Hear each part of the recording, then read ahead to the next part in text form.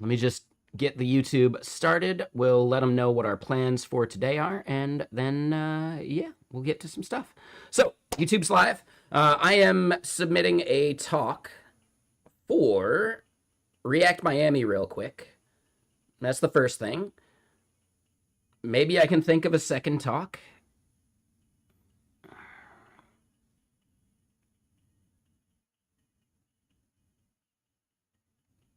You're doing some co-working while doing some UI, UX stuff for your new job. Hell yeah, dude.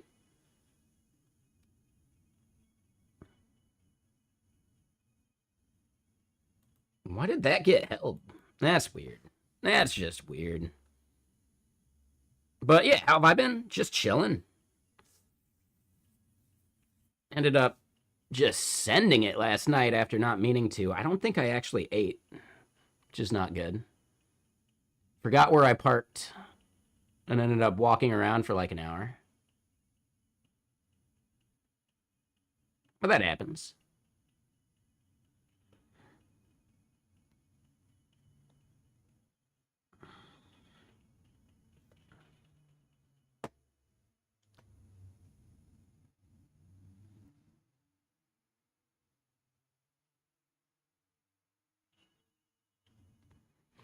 Chilling is good. Yeah. Not the same as sending it. Yeah, no, I sent it and I didn't mean to. Like, I drove out to a meetup and it turns out the meetup got canceled. And then I was like, well, fuck it, I'm going to Seattle. That was a mistake.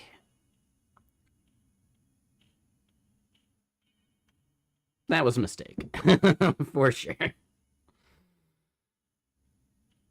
I'm pretty sure I went because I was like, oh man, I'm really hungry. I want to eat this one thing. And then I didn't even get to that. Which is like, what the fuck, dude? That was the one thing.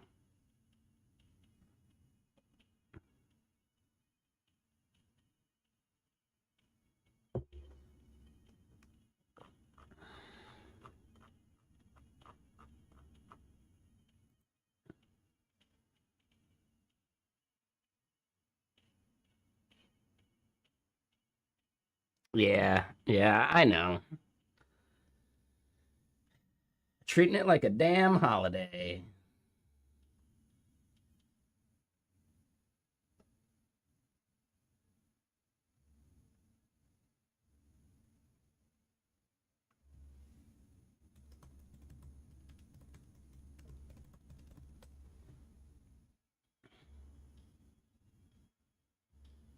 Oh, and hold on. Let me do one thing.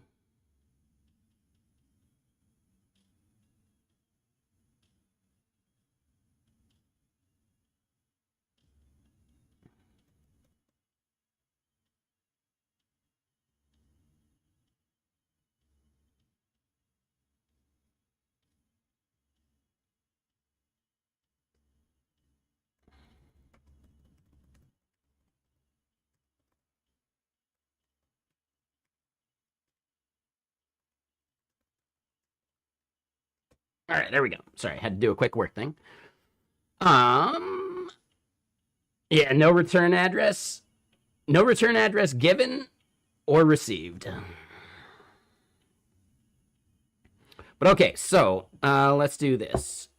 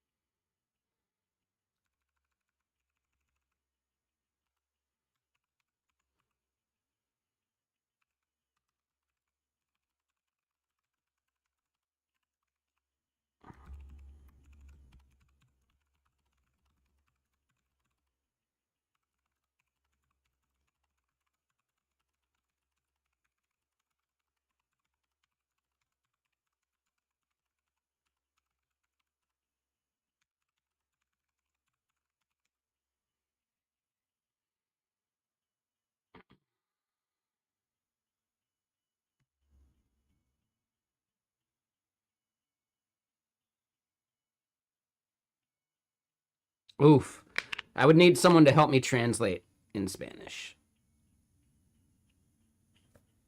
But I don't speak good enough Spanish to do any of that.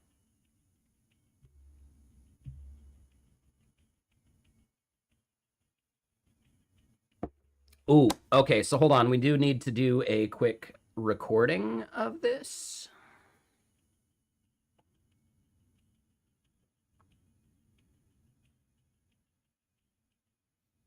All right, so let me stop the virtual cam.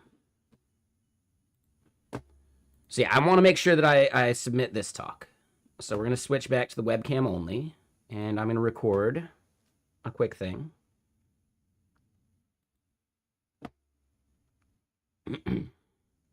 This is for React Miami. Yep.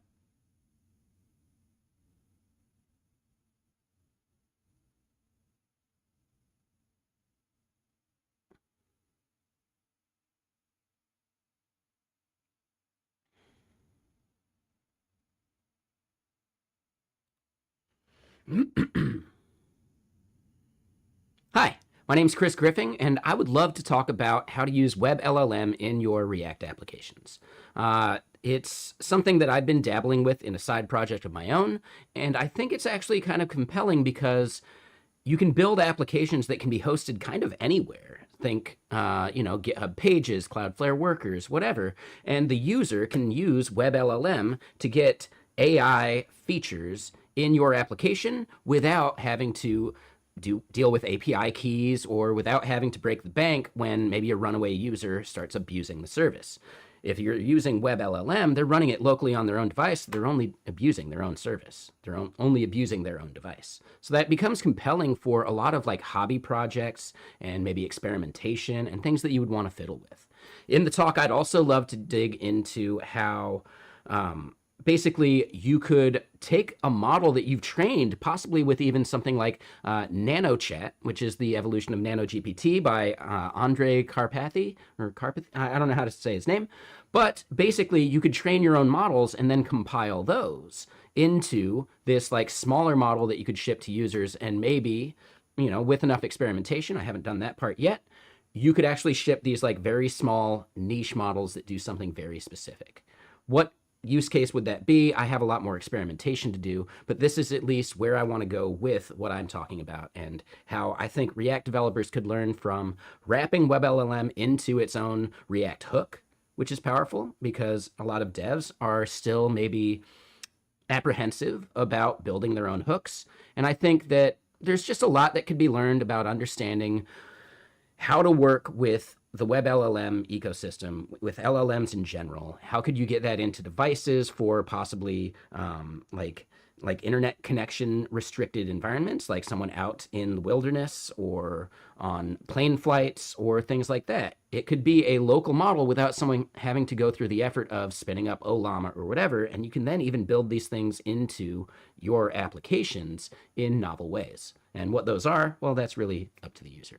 But I think there's a lot that React developers could learn from this, and I would love to talk about it for, I believe, 22 minutes, right?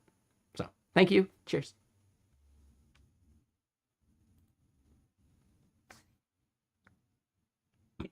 How do we feel about that recording? Any good? Should I do a second? I think it's fine. I think it's fine. Was that a good recording?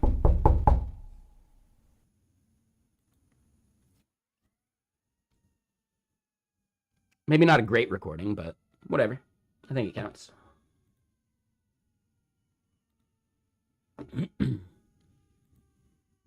So now let me find it.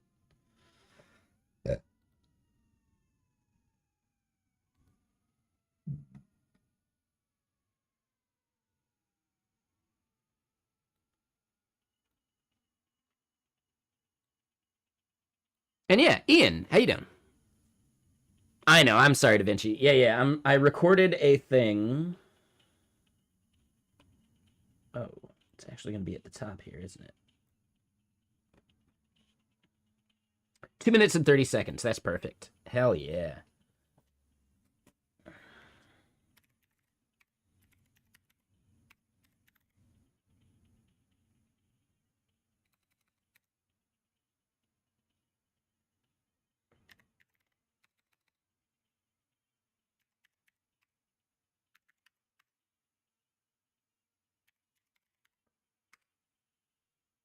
All right, so let me upload that to Google Drive.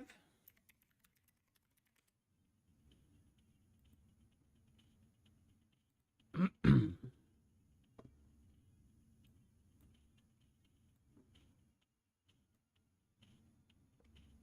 I don't remember them doing a video in the past.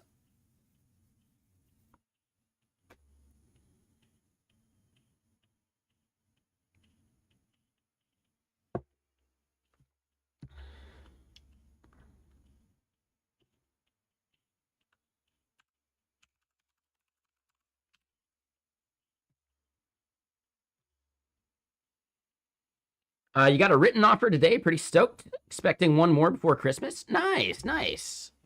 I'm looking forward to hearing which places those are. Did you see the one for PayPal? Because PayPal could be a big one as well.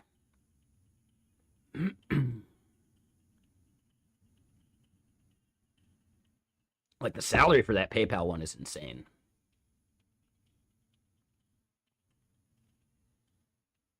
You applied at PayPal, never heard from them? Yeah, I haven't even applied to that one yet. Again, I like where I'm at, but you got to keep irons in the fire, you know? So I hope they're not upset that I'm doing that. But, you know, yeah, you got to keep irons in the fire. Nah, I get that. That makes sense. It's also, like, kind of a very specific role. It's, like, very, I think that one's, like, mainly community and documentation focused. So that's, like, a totally different role than kind of what I've been doing, which I think is still, like, valid experience and necessary. But I don't know. Yeah, I might not be a great fit anyway. So I just want to, like, I want to let other people know about it, you know?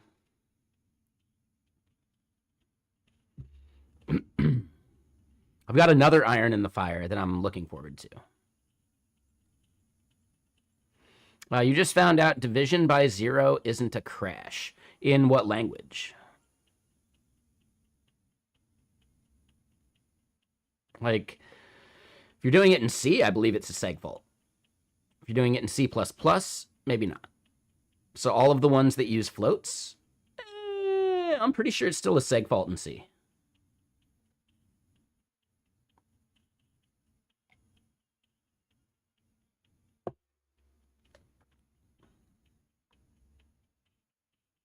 Oh, only int causes a seg fault. Oh, really?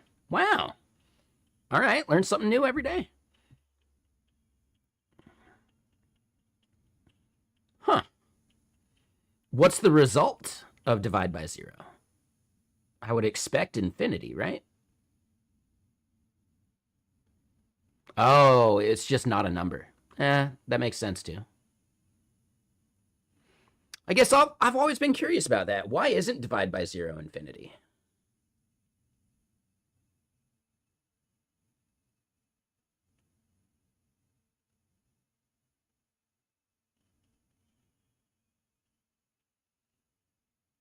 I'm sure there's a bunch of like number theory and math involved for why.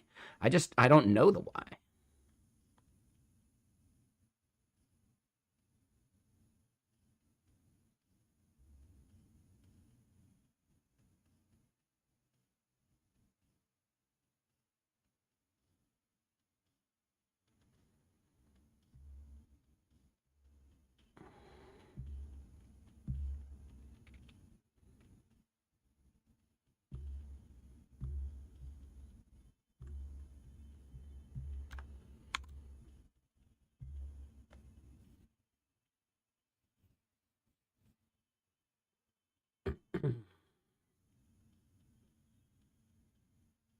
Oh, it's both positive and negative infinity. Ah, that makes sense because I didn't think about positive and negative. Touche.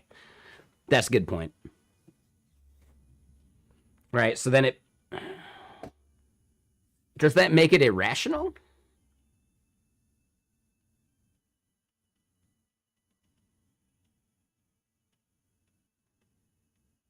Like, would it technically be an irrational number at that point?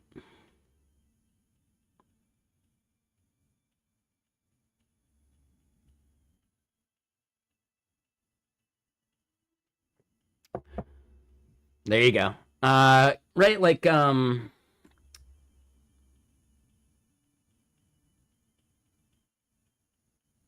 Just some. There you go. Yeah, like irrational numbers are like the square root of -1, right? Is that where like where you get into some of that stuff?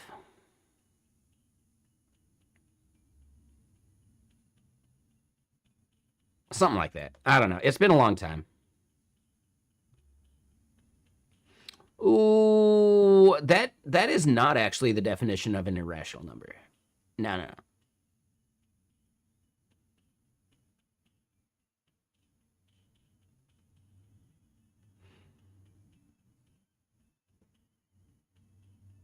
Yeah. No, irrational numbers are numbers that defy like actual logic, right? Like what possibly could be the square root of -1? Like think about that. But it does. Am I thinking of imaginary numbers? Hmm, I thought they were called irrational.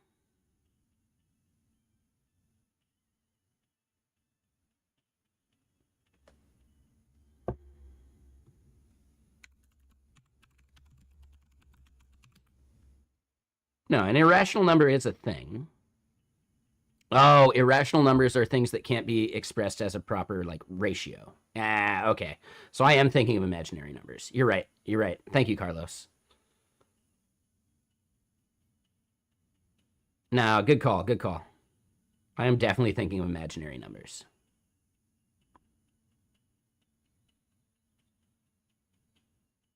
Yeah. So transcendental numbers are irrational. Yes. Yeah. So yeah, I was misremembering what irrational meant. So that's my fault.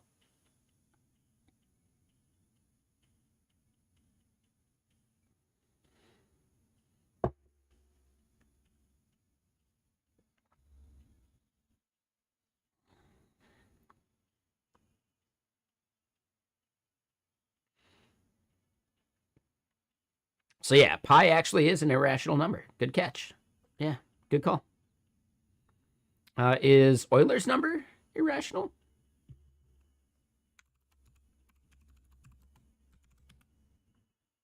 It is. Yeah.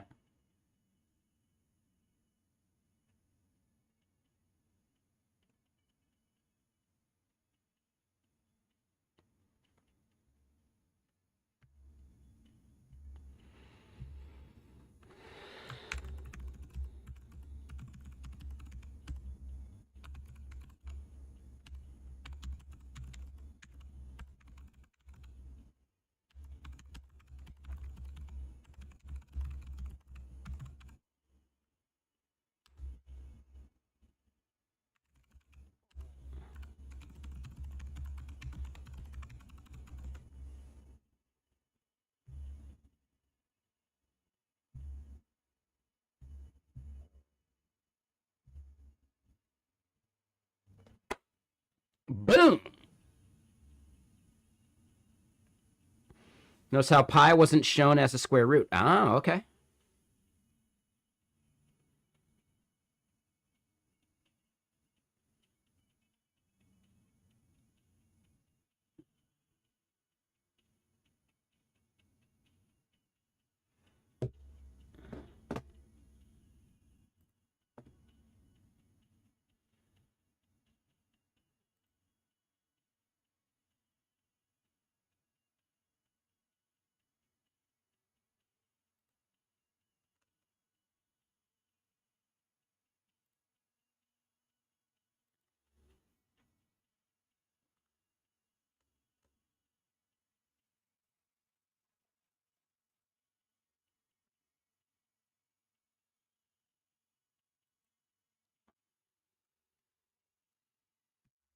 All right, cool. So we got that submission out of the way. I needed to do that. Euler's was probably the first one that you ever derived in math class. Oh, that's cool. Like intentionally or by accident? Because that's one hell of a thing to discover by accident. I discovered how to reduce fractions by accident. And the teacher thought I was a fucking genius because of it. It's like, come on.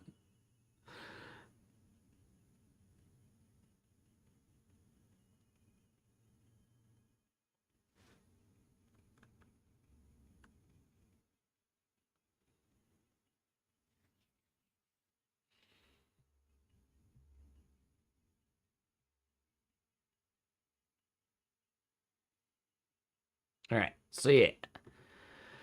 We got that submission out of the way.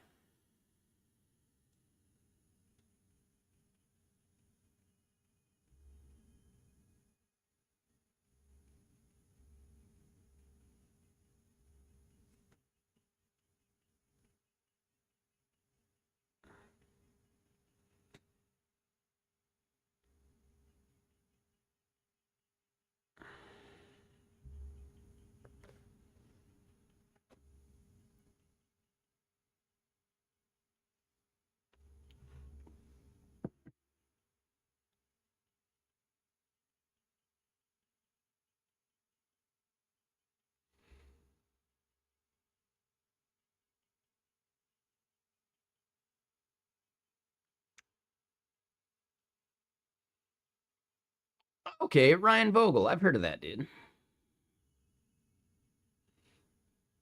I haven't seen Pauline before.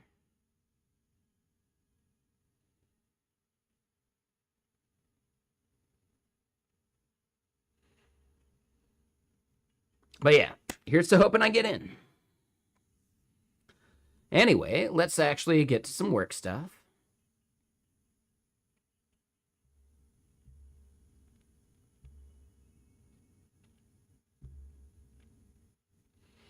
All right, so we want to update this last run date.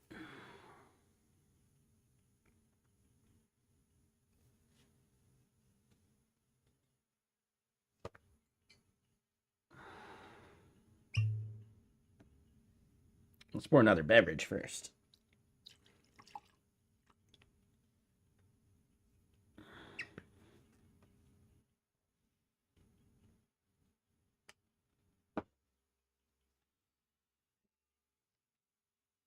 Let's get another beverage in.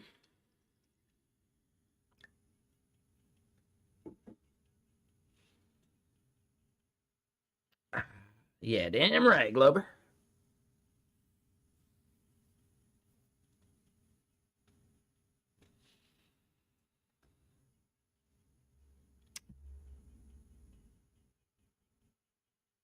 All right, so the main gist.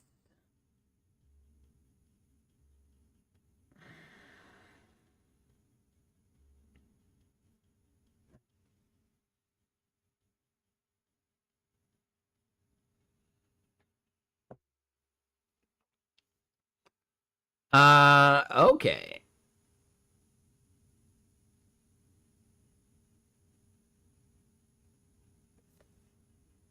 So hold on. For a DevRel role where you applied back in October, their take-home assessment was 90 minutes of leak code, like navigate around a grid using XY coordinates, then calculate the Euclidean, whatever, distance of your starting point and ending point.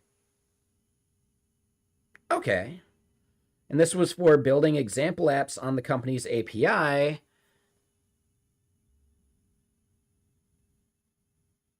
And mostly making videos, blogs, talks.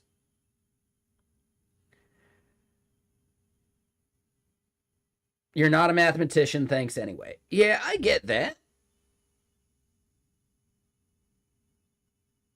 Does sound kind of fun anyway.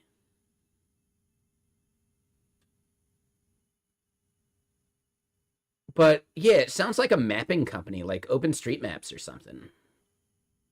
Or technically, probably not OpenStreetMaps. What's the company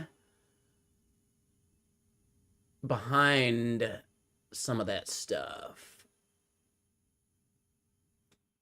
Am I like getting close? Am I getting too close? Because I don't necessarily want to dox it, but yeah, there's a company that does that stuff. Wait, this was 11 Labs doing text to speech. Wait, what?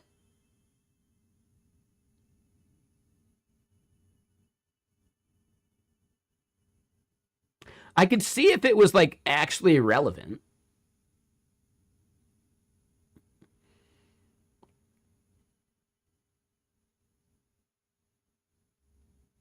Are we thinking that role is still open? Because I would expect it to still be open if that's their criteria. I don't know. I at least want to look.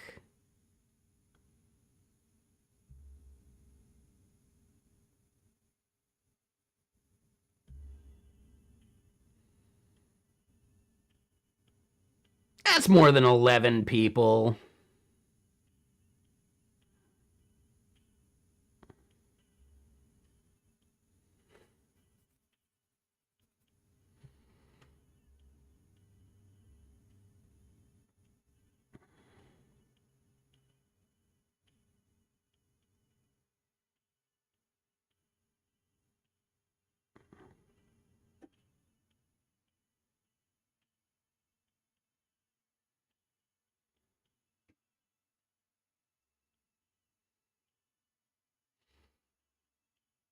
Oh, this one's United Kingdom, so that's probably not it.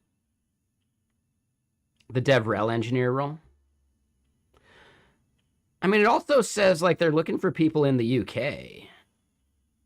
So that just doesn't even seem remotely accurate. They don't list a salary. That's an immediate no from me.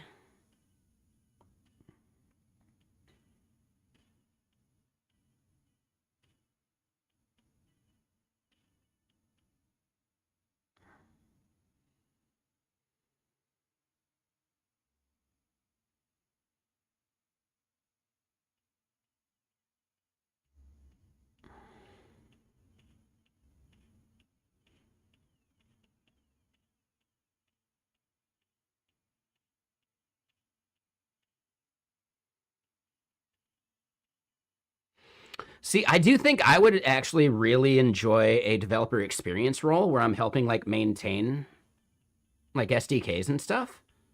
This actually seems right up my fucking alley. Yeah, no, I get that. Yeah, that's some bullshit.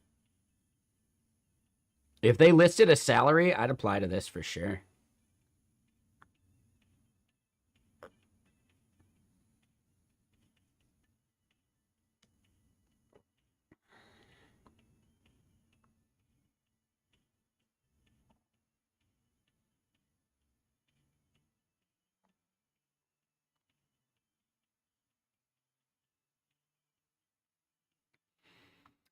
Yeah, I don't know. At another company you wrapped up with today, SDK API DevX role, and their tech assessment was here's V1 of our SDK in 4 languages, make it better. It was fun as heck. Oh, that's cool. Yeah, that sounds great. I'd immediately first start to question like how is their code structured? It should probably be in a monorepo, in my opinion.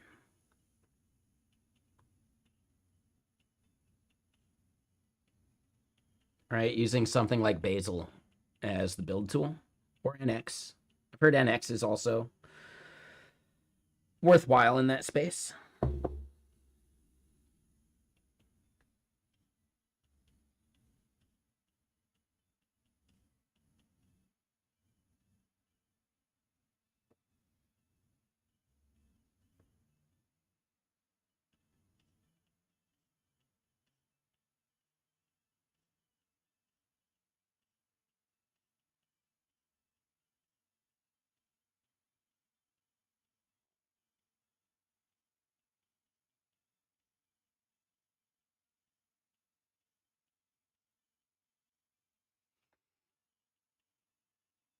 It was a really scaled down version of their SDK, but it was really fun to work through and to unify, document, make some samples. Yeah, no, that sounds great. No, that sounds like a cool role.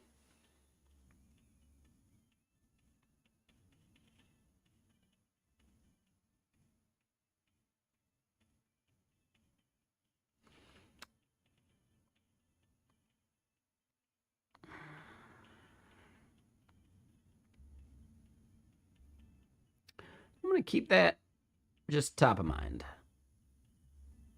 Anyway, let's get to some actual work.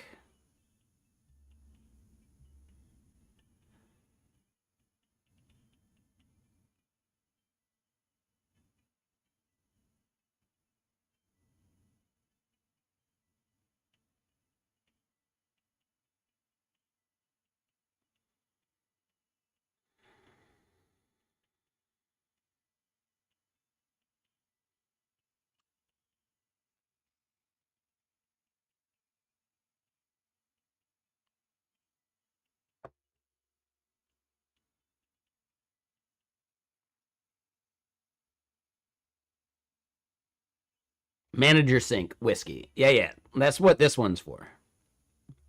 OKR planning, sprint planning, retros, all hands, HR one-on-one, all cracking open the flask. All right, so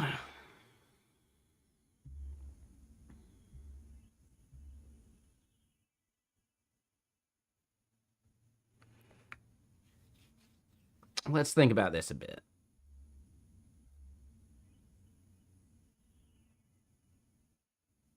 Yeah, exactly. Exactly.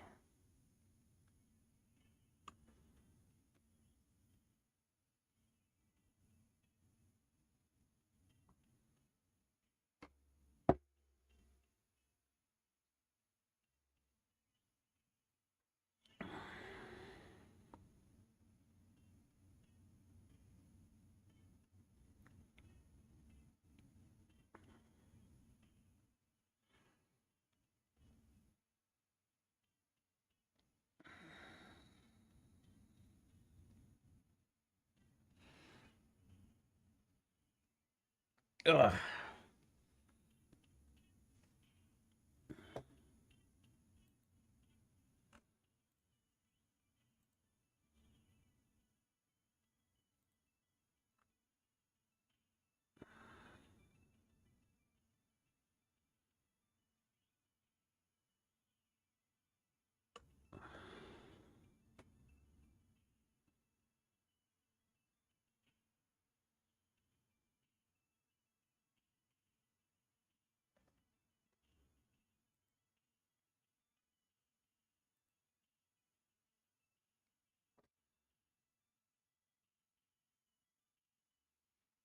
All right.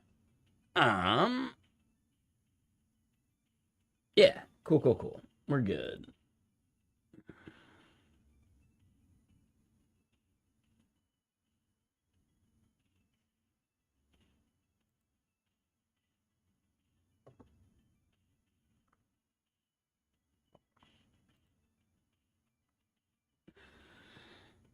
All right. So, yeah, let's do our thing. And happy Friday. What's everyone up to on this nice Friday? And Frozen, yeah, Frozen, you still out there maybe? We can chat more AI stuff. I guess at this point, I've got enough whiskey in me that a little bit of yapping is fine.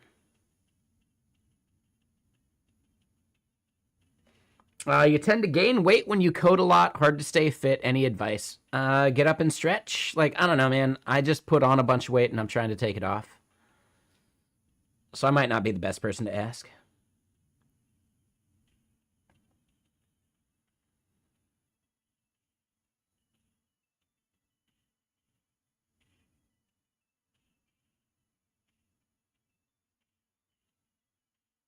Oh yeah, it's like that meme, right? Like, oh my god, how'd you get so strong? I did one push-up every time I coded a bug or something, right?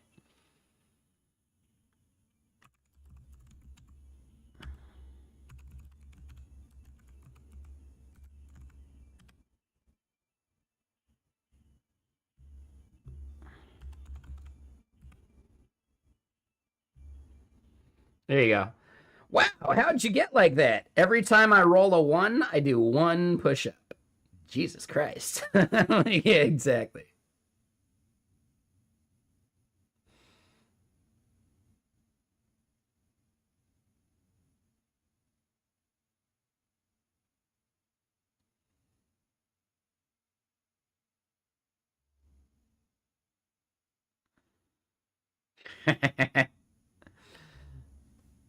No, some of these are all right. Some of these are a little, eh.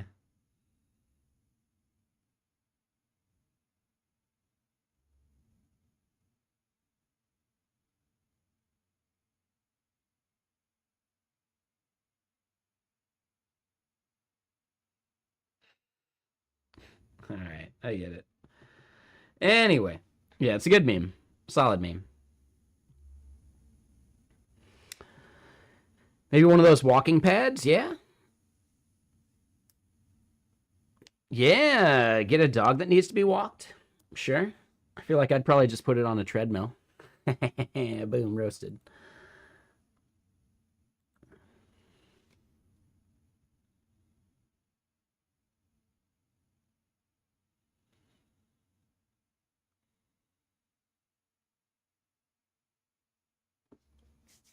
Let me get more music going.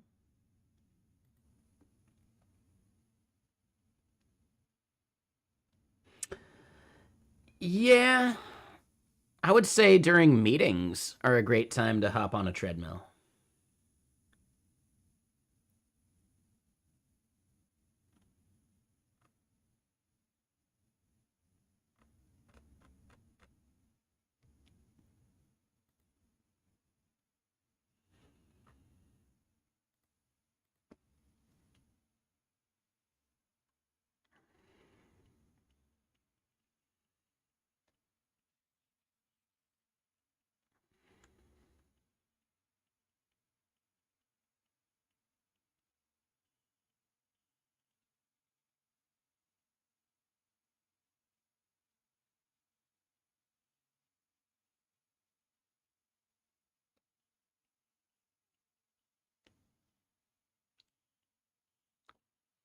Man.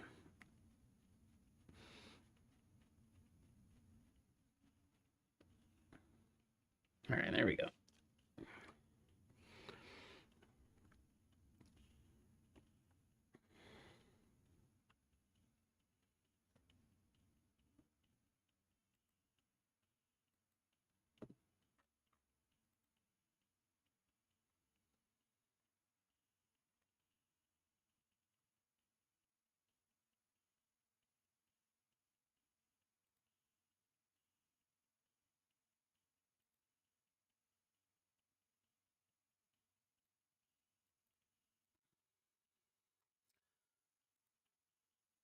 Oh, hold on. Let me do one thing. Favorite LLM, go. I don't know, man. We're currently using Qwen 3. It's fine. I've seen worse.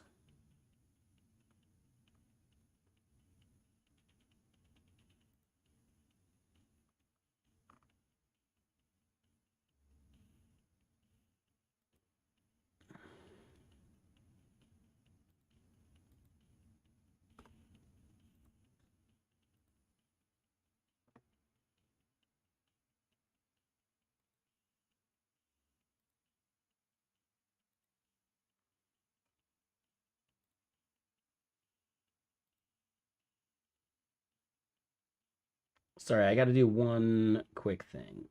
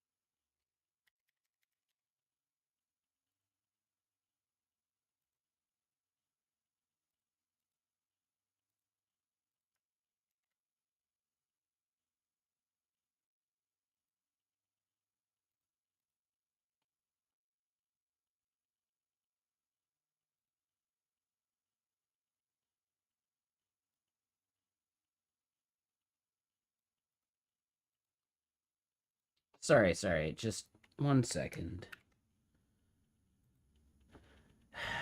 It's never easy to copy and paste this bullshit that I'm doing right now.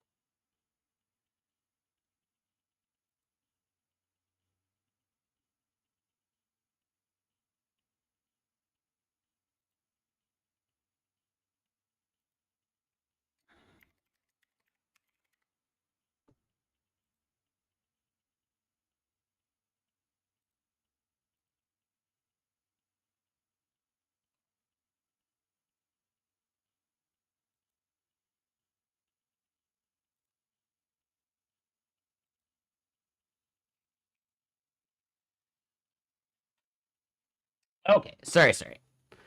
What am I currently working on? Well, I was just now submitting an invoice to get reimbursed for my flight for JS Nation, so I had to do that real quick. But now the thing that we're doing here on stream is we're working on the app that we're doing, right?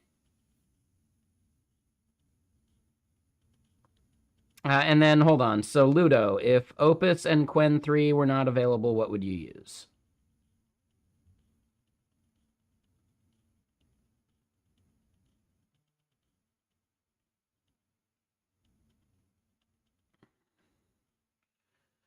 And you wanted to wish me a happy holiday? Hell yeah, Sweesh. Appreciate you.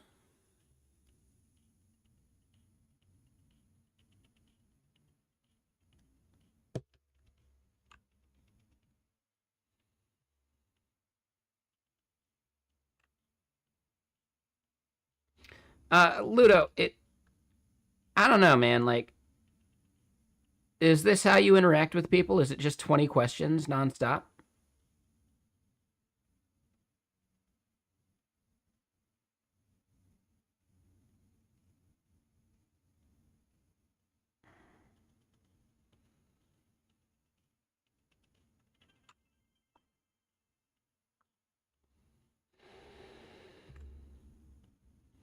And what's up, Da Vinci? How you doing?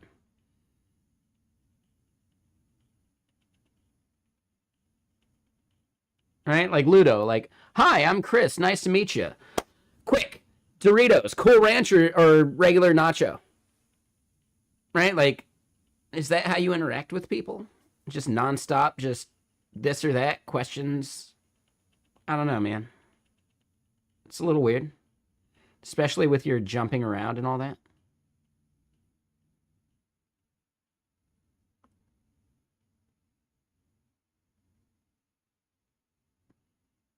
I understand that Ludoplex, but it's still, yeah, okay, goodbye. We don't need you.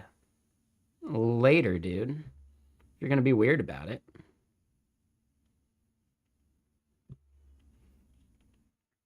Tacos. Thoughts?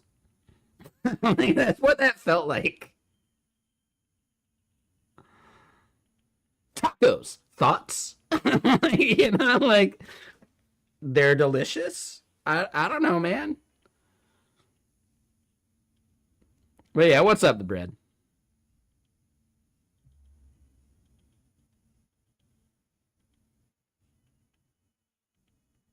Yeah, no follow up, just straight to the next question. Exactly.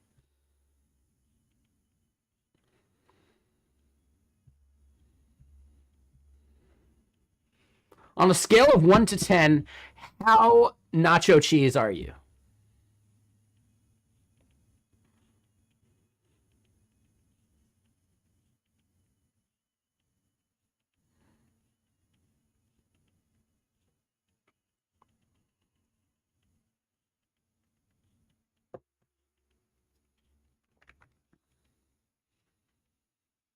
It'd be a whole lot cooler ranch if you did.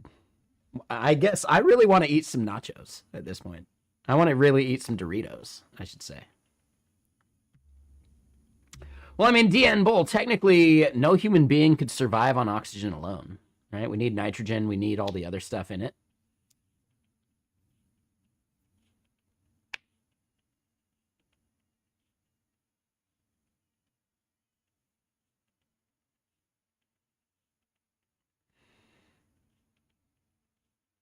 So there we go. Now we're actually having the chat. Honestly, they'd have been fine if they just didn't do the weird passive aggressive like okay, bye. Okay, bye.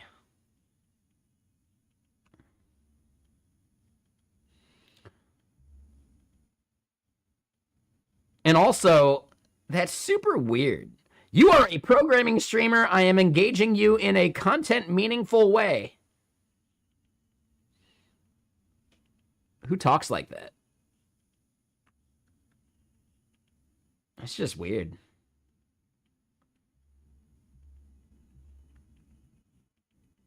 That's just weird.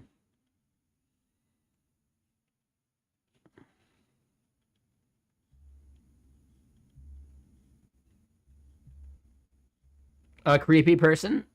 Or was that one of Oren's bots?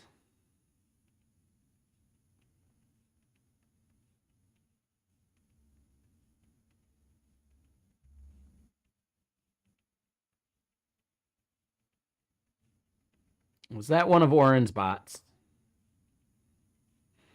No, the accounts existed since 2014. Wow, dude.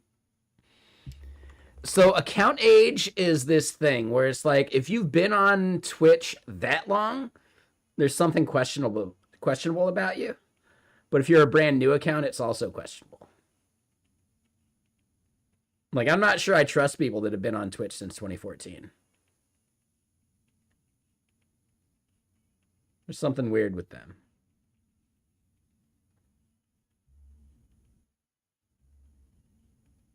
Now, hold on.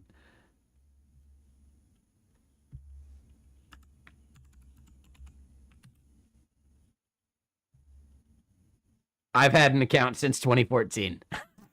Fuck. I forgot. Yeah, I forgot how old this account was. All right, so maybe 2014 is not that weird.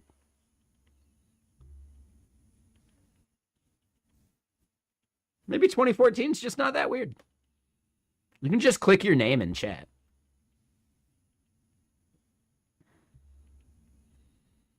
Damn, Swish has been on here since 2012. Damn, DN Bull, you've been on here since 2009. Holy shit.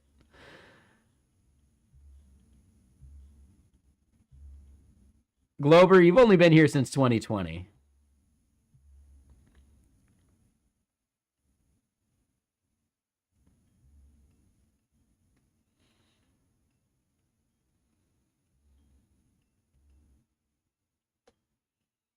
You can click your own name and see this, guys. Like, seriously, just click your own name in chat. So, 2018 for Ian.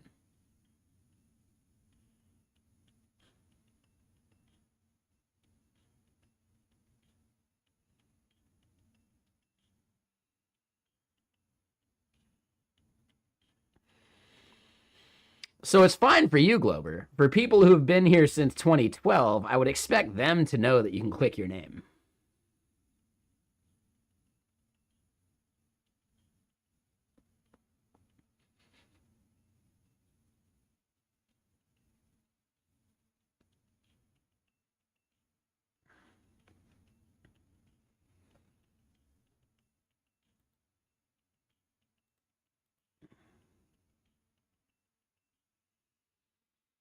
Account since 2025? Ooh, definitely bathtub curve problems.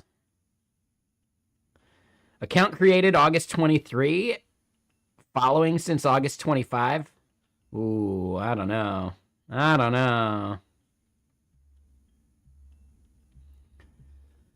I would be actually majorly chuffed to hear someone's like, oh yeah, no, I created an account specifically to chat in your channel. I had just been passively watching for ages and decided your channel was the one I wanted to chat in and created my account for it. We'll hit one of them one of these days.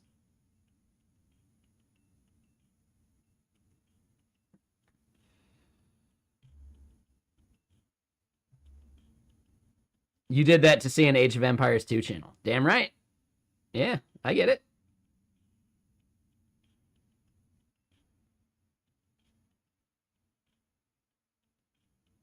No, and I get it, Glober. I appreciate that.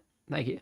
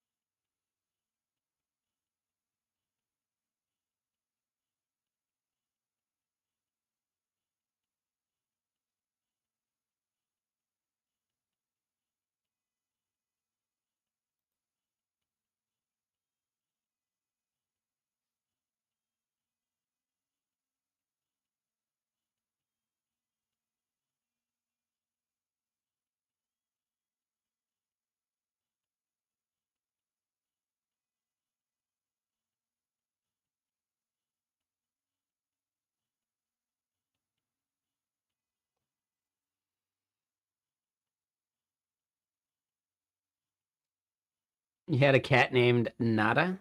Ah, that's nice. You never thought you would use Twitch more than a day, so your username was random keystrokes. X4FSO2. Interesting.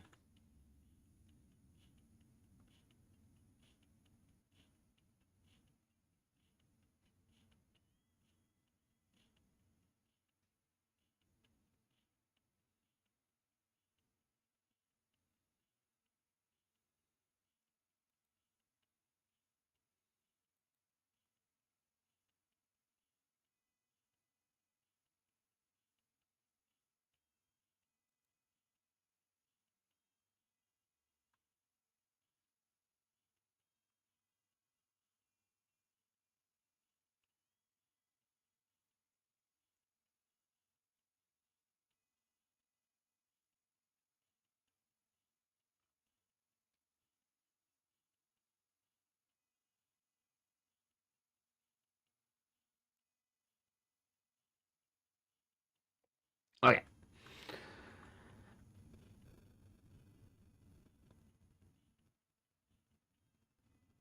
Yeah, X4F season 2, right?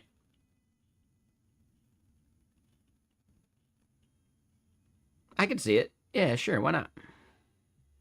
Anyway, let's actually do some work. Am I slacking? Yeah, I'm slacking. It's a good Friday for slacking, isn't it? You're currently implementing jump cloud authentication. You hate it. Had to use Caddy to boot up a reverse proxy because you don't have an application configured yet. So you are reusing a client ID. Oh.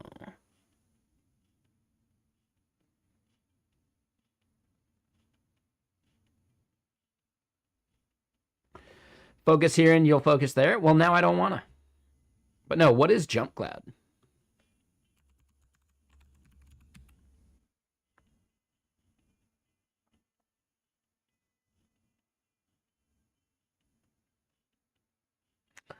Oh, I see. Okay. I see. Interesting.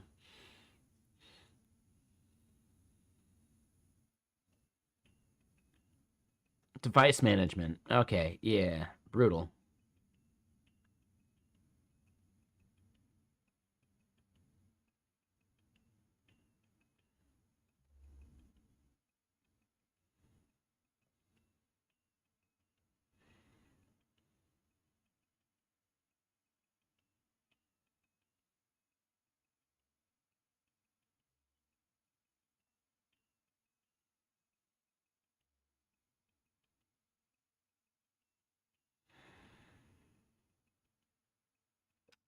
So you're sure if you merge it with Google Auth, someone is going to be like, nope, jump cloud. So you're implementing both.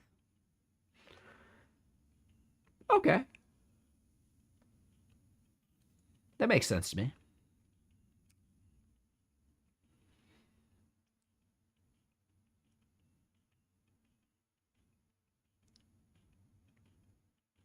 All right. So yeah, when we click run,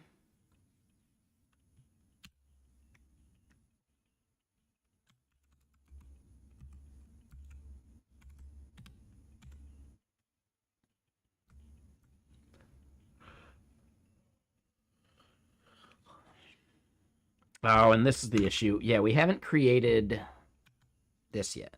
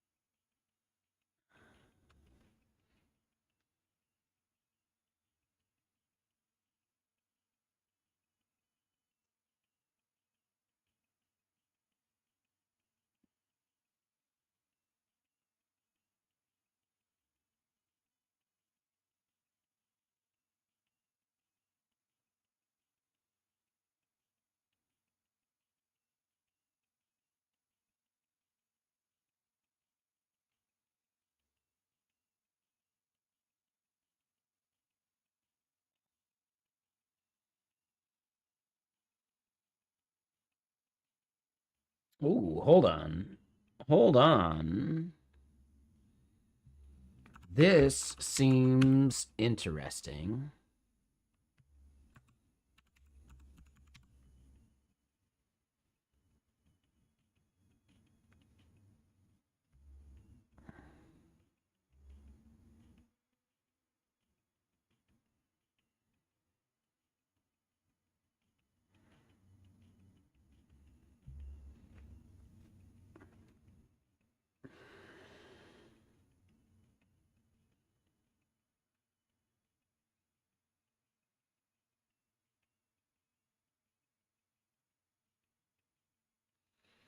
So this is kind of crazy.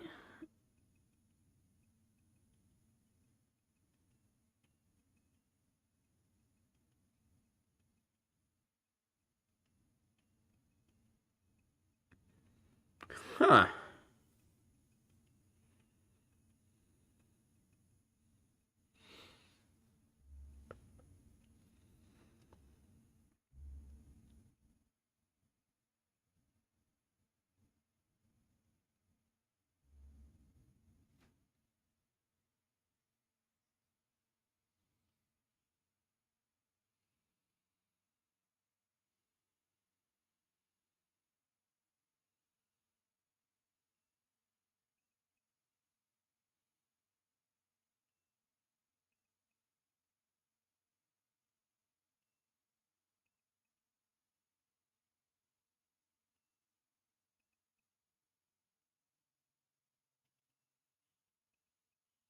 No, this seems really cool.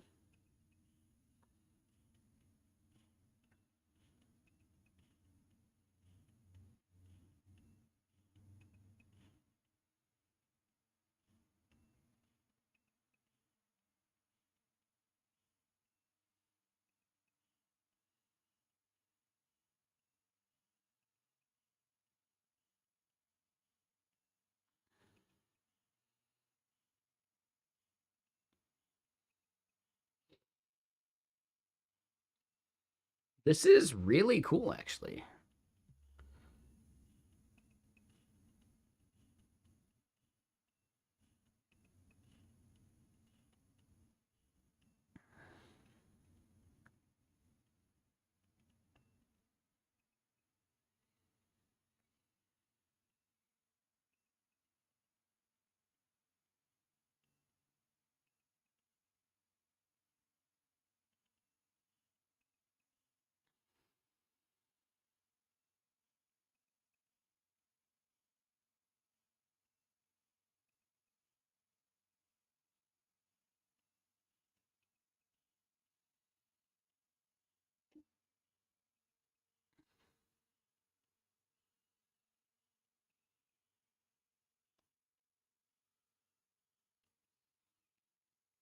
Yeah, this is pretty damn cool.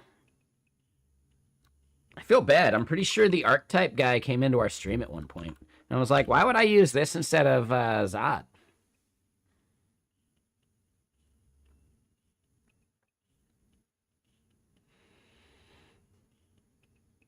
Meanwhile, I'm pretty sure Colin and the archetype guy are actually starting a business called Polefrog, which is kind of cool. But yeah, introducing Arc Regex.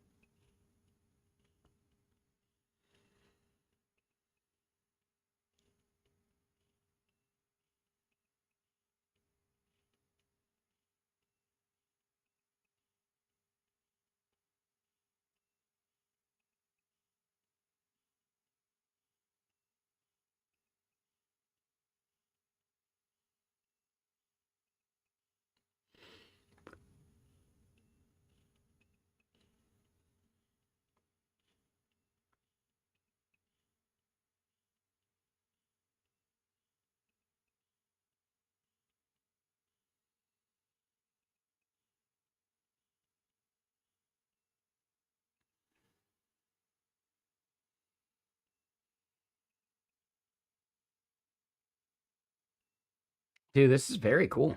Yeah, man. Yeah, Archetype is doing some really, really cool stuff.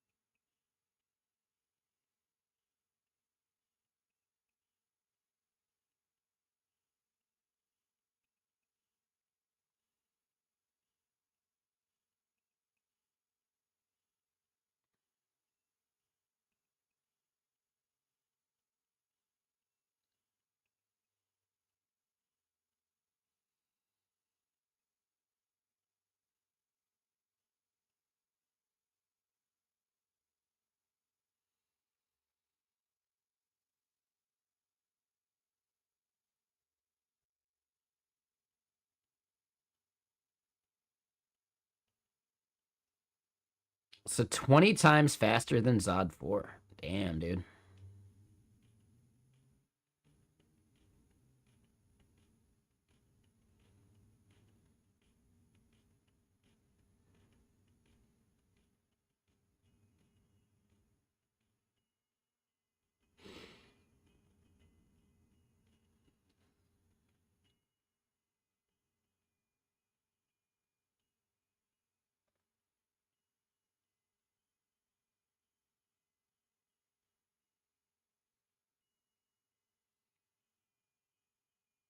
Anyone here actually used Archetype before?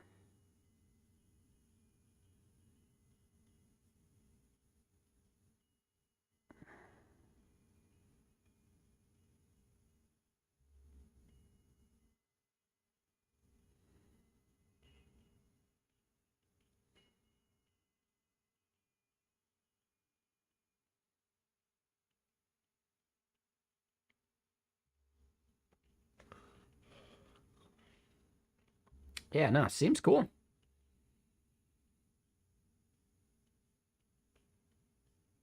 I guess to me, the biggest thing would be like tooling built around it.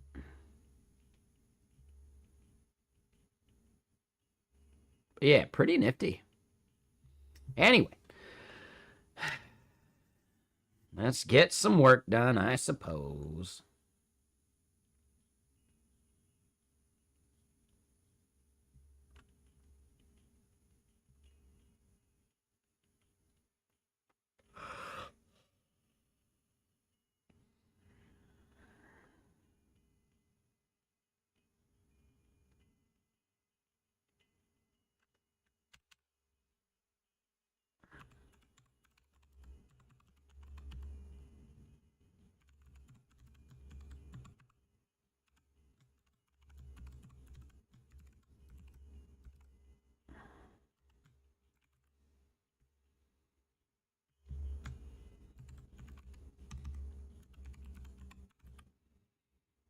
There's what we're building.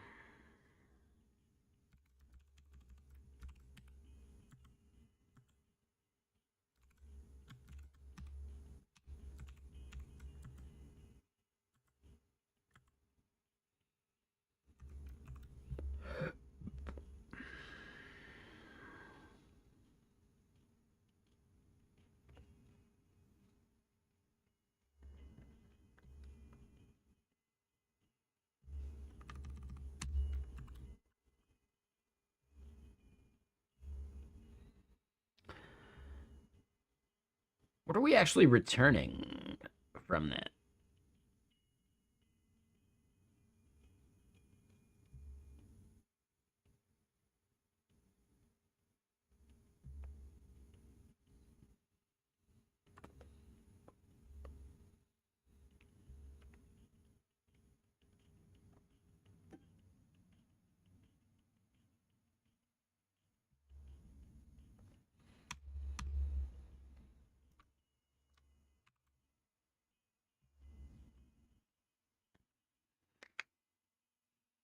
Yeah, it listens to the entire fire hose.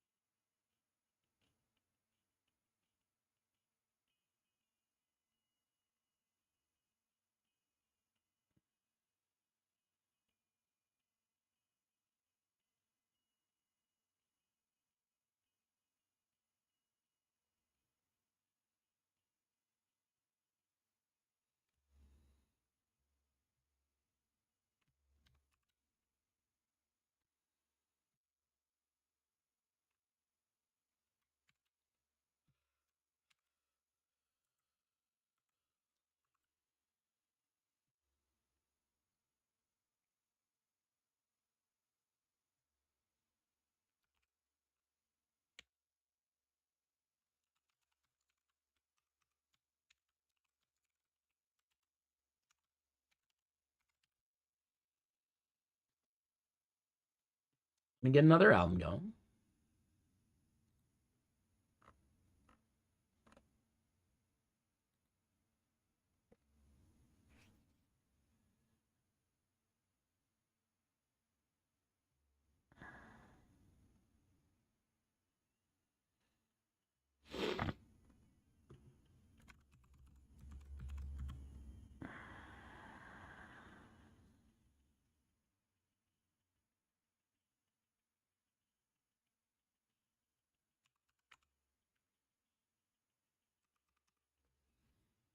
Oh.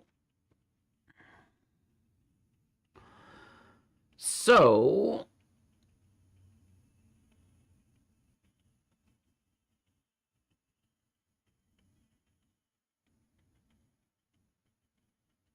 here's what we need to do. We need to create another hook.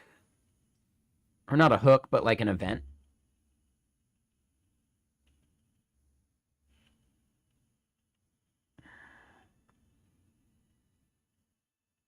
All right, we've got on lens result, on run start, or on run.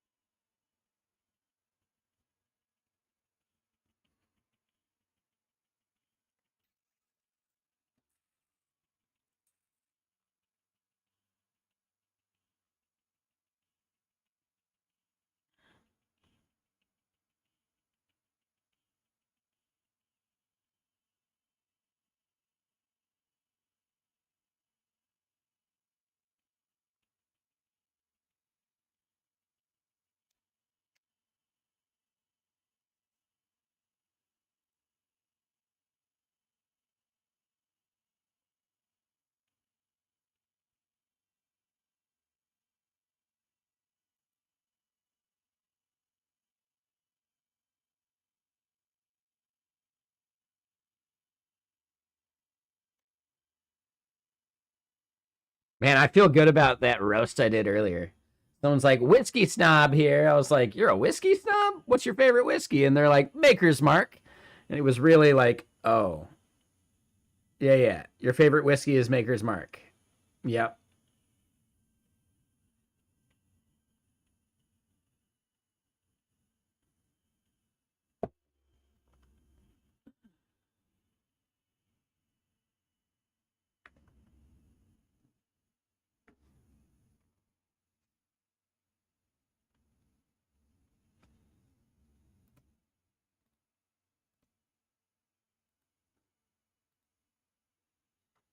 In fact, hold on. I'm going to tweet that.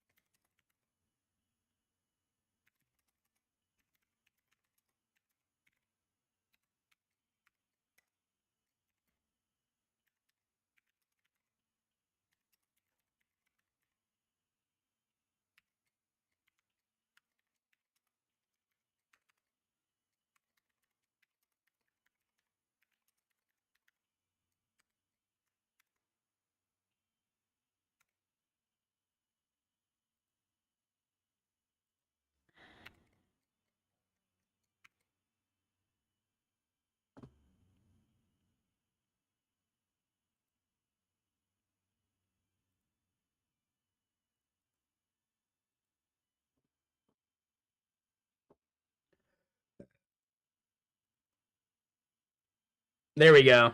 It's real now. It's real now.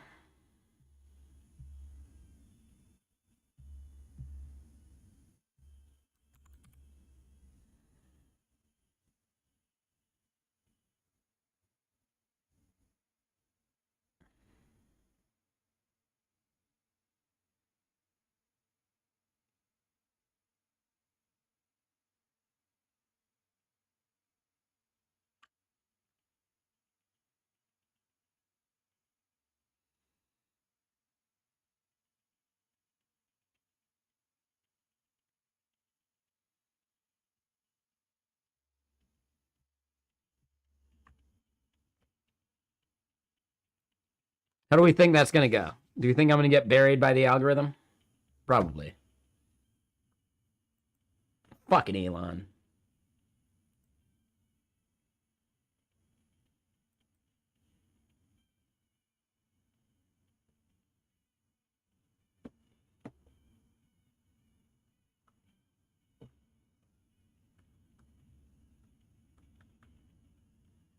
Damn, this song's crunchy.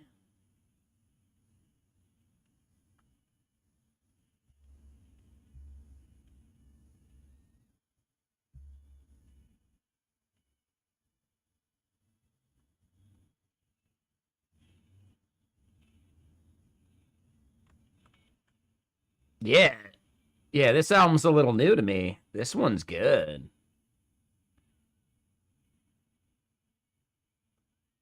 Dude, this song's crunchy.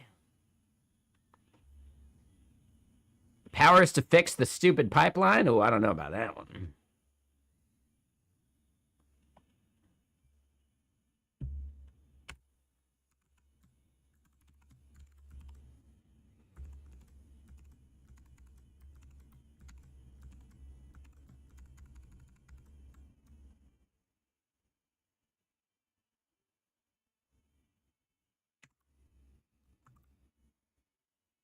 I was reading docs of the fire hose, and you remembered that's the name of your favorite liquor?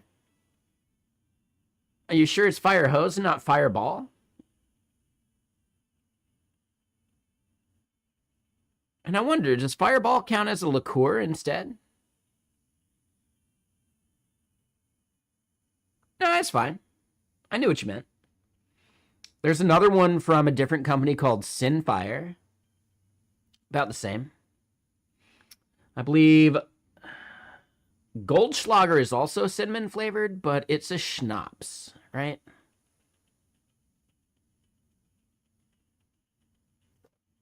What is schnapps typically made from?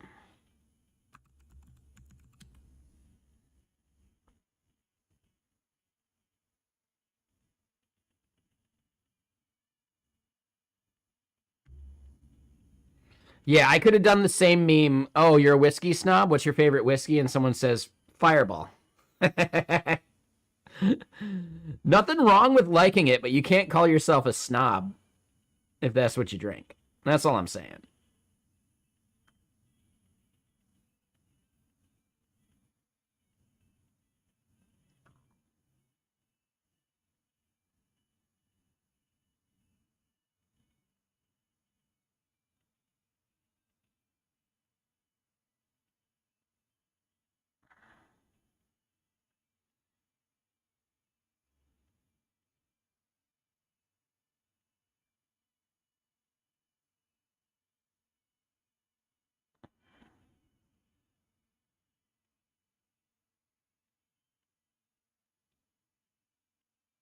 Whiskey snob in training. There you go.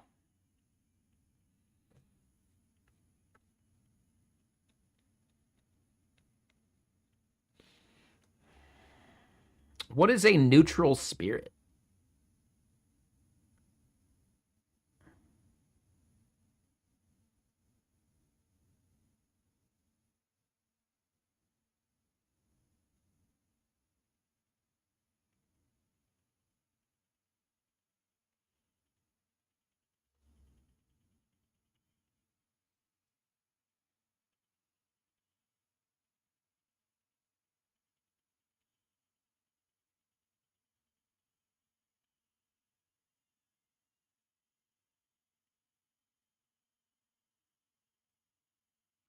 Yeah, this one's super crunchy. Holy shit.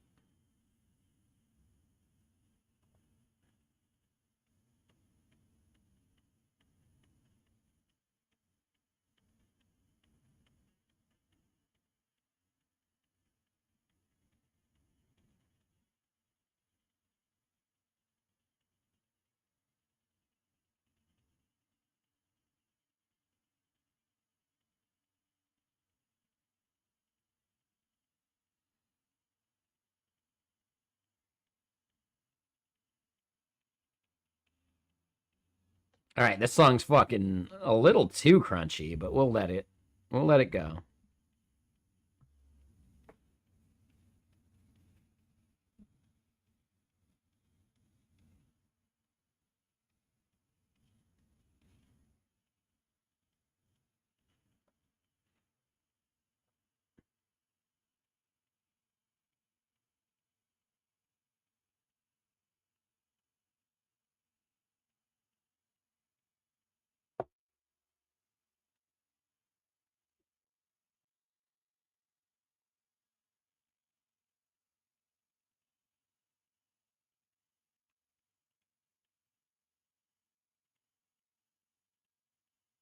It is a little too dubsteppy, but we'll allow it. Real quick though, hold on. I do need to go flip the pork that is thawing so that it keeps thawing evenly.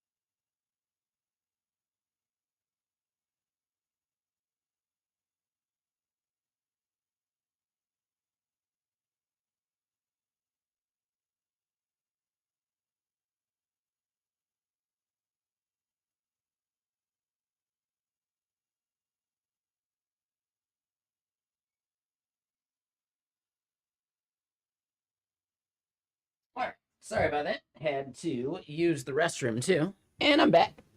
Alrighty, so what is the plan for the day? Let's keep going. So yeah, what's up, Zando? How you doing? So yeah, we do this on run command, and then at the top level in the events page, we can pass on run.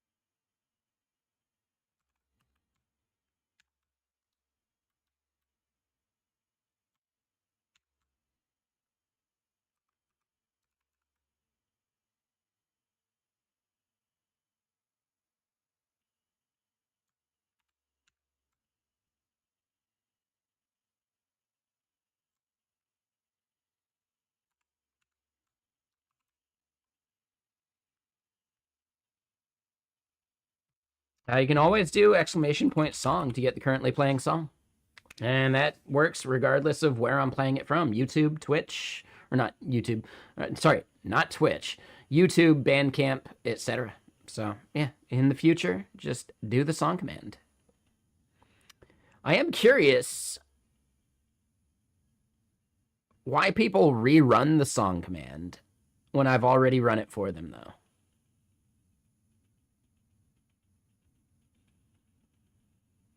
Nothing wrong with it. You're far from the first person to actually do that.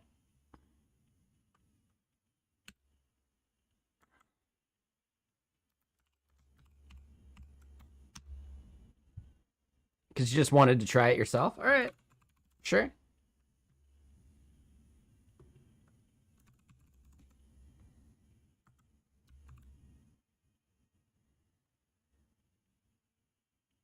And you weren't paying attention to chat. Got it.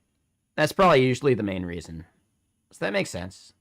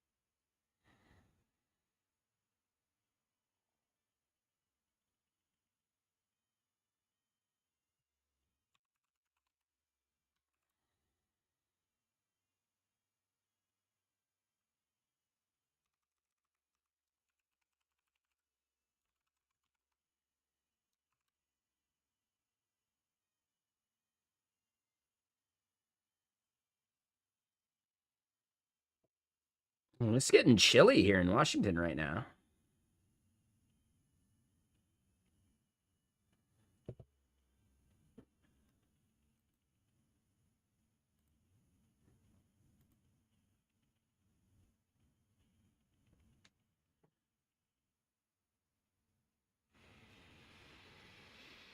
$7 where you're at? I mean, yeah, what are we at here in Seattle right now? Or let's look at Redmond.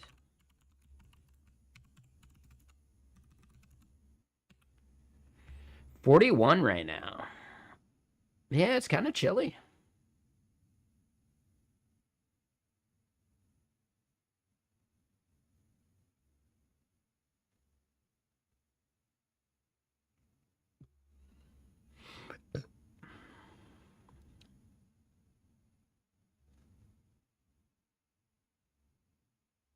Yeah, another flood watch.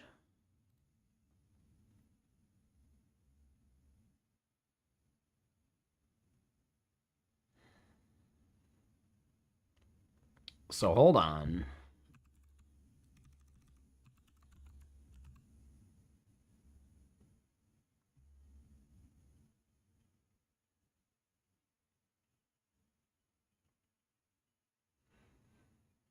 3 to 7 inches tonight, 3 to 7 this afternoon, 5 to 9 this tonight, 6 to 10 tomorrow, 3 to 7 tomorrow night, 3 to 7 Sunday, 3 to 7 Sunday night, 3 to 5 Monday, and snow likely as we're going. So that is crazy.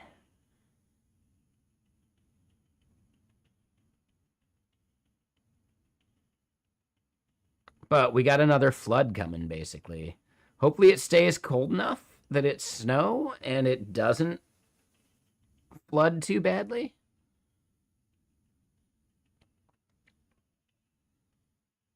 Oh, it's summer where you're at, Glober? Yeah, fuck that. Can I just go somewhere where they don't experience summer? I think that's Norway, right?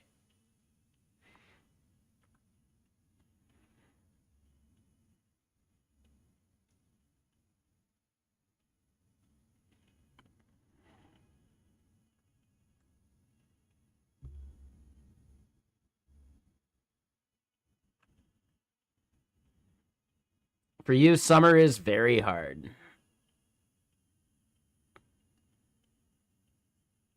Are you mentioned I think that you were still in a wheelchair, yeah?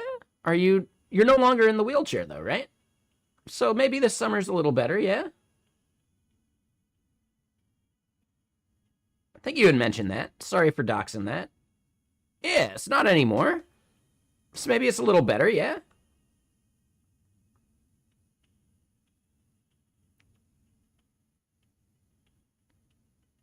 Yeah, dude, that's fucking awesome, man. I'm happy for you. Yeah, it's so cool, dude.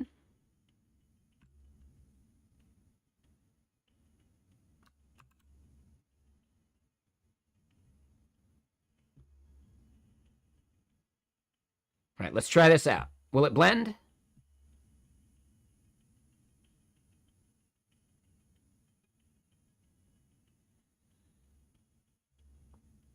Looks to me like it did not blend.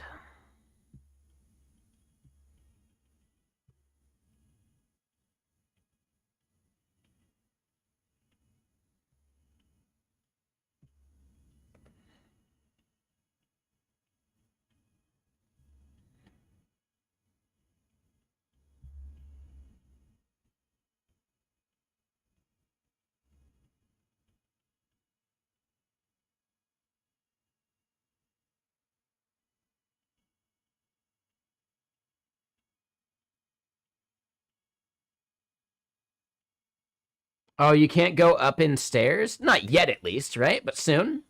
Oh, no, I assume that's part of your rehab or whatever. But still, dude, like, fuck yeah, man. Happy for you.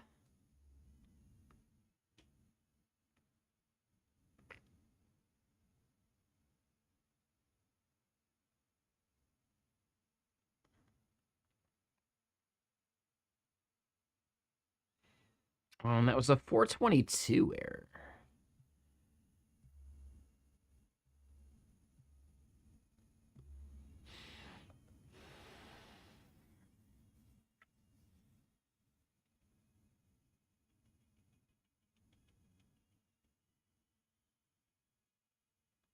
A muscle in your quadriceps died because of the surgery. Oh.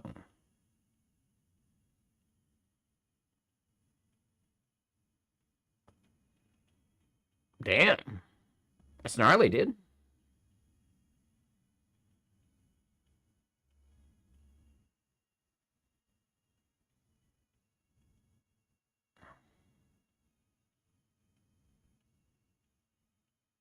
Oh, we knew what you meant. Yeah, yeah.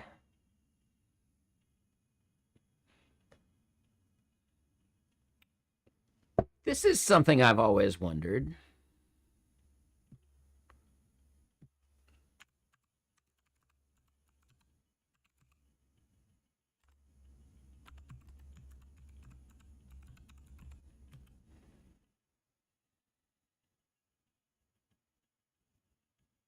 Oh,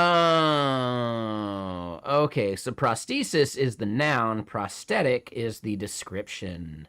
Okay, that makes more sense. That makes more sense. I get it now. Right, so noun versus adjective.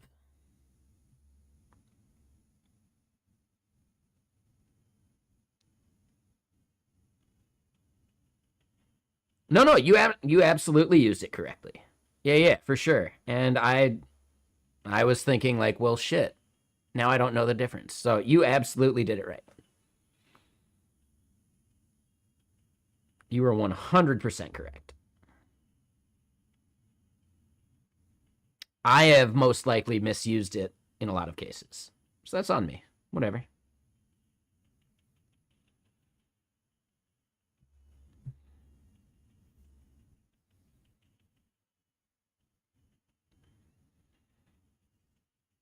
So they're complaining about the validation of the run date endpoint.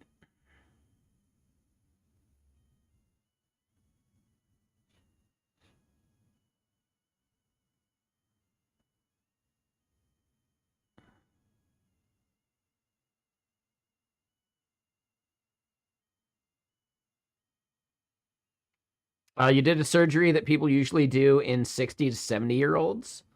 Was that like a hip replacement?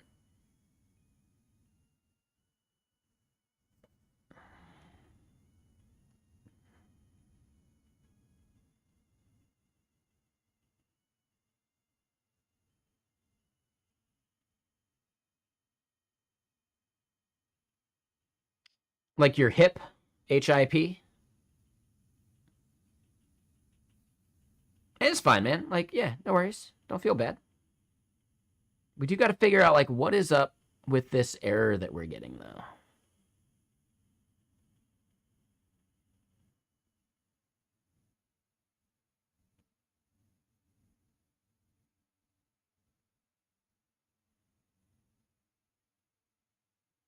Oh, okay. Yeah, hip replacement's actually a big thing.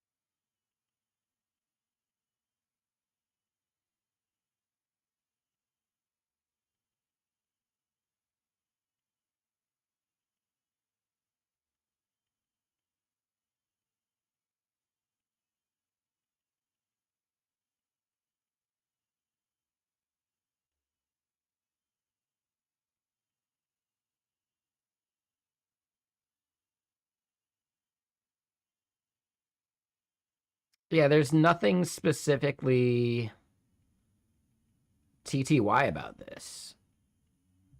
Why would they name it that? That's just weird.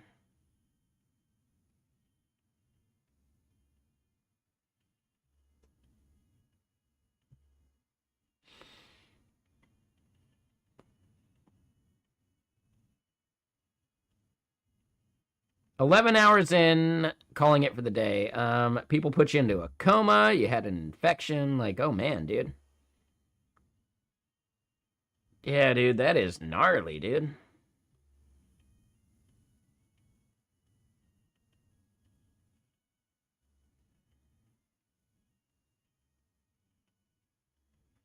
And I forget, how'd you say it happened? Was that a motorcycle accident? Or did I make that part up?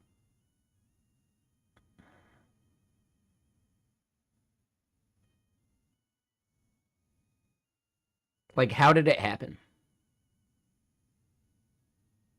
I thought it was a motorcycle issue, but I don't know. I can't remember now. I think I'm thinking of someone else that had like a major like motorcycle accident. And I might have mixed those up.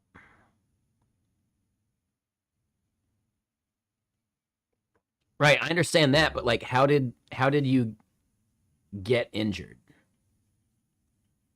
Oh, you fell down the stairs. Oh, brutal, dude.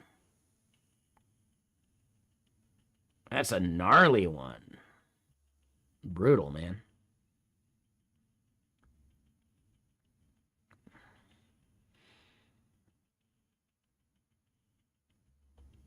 Yeah, there's like a snowboarder from Chile, Manuel Diaz.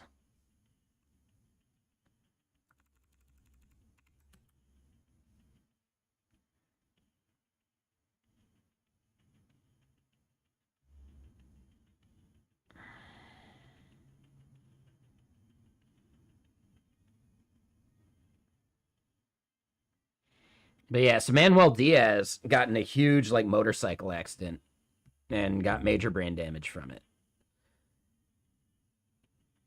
But he was one hell of a rider. Like he was good.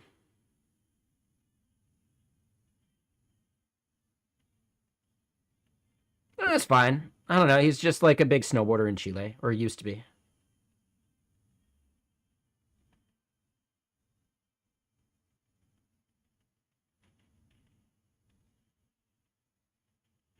Yeah, he ran a red light on his motorcycle. Damn.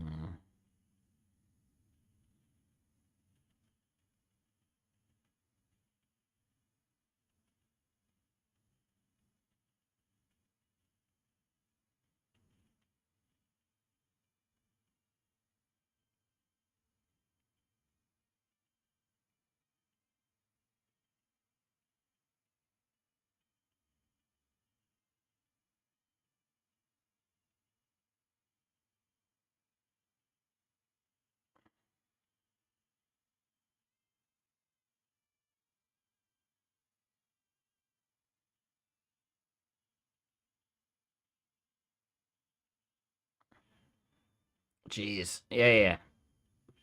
See, I don't know.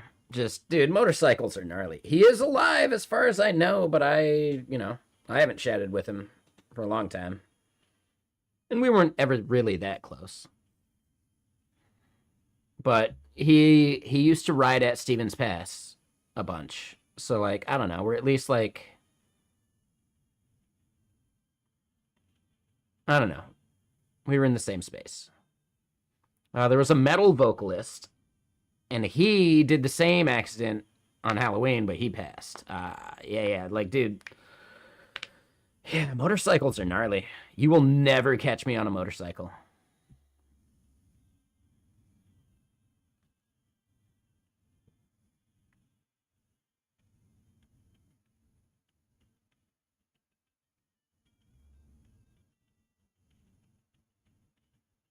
Yeah, they are death traps. Don't drive drunk? Well, especially don't drive a motorcycle drunk. Holy shit.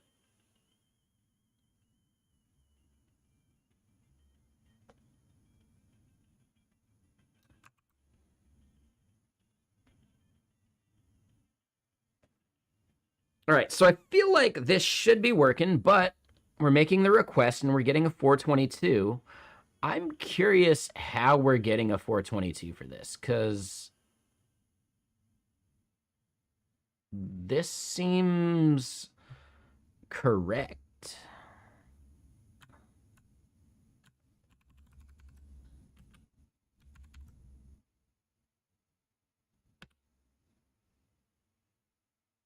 Yeah. Get to coding.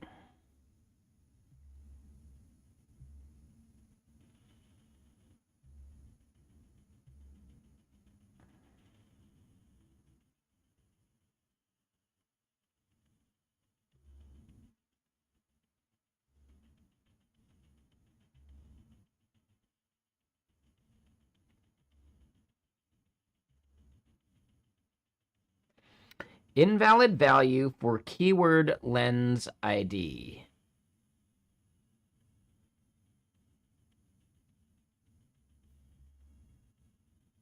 No, I think I get it. Nah, I totally get it. I know why it's this way. We needed to do that.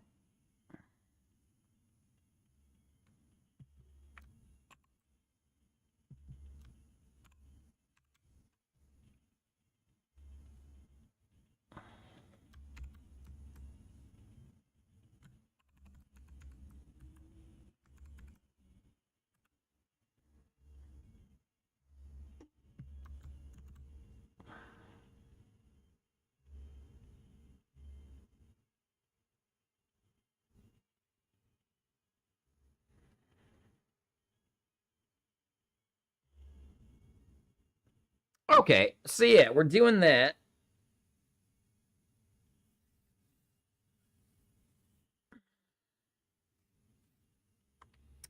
What we want to do is turn this into a relative value. So we at least have that working. So we got some work done today. No big deal. You didn't think I was going to get anything done, did you?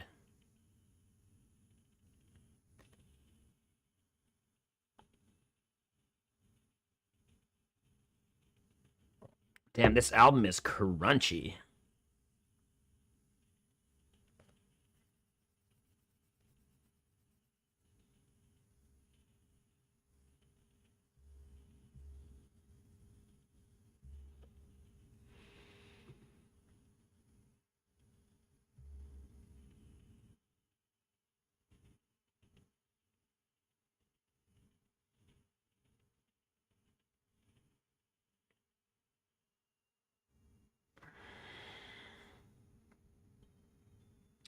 Dude, I just remembered. I definitely took a nap on the sidewalk yesterday.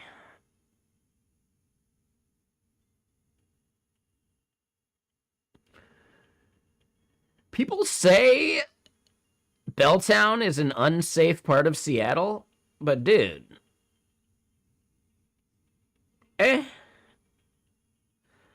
I've been wandering those streets super late at night and never felt unsafe.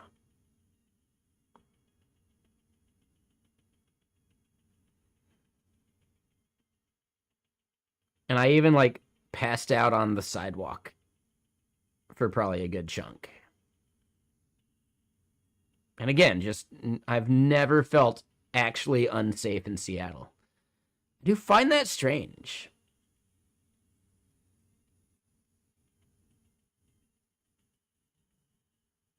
Like people are like, "Oh, you shouldn't go there. You shouldn't move there. It's unsafe." It's like, is it though?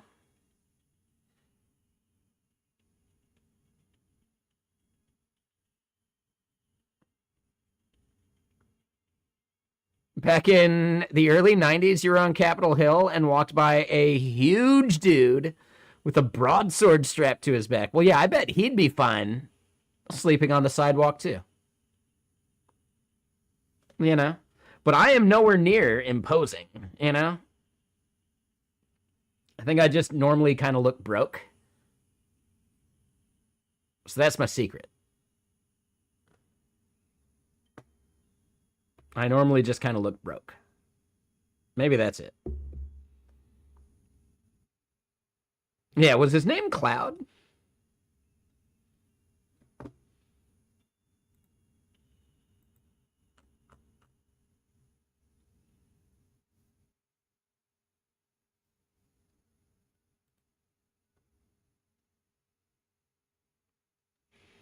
But yeah, Hamster Hammer. How you doing? Yeah, Cloud is not huge, just the sword. Right? It's amazing he could even lift that sword with how like thin his arms were. You grew up in Puyallup. Oh, we have someone else who's actually from Puyallup too. I never actually watched Bright. Is it any good? But no, he looked like a discount Lou Ferrigno. That is a solid reference. Oh, that is a solid reference. Hell yeah. Dude, people don't even know who Lou Ferrigno is anymore these days. He was the Hulk. He's the proper Hulk. Not some CGI bullshit.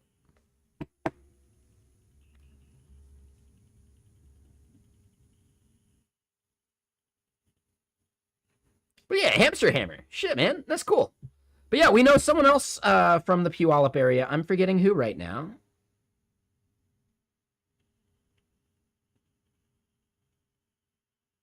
Why am I spacing on that?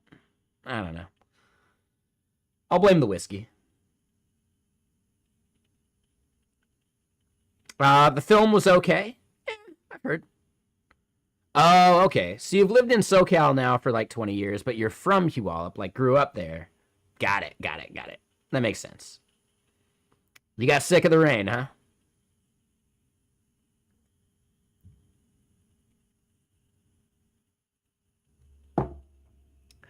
Yeah, this song is super crunchy, Cutter. Yeah, not even a cat jam. It's a fucking rat jam.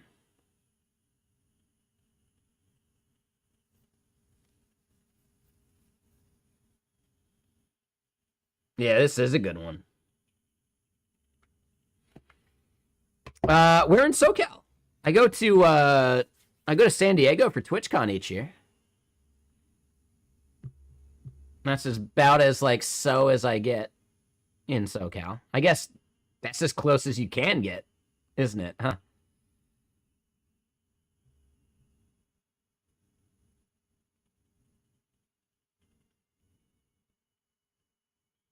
Oh, that makes sense.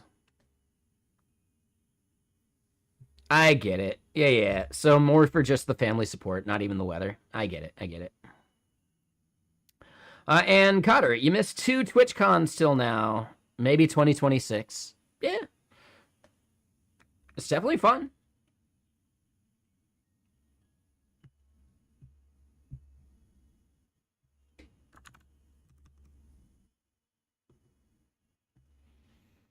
Right, so let's just use day.js and make this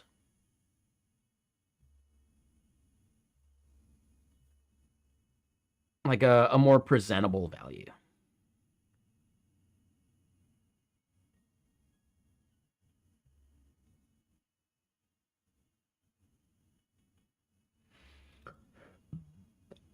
All right, so Inland Empire, so South Riverside County near Temecula. I've heard of Temecula. I believe it's outside of like LA, right? Only way I know Temecula is because of that movie, The Goods. I don't know if you ever watched it. I vowed I'd never go back to Temecula.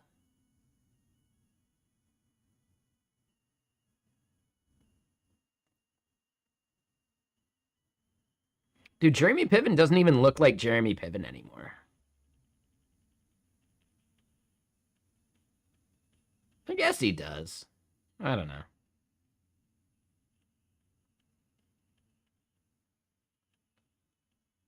Hank from Breaking Bad. Hold on, let me double check. Hank is like the bald cop guy, right? This dude. Yeah, yeah, yeah, yeah. He's awesome. Dean Norris is his name, yeah? No. Right? Yeah, Dean Joseph Norris. Yeah, Dean Norris. That's him. Yeah, yeah, yeah, yeah.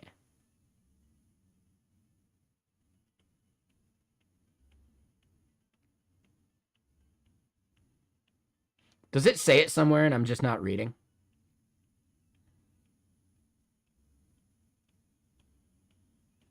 Wait, he's married to Maria Schrader? Okay, no, that's not who I thought it was. That isn't who I thought it was. But yeah, Dean Norris. Yep, yep. Yeah, he's. What's cool is he's been a character actor in a bunch of random shit for fucking ages, dude. Like, you couldn't pick him out of a lineup, but then Breaking Bad was really, like, where he nailed it. And yeah, so I'm guessing, like, the Swing In Cafe. Michael Chiklis. Yeah, he wasn't always bald though. You ever watch the show? It's like the something, the Commish. You ever seen the Commish? Non-bald Michael Chiklis. Like he's balding, but he's not like bald bald.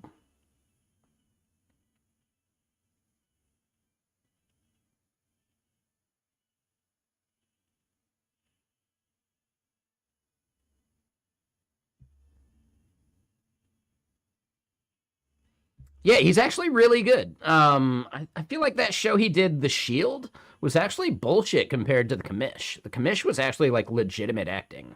The Shield was just, eh, you know.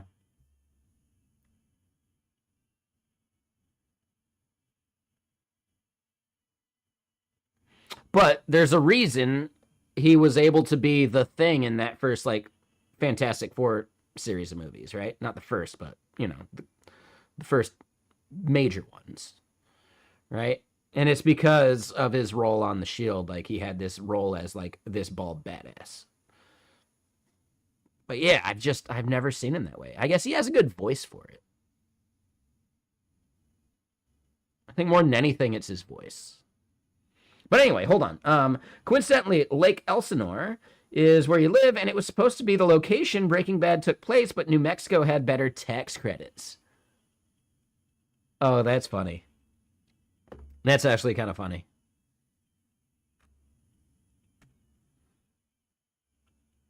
And honestly, like, Albuquerque's a shithole. So they needed all the money they could get.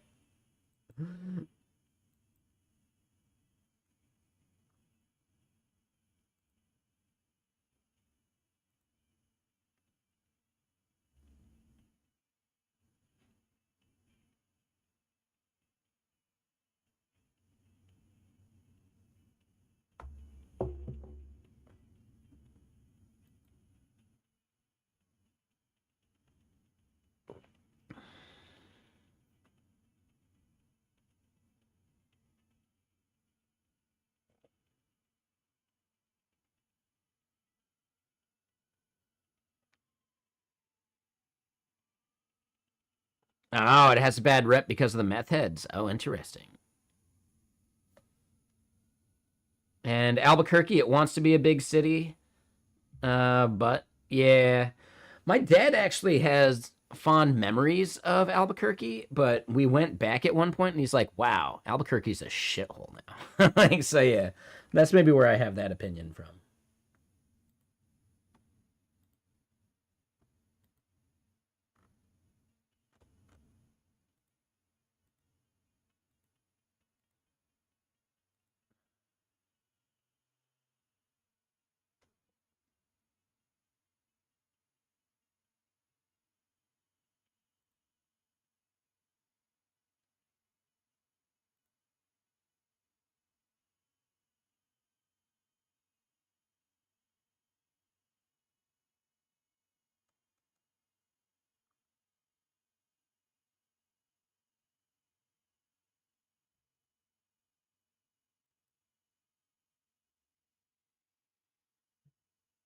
Yes, I'm a web dev.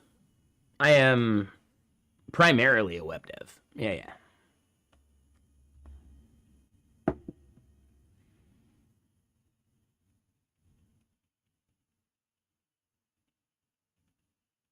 yeah. You had to move your wife's grandma out back in like 2005, and yeah. Wait, what does that mean? Like you old yellered your wife's grandma?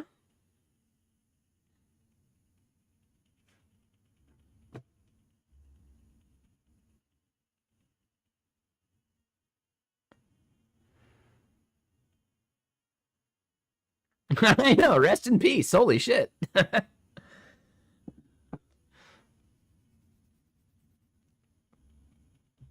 Okay, so you worked for a web dev company as a 3D generalist down there? Damn, like 3D generalist web stuff? That's crazy.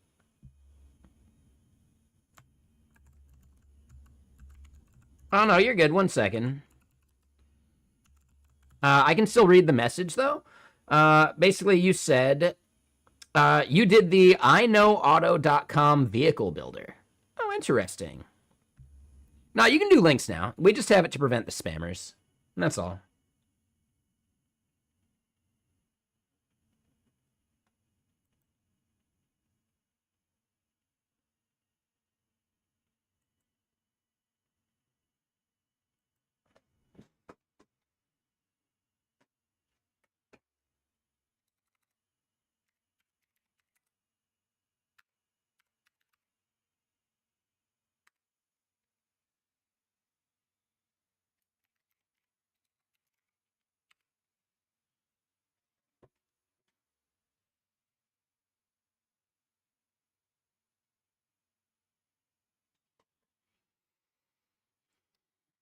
You can actually do the websites if you want now. That's fine.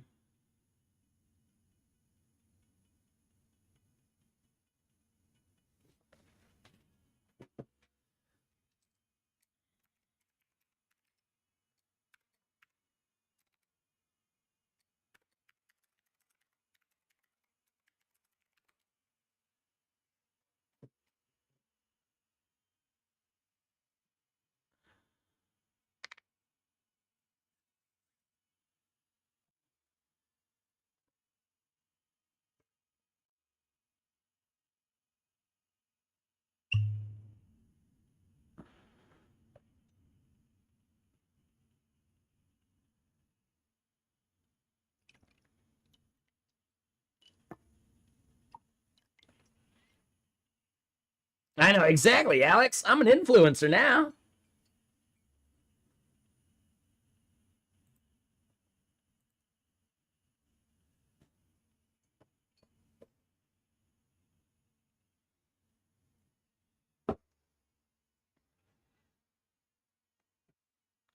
All right, let's pour more water.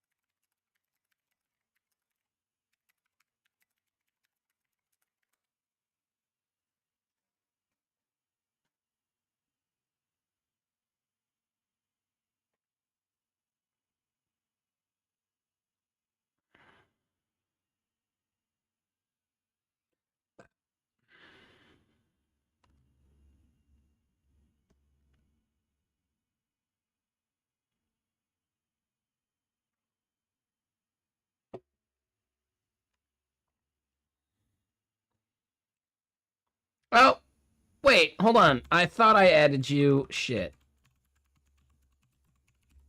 I just said you were good to go, and I guess I lied. 1 second. Let me remove the timeout. Now you should be good. All right, so you'd buy 3D modeled cars from Hum 3D, and you'd tear them apart, put them back together in pieces with specific naming conventions for the programmer to set up to hot swap parts based on the user's car parts they were looking for. Very cool. No, that sounds awesome, man. And what's up, Abby? So I managed to get the WebLLM to work okay. What model did I end up with? It works okay.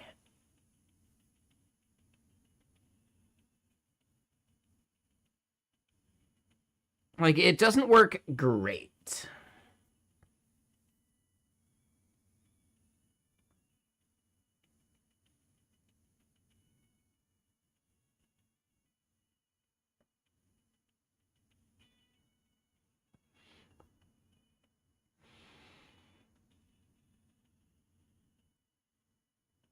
Oh, no. And we will be switching off WebLLM eventually. It was always meant as just a stopgap to prove out the feature, right? So, like, a lot of this feature dev that we've been doing, a lot of this stuff would still have to happen whether I was using a third party or not.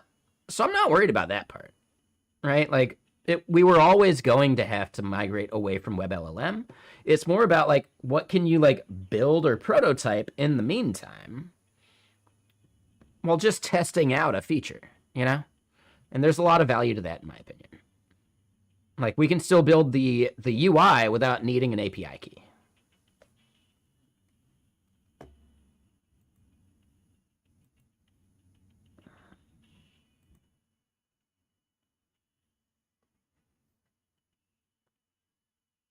So, I mean, you definitely can use it. You're a solo game dev now after being laid off from the Netflix after the writer-actor strikes. Oh, interesting. Okay. Well, that's a bummer.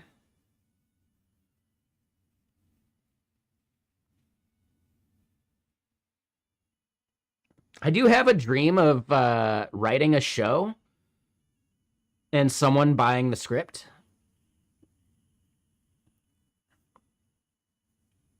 I do have that dream at some point.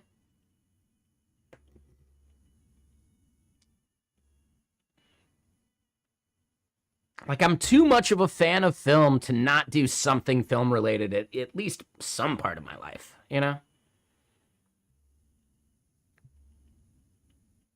But yeah, realistically, I just need to get money from any of these side projects I can do, and then I can, like, dedicate myself to actually doing things that might not make money, but could be fun. And that would be game dev, that would be, right, script writing, that would be a whole bunch of shit. But I just, you know. I want to make enough money to buy a house and not have monthly expenses that fuck me. And then eventually I can just do my thing, right? So that's the dream.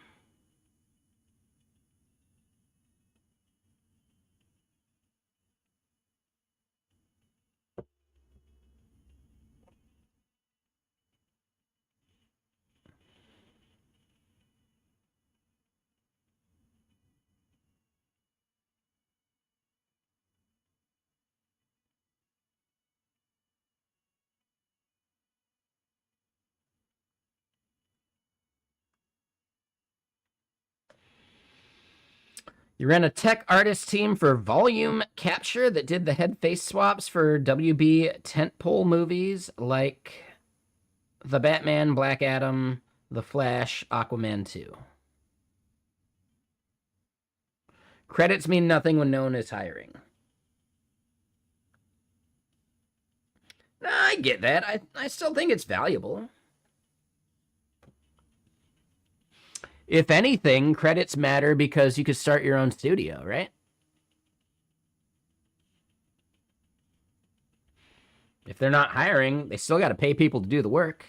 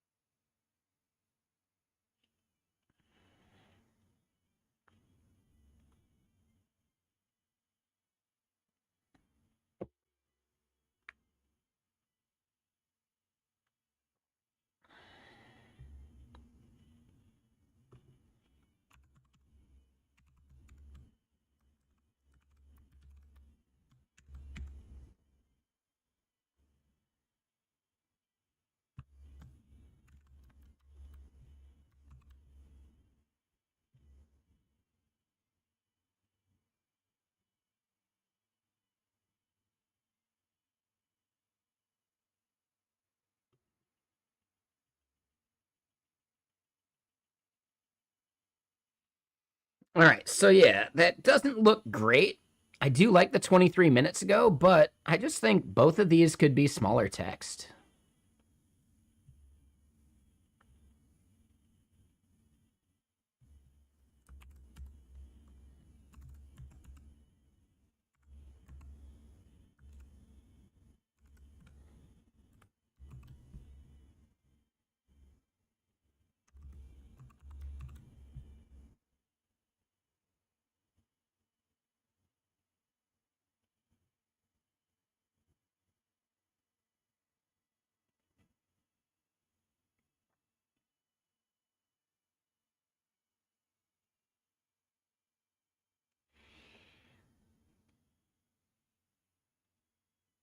Right? Minutes ago is going to be the longest.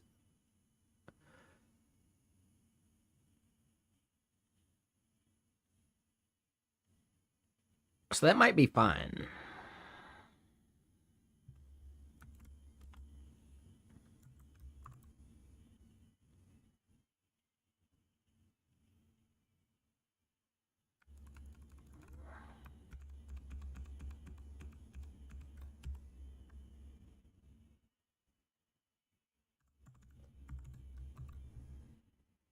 All right, so we have an inherent gap of 2. Sure.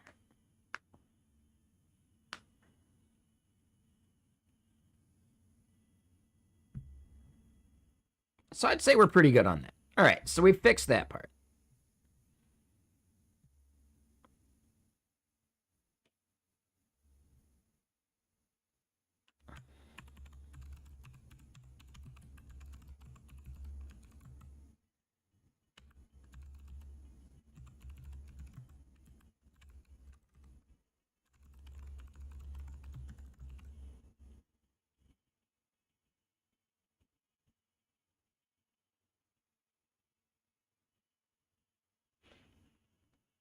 And hold on, I like to check this number every once in a while.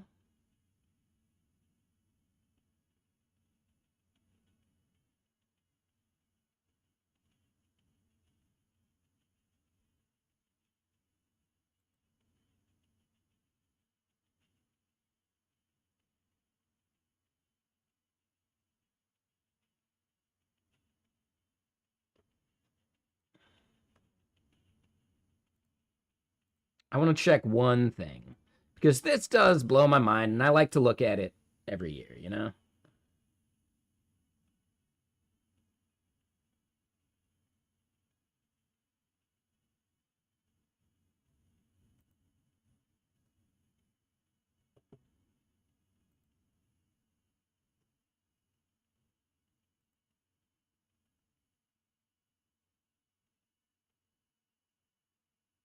Shit, hold on. Where is this?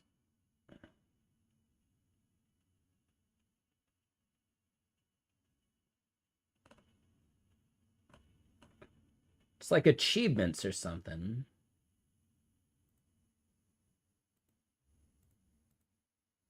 Here it is. Here it is. So yeah, this number always blows my fucking mind. 745,000 watch hours on this channel.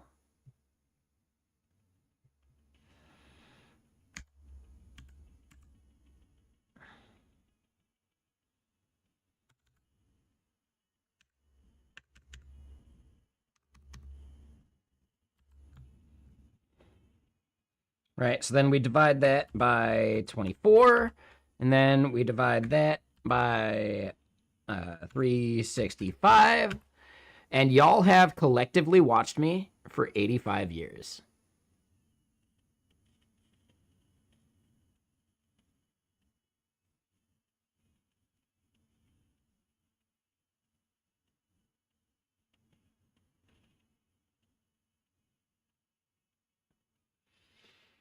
It'll be a long fucking time before we hit that 5 mil number, right? The 5 mil, 50 mil, 250 mil. Those would be nice.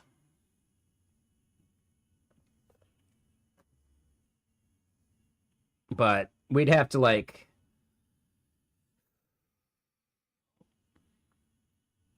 We'd have to like 10x the amount of viewers to even come close to the 50 mil. To even come close to the the 5 mil. But still, 1 million watch hours is not anything to shake a stick at. And if we think about it, I don't know. I feel like we'll be there maybe in the next year or two.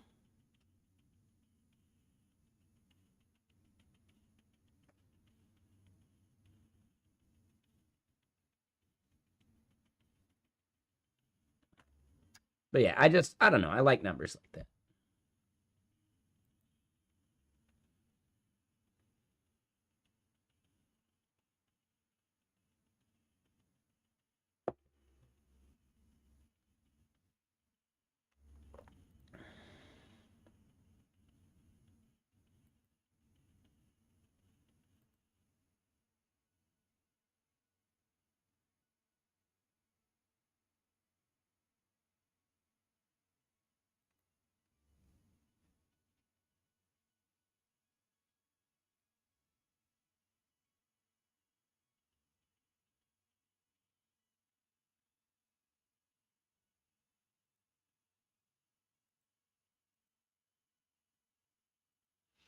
Ooh.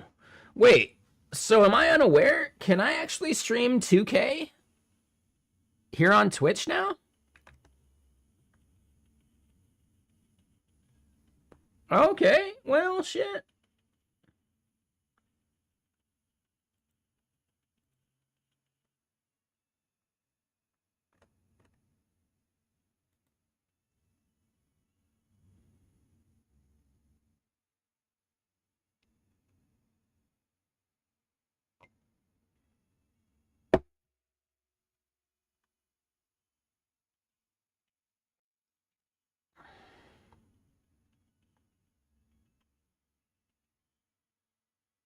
Anyway, let's keep going. So we fixed like the thing we wanted to do. Unfortunately, they only broadcast 1080. So wait, you could upload 2K, but then they're only going to give you 1080? No, I don't think that's the case.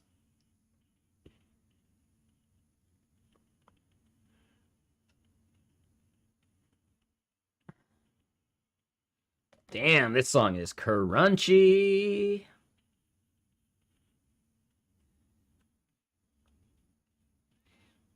And shit, I think we saw JLem say hi earlier, right? Yeah, JLem, what time you trying to game?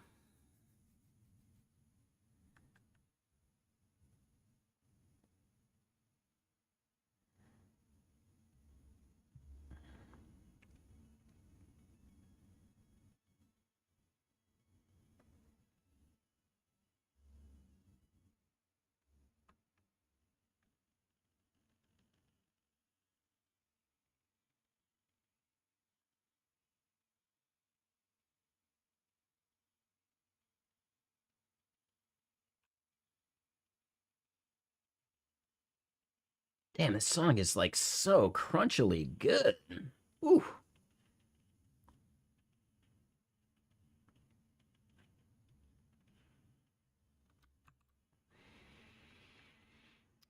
All right, so yeah, that's what we were doing. We're committing stuff. Commit WIP. Um,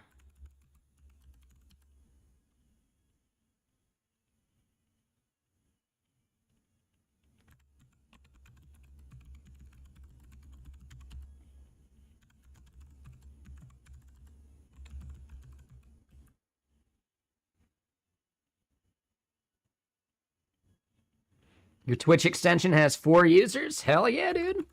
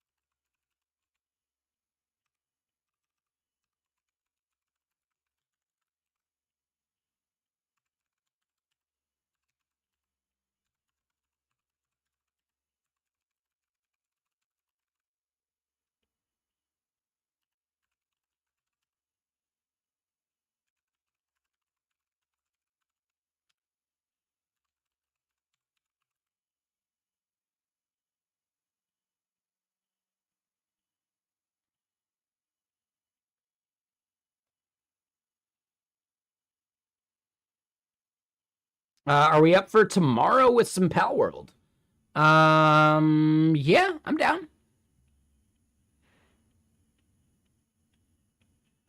I'm gonna guess you're not into games like Path of Exile 2?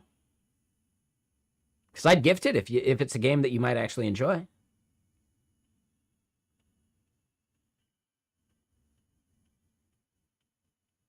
But if it's not your cup of tea, that's totally fine too. Yeah, I get it. I get it.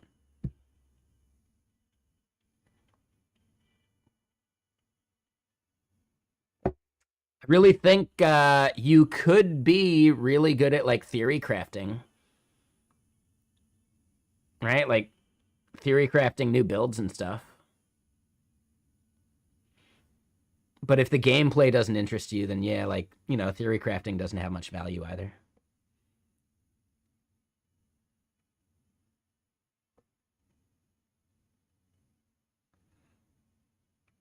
Because that is like the eventual end game, right? Like you follow a bunch of people's like builds, you get you know, you figure the game out enough, and then you start really like thinking like, well, what could I do because I know the tree well enough that like, ooh, if I did this and that and some of the other things, ooh, yeah. No, I get it. I just want to make sure. Just saying.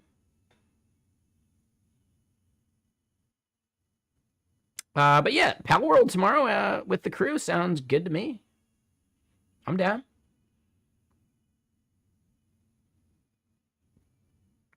Oh wait, shit. No. We're not gaming tomorrow. My bad. I totally spaced. No, we're not gaming tomorrow because I have a Christmas party. Yeah, my bad. I completely spaced on tomorrow.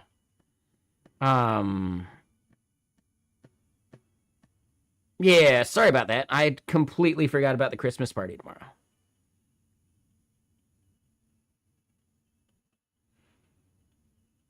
I think me and Jalem are gonna play some PoE 2 tonight, but I bet he could be convinced to play some Pal World instead.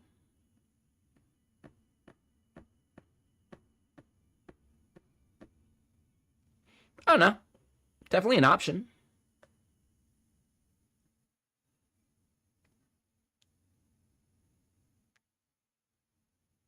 I'd say let's just consider it a possibility, right? Rain check it, no big deal. And, you know. No. Like, I'd enjoy playing a game with you. And whatever game that is doesn't actually matter as much to me.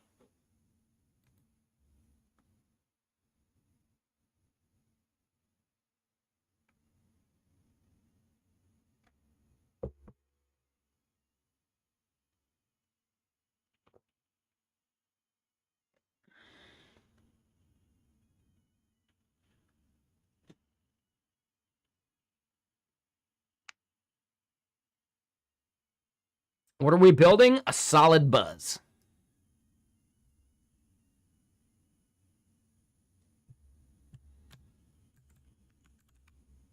If you're actually asking about the project, well, yeah, we got that project that we're working on. And that's at Messijo.com, and you can check it out. That's the thing we're doing. We are lightly pivoting to, right, like creating a new lens and making this UI actually like much more functional.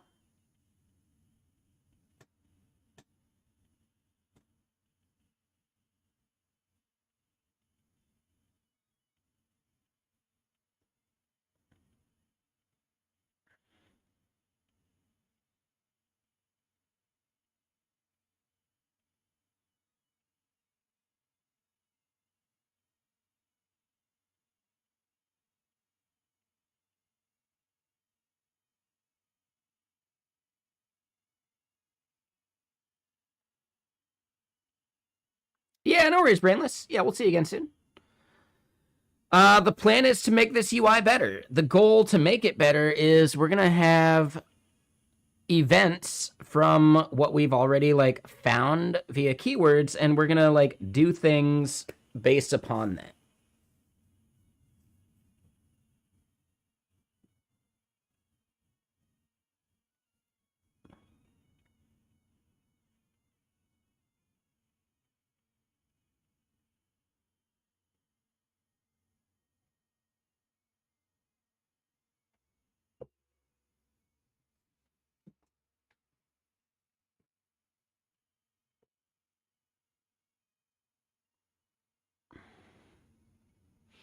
Oh, you know what we should do? We should hold on before we get too deep.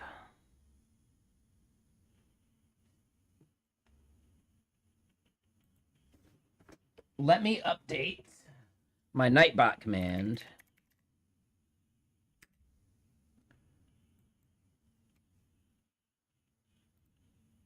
Damn, this song is crunchy.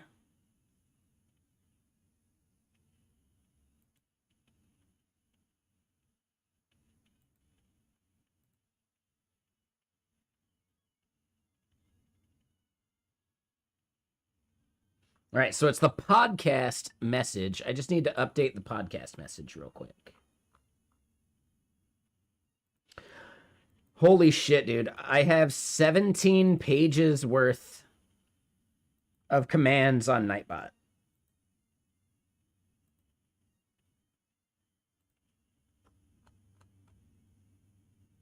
That's too much shit. There's too much shit on me.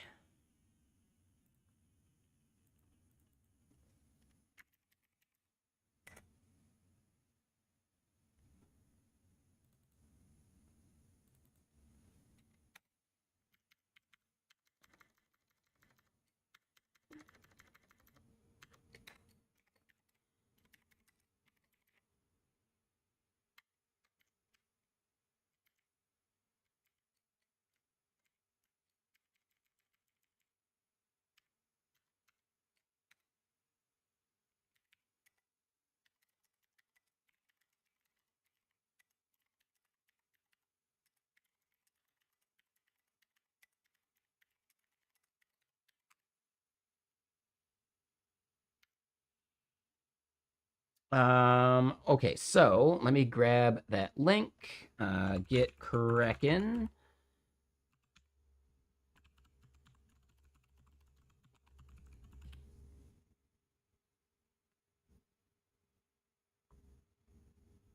Here we go. Look at the evolution. The majority of these have mustaches. Interesting.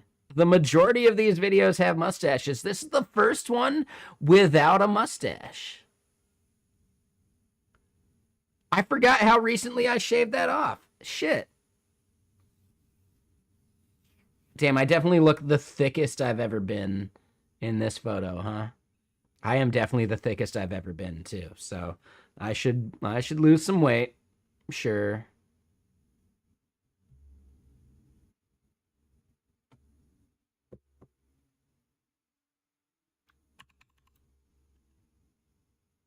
All right, so let me just paste that.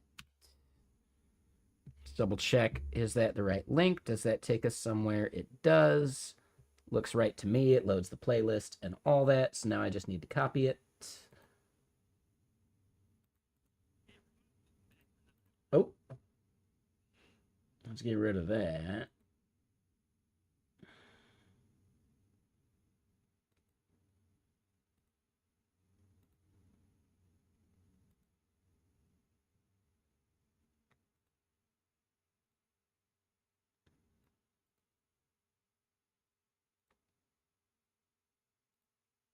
All right, so our podcast command is updated. Let's just make sure it still actually works.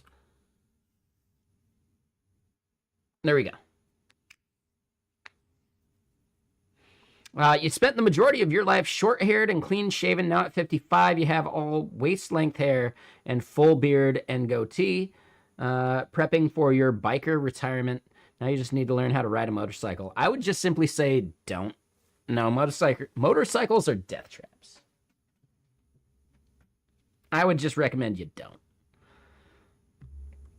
You can dress like a biker without actually being a biker, and your neighbors will thank you.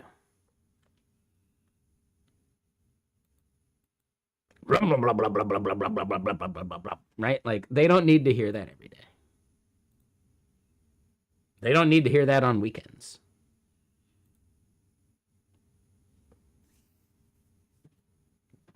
Wait, what does OT stand for? For some reason, my brain's thinking occupational therapist, but that doesn't sound right. Oh, it is occupational therapist. What does an occupational therapist actually do? Oh, okay. So I guess it was applicable. What is occupational therapy? Oh, so she deals with...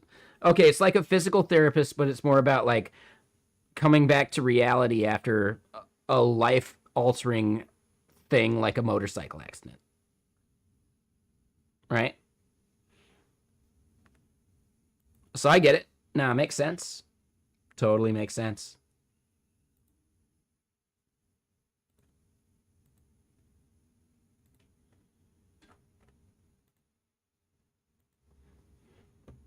Totally makes sense. I get it. I get it.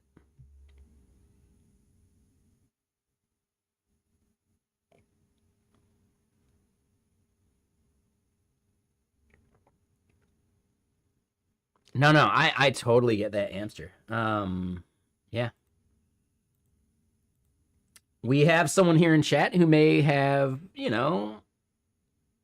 retired for the day kind of thing, but Glober, one of our longtime regulars, is just recently walking again after like a fall down the stairs. But I would assume the person that helped them get back to walking again is an occupational therapist, right? So, yeah, like super cool work. But really, they only ever see people at their most broken states. And by the time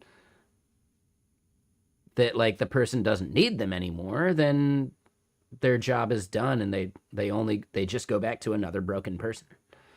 So yeah, like that sounds like a really rough career in my opinion. Yeah, no. Like they're here in chat. They're chilling, They have an upbeat philosophy about it and all that. But yeah, no, it is one of those things like, man, one fucking slip down the stairs, one fucking just thing, and fuck, dude, like your life has changed forever. And it can happen so quick.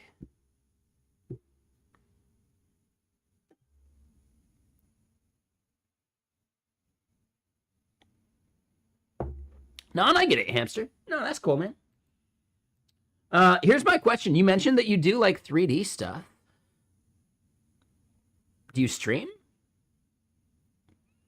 Because I bet there are a bunch of game devs that could use your services. So yeah, if you wanted to start like like a studio for doing like modeling and 3D stuff,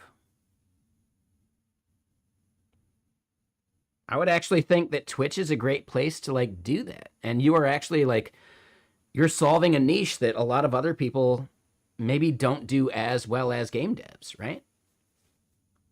So that could be interesting. Here's another question. Do you watch Lana Lux? She does a lot of like, I think her specialty is actually in 3D modeling more so than like game programming. And yeah, she kills it. So if you ever seen her stream, or if you haven't seen her stream, like you should definitely check out Lana's channel. Yeah, she's fucking great. She's amazing.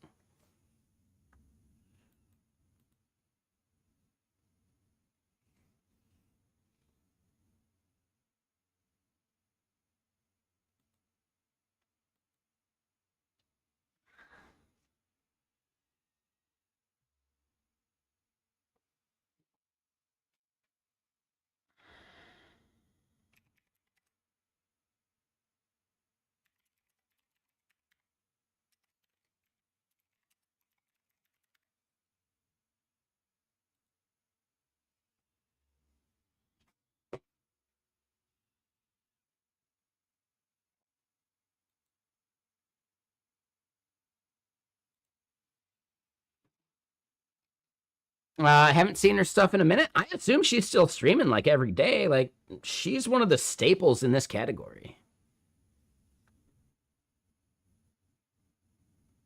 Yeah. She's still doing her thing. Like, yeah, I assume like she's still like an everyday streamer. Because like I believe she makes her living off streaming currently until she like hits it big with a game, and then who knows, right? But yeah, like, dude, Lana is the best. She has like such a cool, like tight knit community.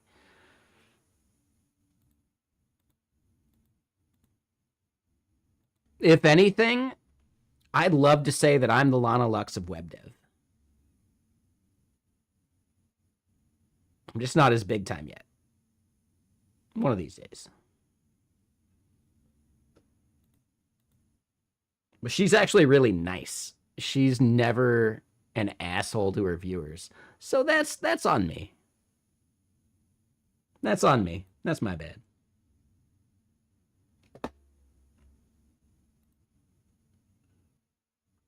Okay, so you do watch her stream. All right, I just want to make sure because like it does seem like you would overlap a lot with that community and that kind of content. So I just want to make sure. That's all. But you do stream. Yeah, you only made affiliate the hard way right before they made it face roll easy. I mean, affiliate was never the hard way. I'm just going to say real quick. Only way affiliate's the hard way is if you don't have a camera. But if you're streaming anywhere in software and game dev, hitting affiliate's really fucking easy. If it's not easy, you're fucking up, in my opinion. It's okay to be ugly. Nah, there's nothing wrong with being ugly. That's totally fine.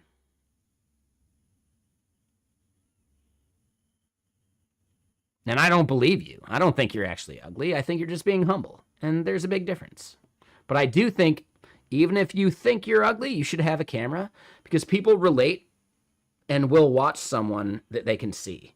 It's a lot harder when you can't see it. There are very few people that can do it. It's why VTubing's a thing, right? Like, having no camera whatsoever, or not even like a VTuber persona, dude, you are doing it on hard mode. And there are some people that can do it. But to think you're the exception is usually wrong.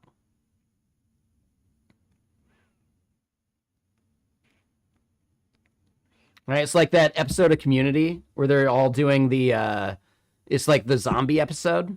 They're like, well, I thought I was special. Well, I thought I was special. All right? And they start doing the slow motion talk because that's one of the symptoms.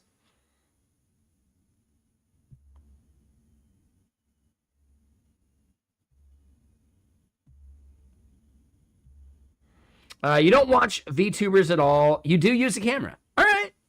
Yeah. I mean, honestly, hitting partner is tough. Hitting affiliate should have been easy, but here's the biggest thing. Keep a regular schedule.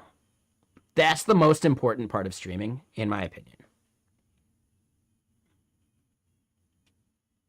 Like, I've changed my schedule every once in a while, and honestly, I feel like a big part of why my stream is where it's at is, like, technically why I'm having a dip is because I changed my schedule from being way more like European friendly, where I used to start stream at like 10 a.m. my time. Now I don't start stream until 1 p.m. my time, and missing out on that 3 hours really does miss like an entire fucking chunk of like the EU community that would leave a lurk. So it's a little tougher that way. Back when I started earlier, it was actually way easier. So you stream 5 days a week from 11 to 2 or 3 p.m. Okay, so you're doing it right, in my opinion.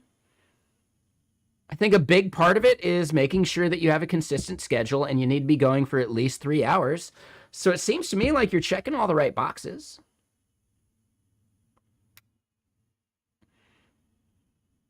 And yeah, there you go. So no, that makes a lot of sense. So you've been doing that now. You've been keeping a regular schedule and all that, and it helps a lot. Yeah? Yeah, a lot of your followers lurk while they're at work. Oh, same with this stream, for sure. Yeah, so I get that. That's fine. I think the 11 like start time is actually really good too. So I think you're nailing it there. Because it means that like East Coast people can still enjoy the stream for a couple hours while they're at work. And EU people can enjoy it during their evenings. Like, yeah, I think you have a really good time slot. So yeah, man, for sure, dude. I think you got it. But then, Abby, you would love to stream and you want to, you're just too introverted. Here's the thing. You don't have to leave the house. Right? Like, there's nothing about streaming that actually requires you to be an extrovert.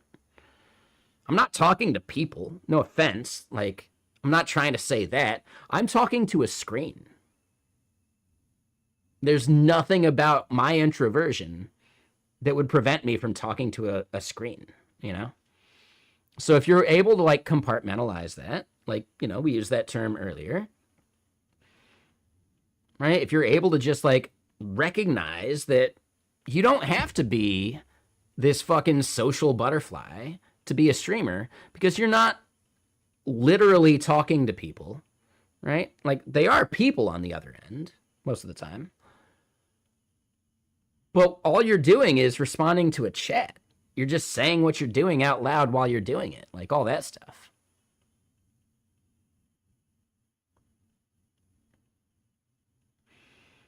So I don't know. I would say, Abby, I think you're actually more than capable of doing this. Right? I think you can absolutely do it. Just, I do think having a camera or a VTuber like persona is essential. Don't look at the people that have made it work and think that you're going to be the exception. They are the exception. Don't think you're going to be the exception, is my biggest point. And if you're uncomfortable being on camera, well, that's a harder thing. But that's not an introversion thing. That's a separate thing, in my opinion.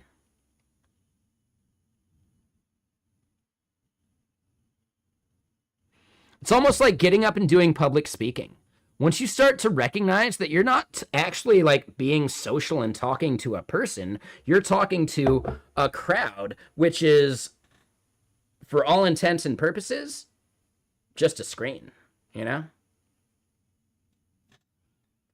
And hey, sorry, Brooks, my bad. I just realized I didn't pop out my YouTube chat properly, so I'm not seeing your comments on my teleprompter. Let me fix that. Yeah, my bad. Sorry about that, Brooks. So yeah, Brooks over on YouTube had some comments. What are we listening to? That was like an hour ago. I'm so sorry, Brooks. I just now saw that.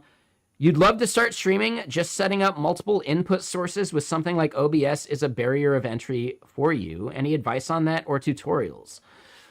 I would say just keep fiddling with it, because every single person's like OBS setup is this like special, unique snowflake. So don't worry about that.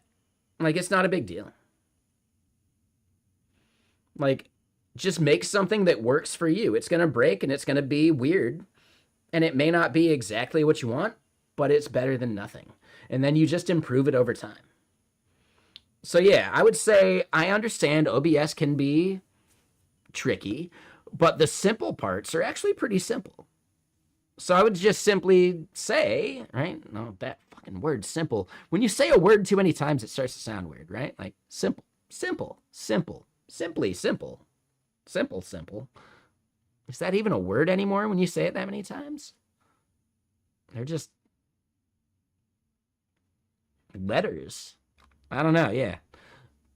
But anyway, you do a lot of advanced visual coding and sweet vibe coding. Honestly, Brooks, I think you could have a good stream. I think you could enjoy it. So Hamster is saying they moved over to Meld Studio after OBS and then moved to Prism Studio. I'm sure both are good. I'm willing to bet they're just fine. I would just simply say, like, OBS is such a staple, right? Like, Meld might be easy, but there's just so much, like, power to OBS that if you're going to put in the effort to learn any of these fucking things, you might as well just learn OBS, because the simple version of OBS is a scene with, like, 3 inputs and you're done, right? Like, it's like, really bullshitty and easy. But once you've put in that effort, your ability to customize it and do way more is a lot of shit. And it's really cool. And so Hamster, you're saying you like OBS, but they are built off of it anyway. I get that. I don't know. It's something about, like, I would rather just use the core tool most of the time than a wrapper around it. Like, I'm sure there are, like, wrappers around FFmpeg. I'd rather just use FFmpeg directly. You know? Like, there are wrappers around various things. I'd usually rather just use the thing. I know there's edge cases to that, and I'm, like, contradicting myself in some way. But I'm just throwing it out there, Hamster. Like, I don't know. I think learning OBS is a valuable skill in a lot of cases, because it ties into way more than just the YouTube part. And hey, what's up, Standard? Why weren't you at Seattle JS last week? Mr. Sir. Nah, it's fine, man. I get it. Probably had shit to do. You're probably on call. You're always on call. Standard Pointer is in the oncology wing of Microsoft.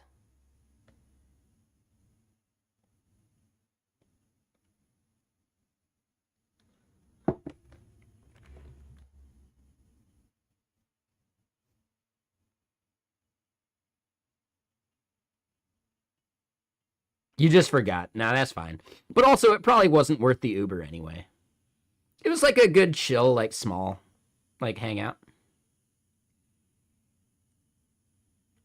But yeah, just real quick to just, you know, double back. Brooks, I think you should stream. I think you would enjoy it.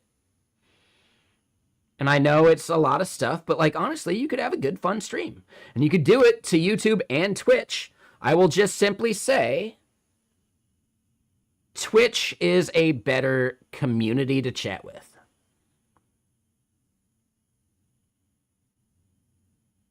Right? Like it's easier, like you're going to hit a ceiling, but the floor is also lifted for like new streamers as well. And it's really easy to grow on Twitch. It's a lot harder to grow on YouTube, especially with live streaming.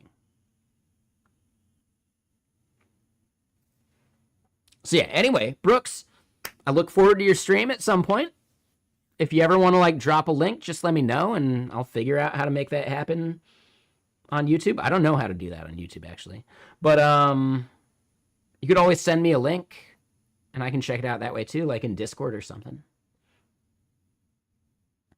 But yeah, Brooks, like, I don't know. I'd be stoked to see what you do. All right, and then real quick. So, yeah, Abby, just double checking. You tried to get better at public speaking too, going to Toastmasters, etc. You didn't last long. I get that.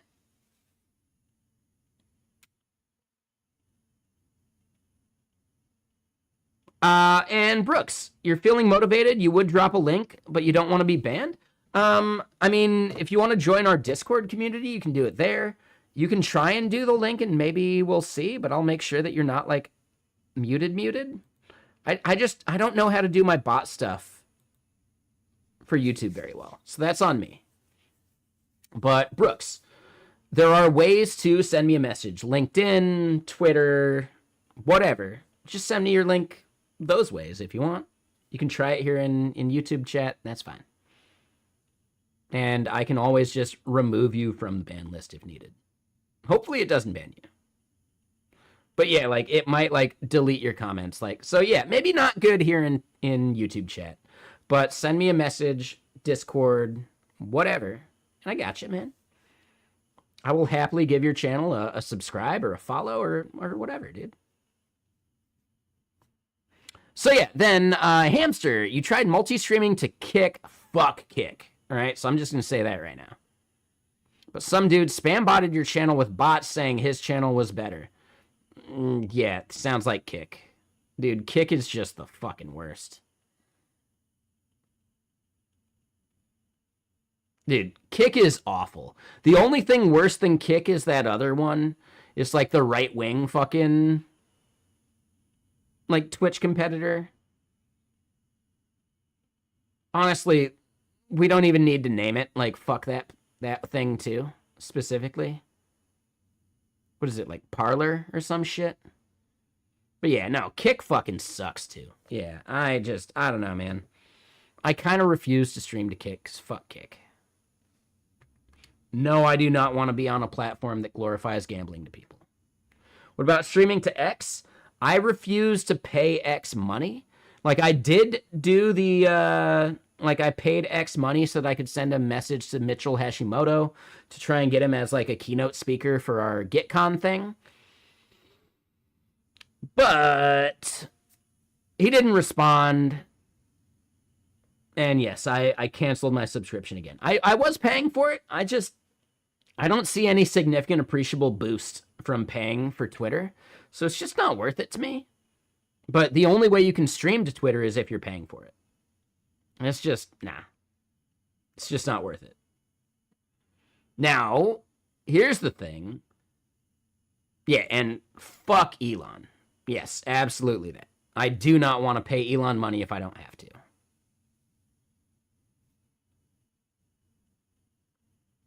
Yeah, exactly. Right? I'm not nearly as like principled and behind movements as I should be, but that's at least one. Like, dude, fuck Elon. Like, fuck that asshole. Like, what a shitty human being.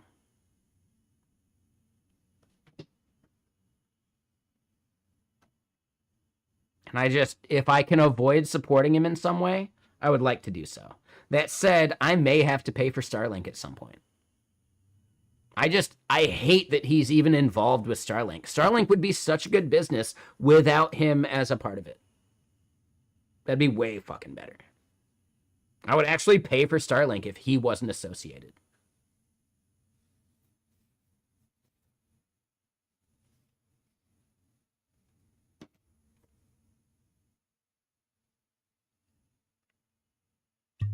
No worries, Glober. Yeah, no worries, man.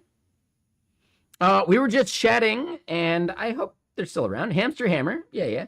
Mentioned they were doing like blah blah blah, like the kick stuff, but before that, they were mentioning that their partner is an occupational therapist, and it kind of brought us back to that conversation. Like, oh man, yeah, like I assume you had an occupational therapist that helped you get back to walking and stuff, right? And if you don't want to talk about this, I totally get it, man. I apologize, right?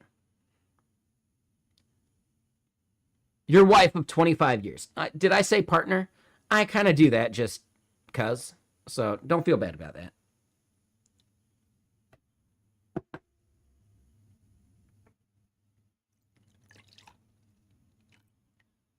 That's just habit.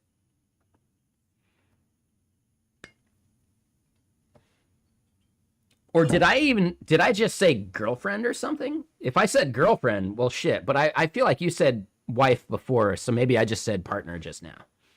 I feel like I would have remembered the partner part.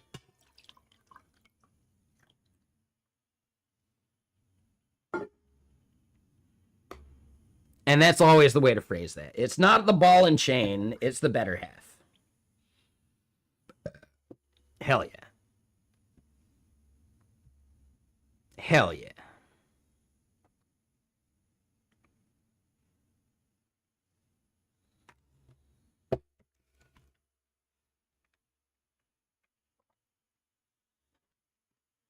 I do need to, real quick, let Robotic Head know that I will not be gaming with him.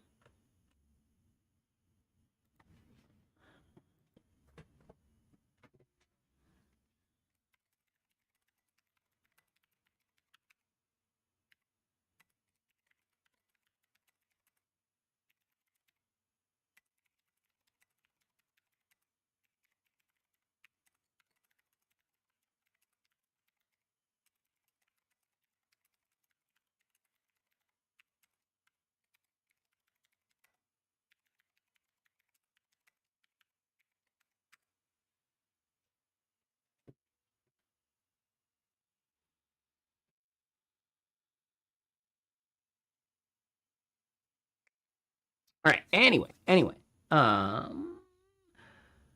What am I mixing with my whiskey? What's in that jar? It's just water. This is just a water jug, right?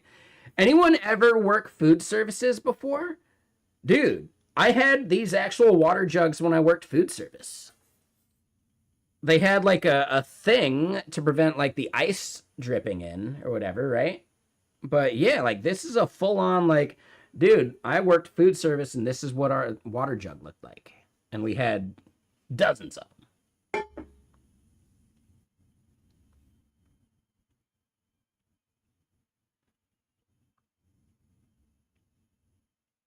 You've seen me always using a jar?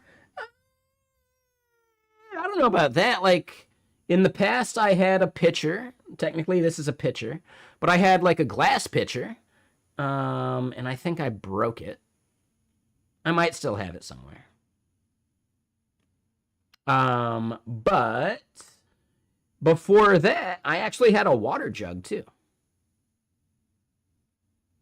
And yeah, like the water jug was actually, I don't have any more right now, but like the Woodford Reserve, like whiskey bottle, I would just start pouring water into those as I went through them.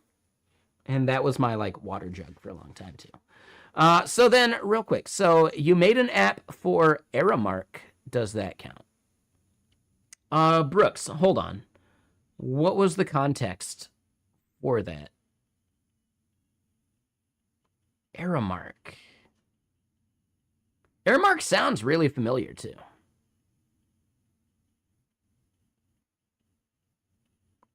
Oh, food service. Oh, that counts. That counts. Okay, yeah. Yeah, is Aramark like a Food Services of America kind of thing? Wait, is Aramark the people that do the like uniforms? Oh no, so Aramark is like an FSA competitor. Okay, that makes sense. And I'll wait for the ad. Sorry, Glober. And then I'll wait for the ad to finish for Ducaro's question.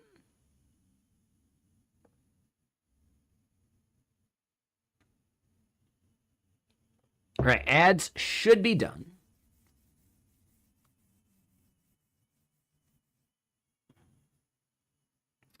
So why did I get into open source? The why, and I don't know if I'm really that involved in open source.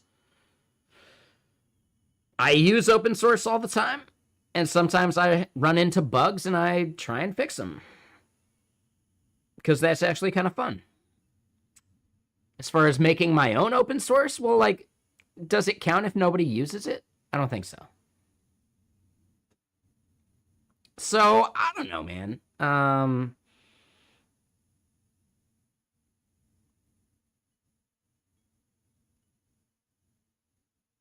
Yeah, the world runs on open source. I think if you're using a thing and you run into an issue, you can always just create an issue for it instead of being like, ah, shit's broken. Right? Computer says no.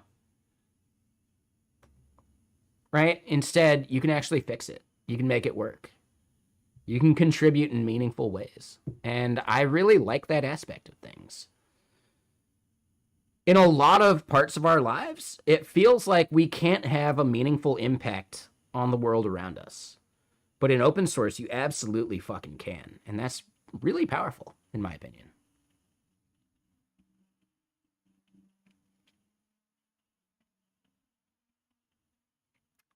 Does that even come close to answering the question that you were trying to ask? I don't know. It's a pretty broad question, so I'm giving it the only answer I think I can.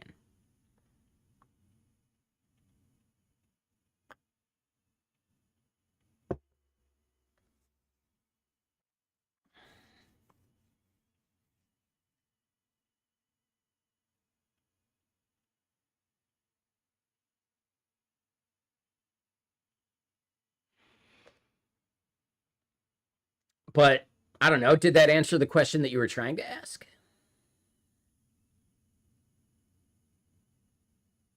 No, and I get it, Glober, and that's fine. Like, yeah, why would they ask me? I don't know. Why not?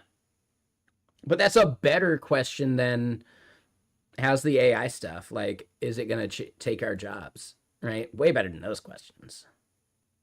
And again, Frozen, if you're out there, I'm sorry for being so harsh when you asked it. It's becoming one of those questions I hate to answer. Meanwhile, this one about open source, well, I don't think I'm qualified to answer it, but I don't mind answering it because it's not a question we get a lot.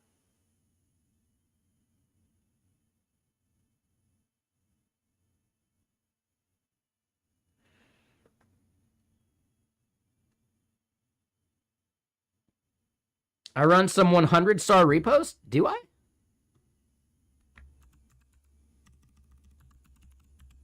Like ones that I made or just stuff that I randomly contributed to?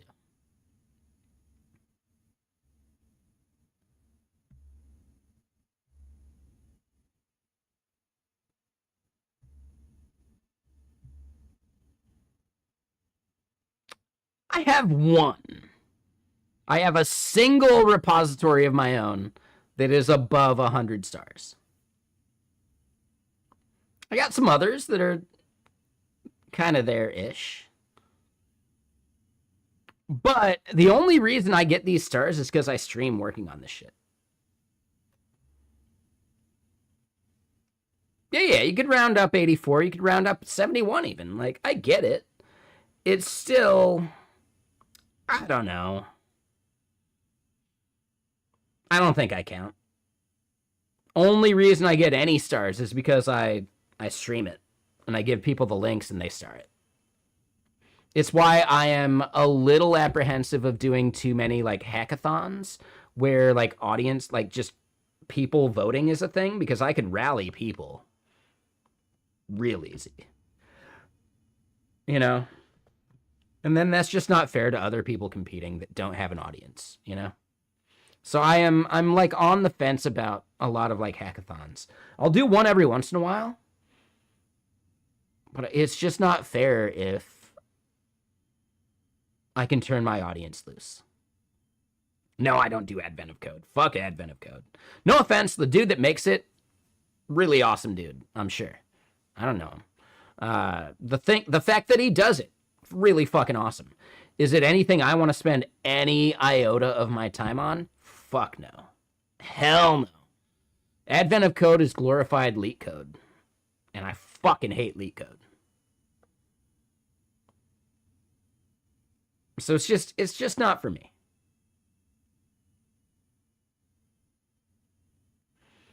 Now, if someone did like an Advent of app building, well, okay.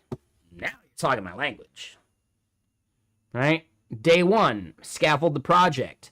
Day 2, do something else. Day 3, do something else, right? Like, is that something I should create for next year? Advent of SaaS?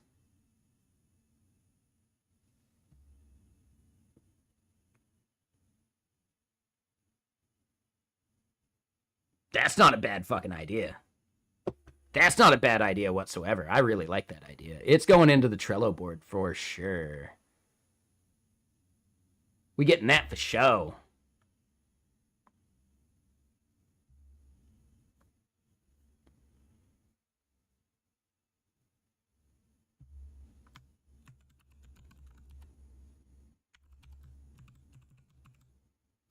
So here's the thing. It's Advent of SaaS. Like, dude, you could just build a to-do app. Like, it's not about that. It's about getting into the effort of building a thing. Right? Like, getting into the effort of planning a project and building it, right? Yeah, I think Advent of SaaS is a fucking fantastic idea.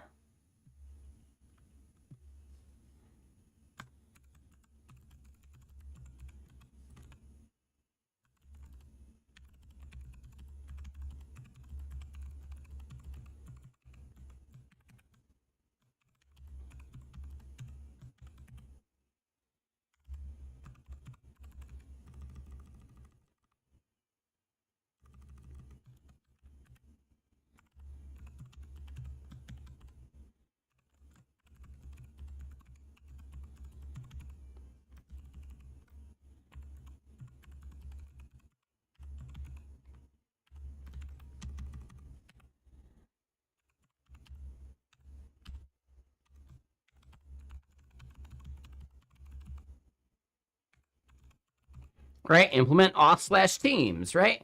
And it's one of those things where, yeah, sure, maybe we start like breaking these down better. There is a lot of wub in general on these like reanimation songs, which I'm into. I think it's okay.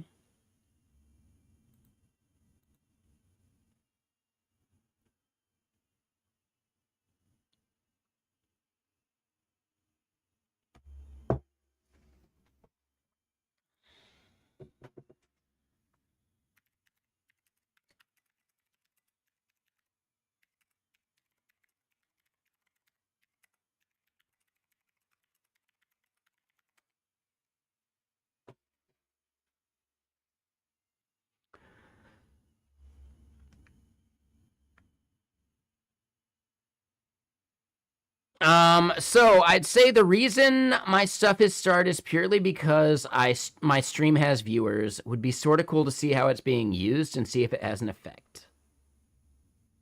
To me, that is probably it. I think so, at least. Stethoscope is a browser extension, so I could actually just see like download numbers for Stethoscope.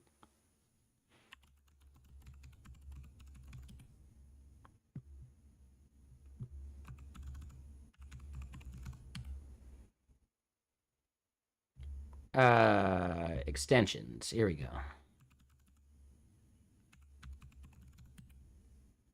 Wait, really?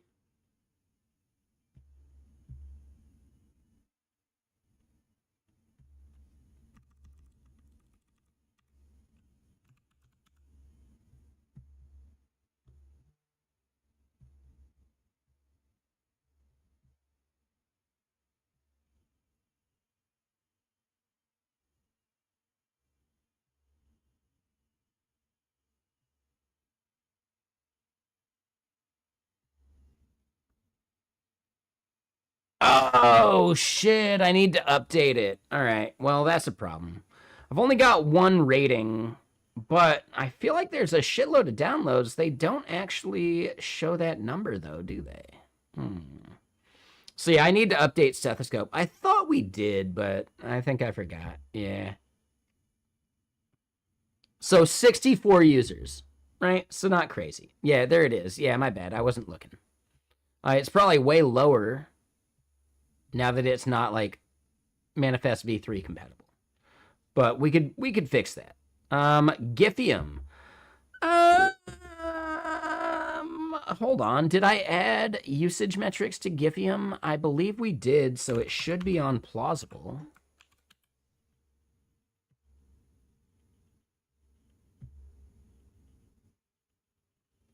One sec. What's up, ACM? Again, ACM, I'm sorry for being harsh. The other day,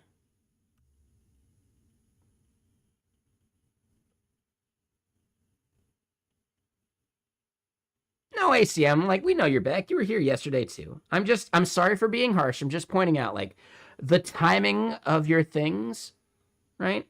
Of whatever emotes or whatever you want to do matters more so than I think you think, right?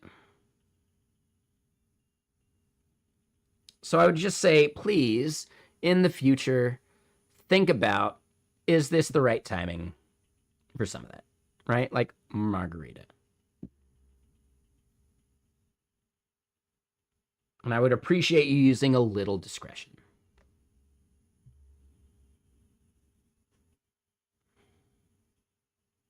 But the GitCon sessions were great. Thanks. Yeah, thanks, little Lucy Park. Appreciate you. So hold on. Plausible. Here's the thing.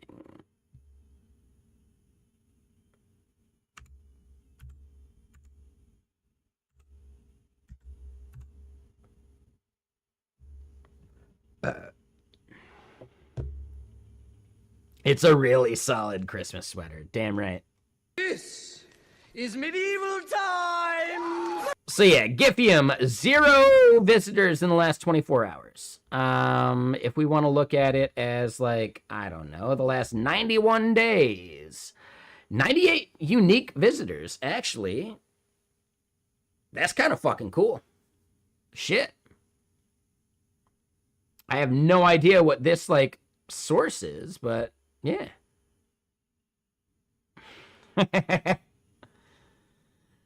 I get it, ACM. Either one is fine. They're both kind of the same thing.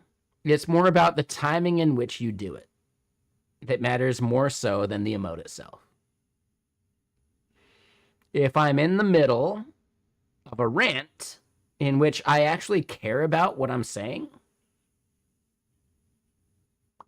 showing either one is not the right vibe I'm going for, right? And as a regular, you have a major say over the vibe of chat. I don't think you realize how much power you have as a chatter. And I would just really request that you understand your power as a regular, as a chatter, and try and steer the conversation in a better way than you have in the past. I'm not saying it's been bad. I'm just saying there's been timings which kind of suck. That's all, man. I'm just trying to be honest with you so that you don't feel bad about hanging out and you don't feel bad about chatting. I just want you to understand timing. Timing is more important than almost anything.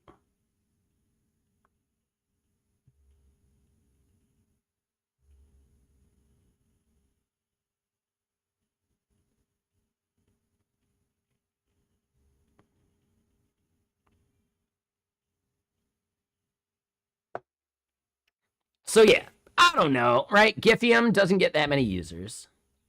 No, and I appreciate you, ACM. Thank you for even considering what I'm saying, right? Because I know I was harsher than I should have been the other day. I will say, you sending that DM on Discord was actually not that cool.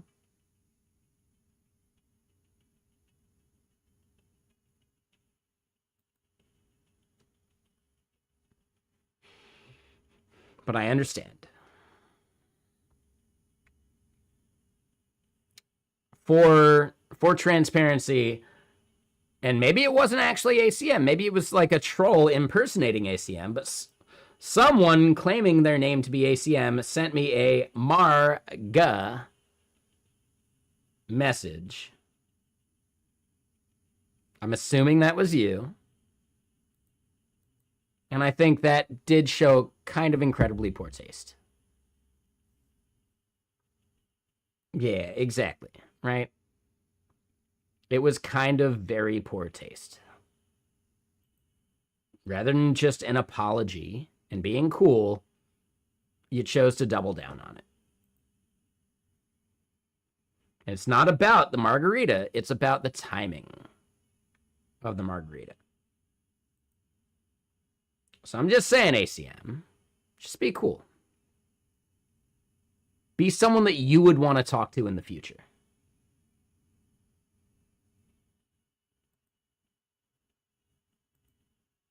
Does that make sense? I hope that makes sense.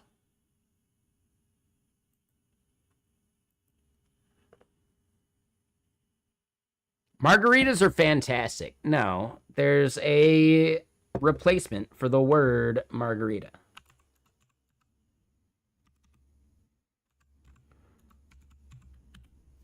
And that replacement is totally fine and benign unless you're throwing it out there while I'm giving like a heartfelt rant. And then it seems a little like weird and passive aggressive and kind of like you're talking shit.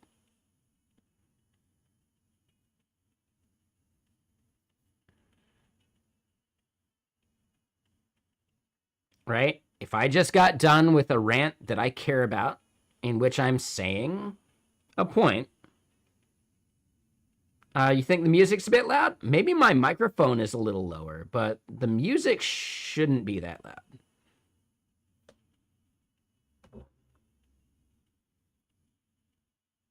I guess the microphone is lower than it normally is, which is weird, but the music's at the same level it always is. Microphone check. Check, check. Microphone check. Yeah, actually, there's something weird about the mic right now. No, just like I know the mic is okay, but the microphone should be lowering the music audio by a solid chunk, but it just, I don't know.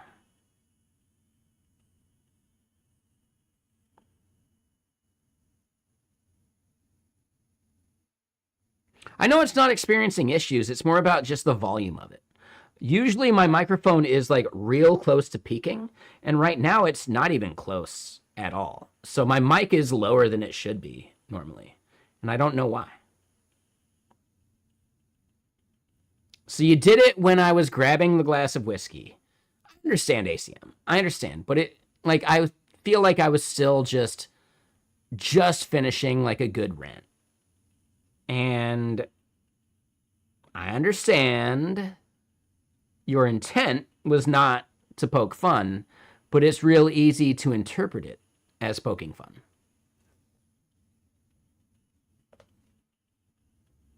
So yeah, anyway, ACM, I appreciate you. Thank you for not being offended.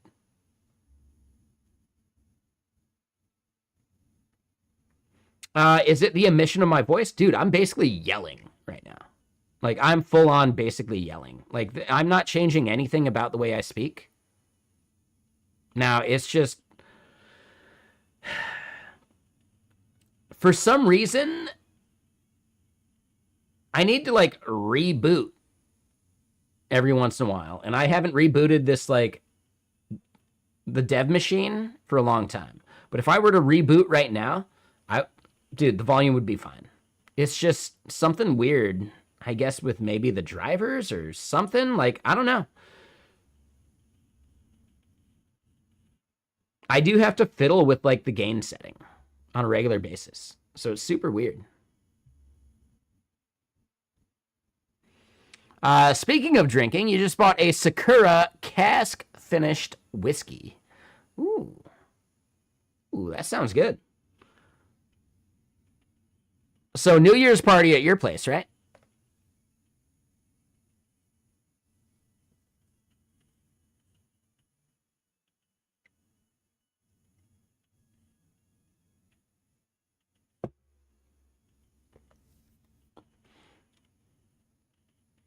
I could try, but you wouldn't be there. All right. So you're saying I'm allowed to break into your place? I'm in. I'm in. All right. Cracking some knuckles. I'm kidding, by the way. I would not do that. Take it easy. Is it good? You don't know yet. You haven't tried it. Touche. I will say, Bedtime Bear, hold on. Y'all tried to put me on the spot to cook some carbonara, and we never set a date. I'll bring my wok and everything, man.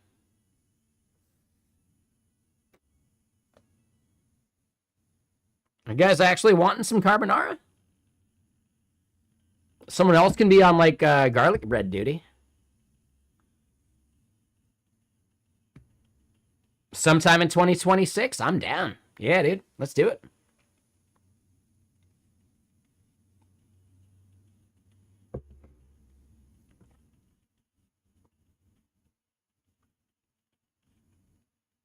More mercurial issues. Yeah, it's called using mercurial.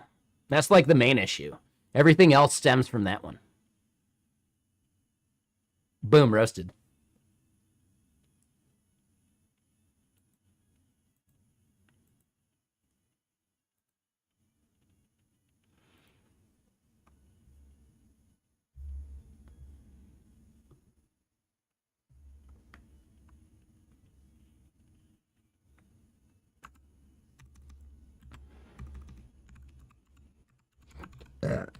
So hold on.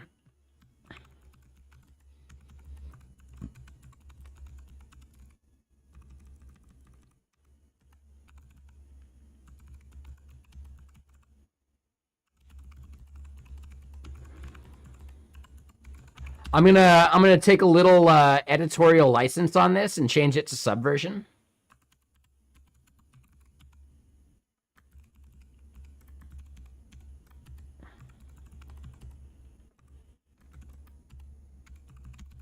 Little editorial license there.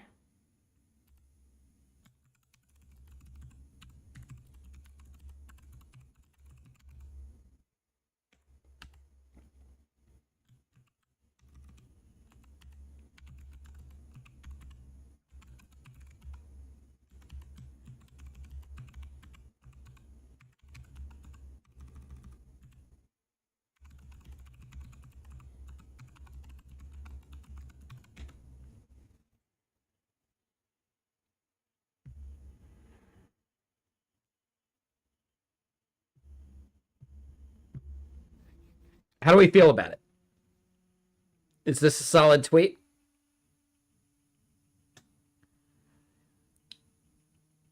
Are you okay, Glober, with me taking the editorial license and changing it to Subversion? Because I feel like Mercurial's actually okay. But Subversion is the fucking devil.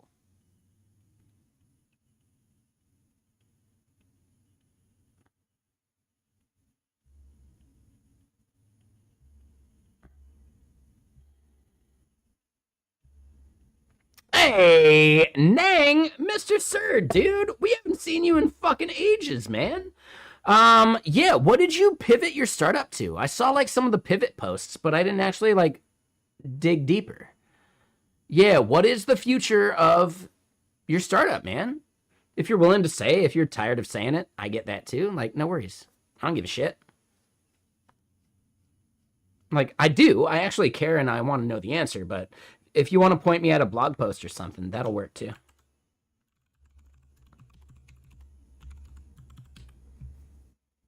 All right, so you're already a regular. So yeah, I don't know, man. If there's anything that I should read that I probably haven't read yet, feel free to give us a link. But yeah, everyone here, Nang's awesome. He's a good dude.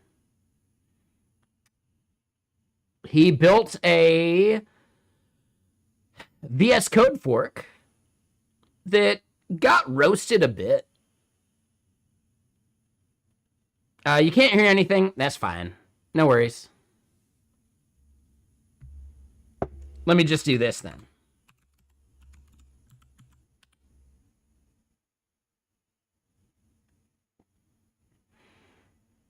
Damn right. Fuck yeah, dude. Thank you. Appreciate you. Mr. Sir. Mr. Sir. Thank you. Yeah, I'd say still try pair. I would love to hear about what your pivot is.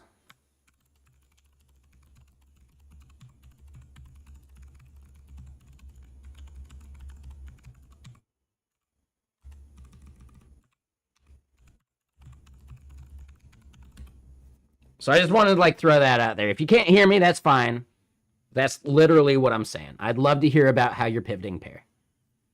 If you ever want to come on stream as a guest or whatever, hell yeah, dude.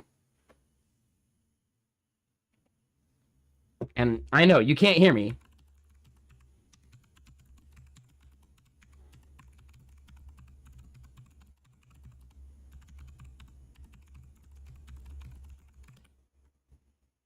There you go. Just in case.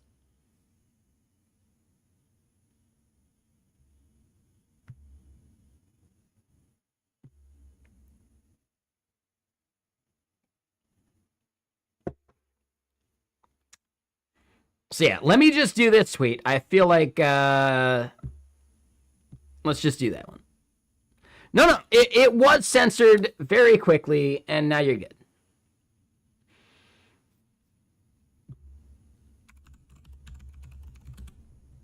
It's a good now.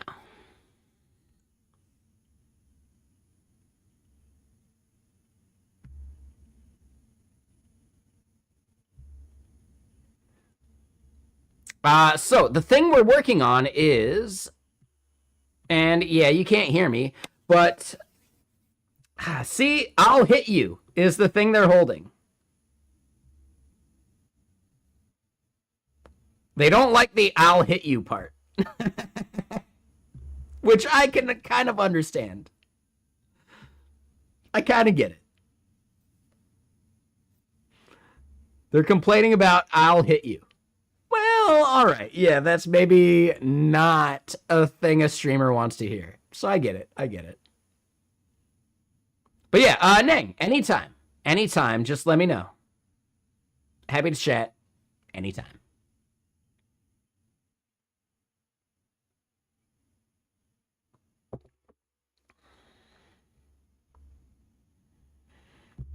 But yeah, seriously, guys, Nang started Pair. He was also streaming with Frying Pan, I believe, and like building it with Frying Pan. I believe Frying Pan has split from the business, which is fine. But Pair is still doing its thing, and that's fucking awesome. I actually really want to apply to Y Combinator at some point, too. With the thing I'm building, I think.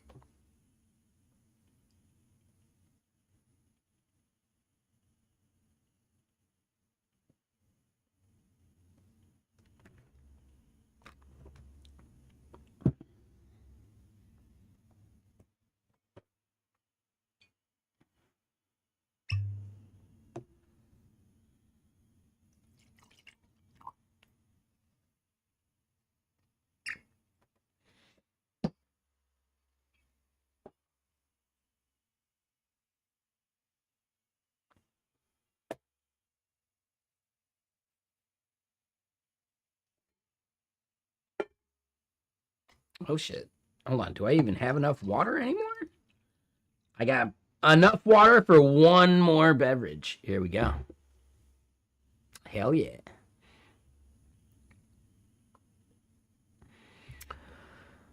So yeah, Nang, if you're ever curious, I will happily like give you a walkthrough of the project, but if you can't hear me right now, it's probably not worth the whole spiel. So, you know, just let me know when you can hear, and I will do the walkthrough for you. But he didn't hear me even say that, so that's tougher.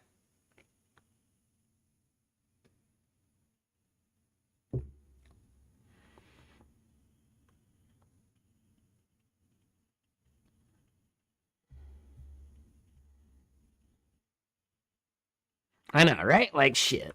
Hey-oh! Yeah, come on. Take it easy. You're on 3rd Street.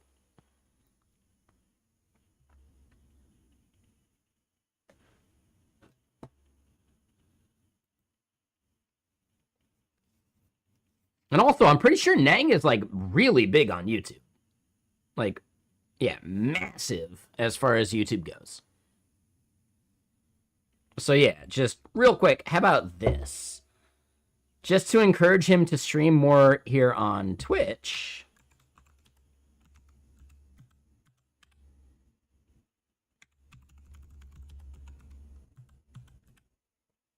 There we go. Yeah, that was the one I wanted to do. There we go. Y'all should definitely follow Nang. He's a good dude.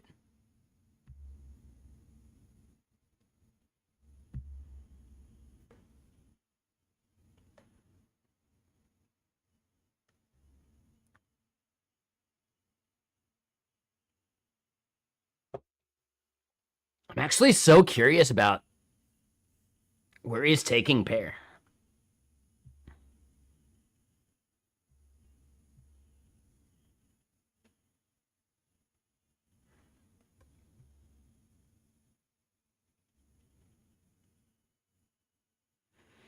What are the strike through keywords? Oh, good question there. Naurus? I don't know how to pronounce your name. Daruichi. I think I can say Daruichi. Did I at least do the last part right? Daruichi?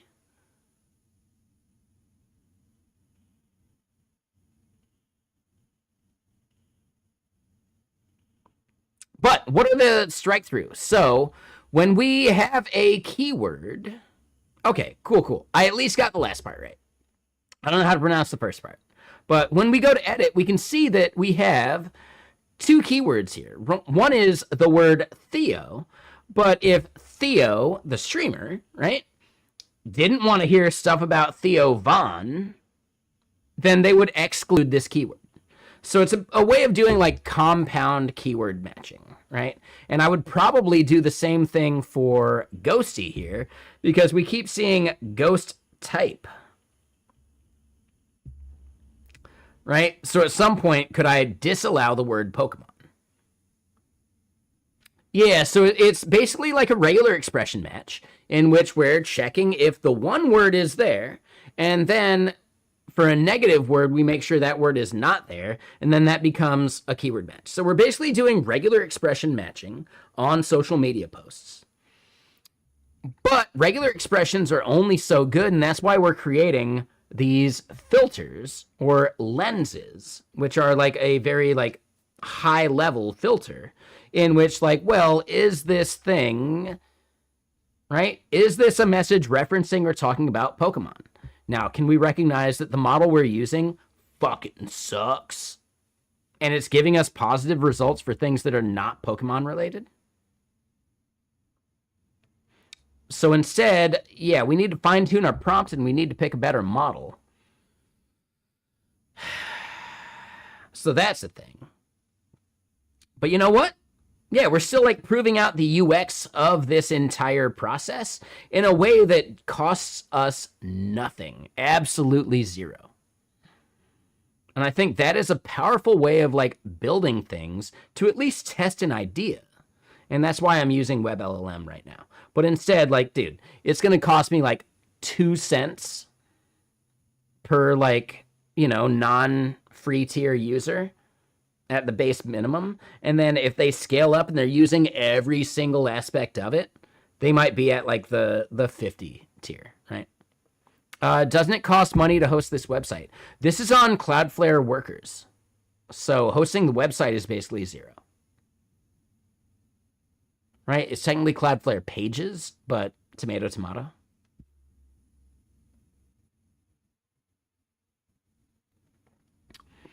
Hosting my assets is free. Hosting like most of this shit is basically free.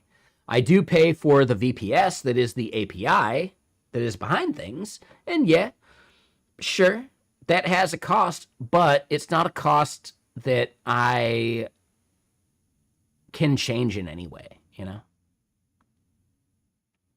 What is my background and do I work in the industry? I was a snowboard bum from the age of 18 to like 30. And then I became a web dev at around the age of like, let's say, I don't know, 27, making websites for my friends and my friend's snowboard shop and doing like Magento shit and all that, right? Like I've done WordPress and Magento back in my early career, a shitload. And since those things, I became basically like a front-end web dev lead. So yes, as a front-end web dev lead, I've done all sorts of shit at the agency I worked at the company that I worked at after that, at various other companies that I've worked at too. My biggest contribution is typically the front end, because building Angular applications, Vue applications, React applications requires at least some kind of like knowledge of the app you're building in a way that backend devs don't think about. And you shouldn't actually mix these things, in my opinion. Am I self-taught? I was initially self-taught a little bit, but I didn't even know how to do like a for loop before I went to college. And I got a 2-year college degree. So it's not even like heavy education, but at least taking that first scripting class, because I tested out of the initial like programming class, right? Like programming 101 or whatever. I tested into scripting, or technically I was in the programming 101 class, and dude was like, dude, you already know about if statements and shit. Like, come on, just go to the next class. So I was able to skip the first class and go to the second class, and the second class was just JavaScript. And in that class, I built JGolf, which was fun. Because I had already had enough exposure to programming, I did my final project in that first programming class solo, whereas other people did it as a group, as a team. So just saying, you know, like, yeah, you can play this game and it totally fucking works, right? If you're going to play Happy Gilmore on hard, ooh, it's going to fucking suck. So what year was this? This was 2010.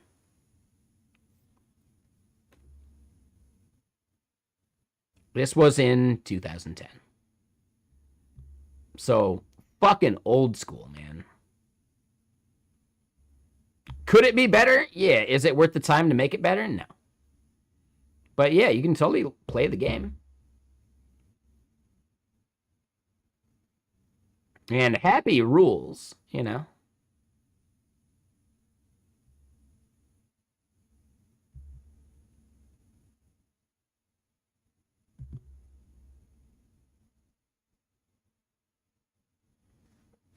But yeah, so I built this in what is probably 2010. Anyway, let me get more music going. And yes, I love chatting. I love chilling. I love hanging out. And real quick, Brooks has a story. You followed a similar path. You just went to school for it and started much younger. You're 34, but started your WordPress path after college. When you were 21, you went into QA and then front-end dev. Dude, busting out of QA into actual dev is a major accomplishment there, Brooks. I think it's way harder these days. Like, way harder. Right? Being in support in QA and trying to break into actual coding is fucking tough. Like, really fucking tough.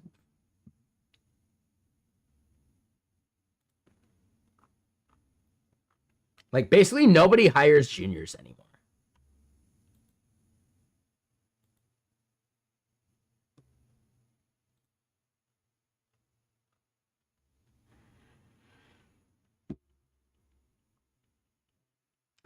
Thanks, I'm the man.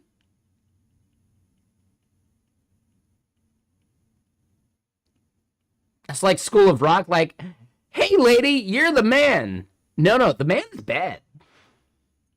Fuck the man. No, I get it, though. Brooks, I appreciate you. Yeah, no worries, man. I do want to say, like, no, I spent my entire 20s being a snowboard bum, and I wouldn't change it for the fucking world.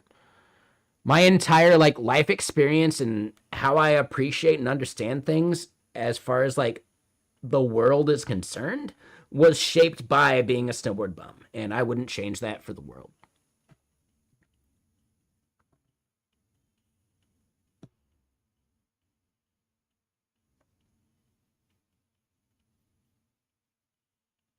I do have a sponsor me video on YouTube. Yeah, damn right.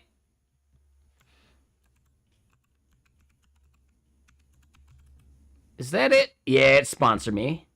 All right, I'll paste that link. We'll paste it here in chat. Like, we can actually watch it. It's so quick. There's the song for you at least. But yeah, let me at least copy and paste it for YouTube.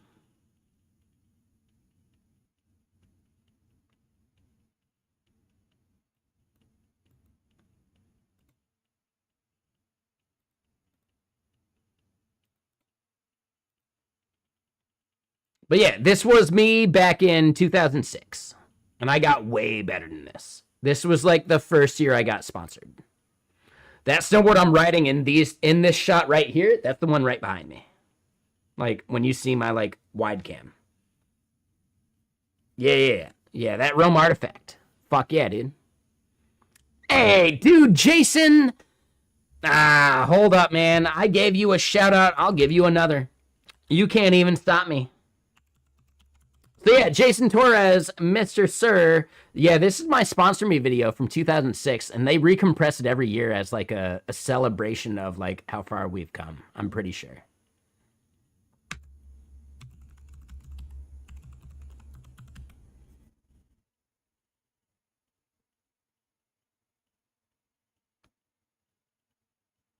Yeah, no, I got fully sponsored. Yeah, like I was not head to toe sponsored because outerwear sponsor is actually the hardest one to get. I don't know why. Outerwear sponsor is the hardest fucking one to get. Gloves, goggles, board, boots, bindings, all that shit's easy. Outerwear is the absolute hardest sponsor to get snowboarding. It's fucking weird, dude. I don't know why. I have no idea.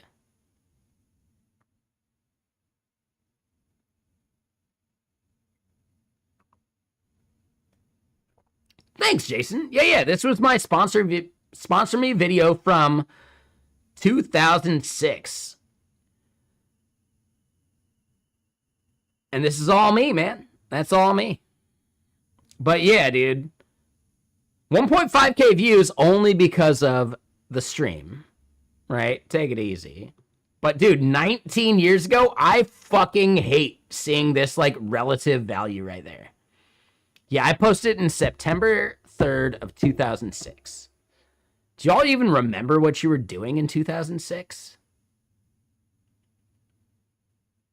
Almost feel like some of y'all weren't even born yet. Imagine devs being sponsored like sports. That's actually kind of a thing, and Vercel is the biggest sponsor that does that. Vercel absolutely fucking pays open source devs to keep working on open source. So I can hate on Vercel all I want. Vercel's fucking awesome for that. If you didn't know, right? Vercel is paying, or at least as far as I know, could have changed in the past. Vercel is paying Rich Harris to work on Svelte. Vercel is paying Daniel Rowe to work on Nuxt. Like, that's fucking amazing, dude. I think they pay him. I don't know for sure. I'm pretty sure he works for Nuxt. He works for Vercel. Right? Like, I can hate on Vercel all I want, but they are really fucking cool about contributing back to open source. And that's fucking awesome.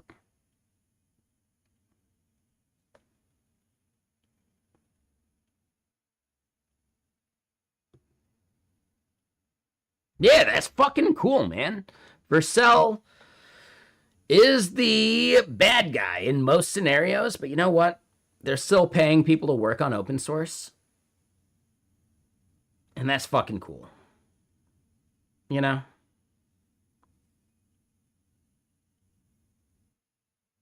Like, Gizmo's the bad guy. Vercel as a company is maybe not that bad. But Gizmo? No, he's the bad guy. And yes, I am stealing that name, right? His name's Guillermo. But if you've ever watched What We Do in the Shadows, the TV show, they call Guillermo on the show Gizmo. And I will forever refer to Guillermo Rauch as Gizmo. I encourage everyone else to start doing so as well. Fucking Gizmo.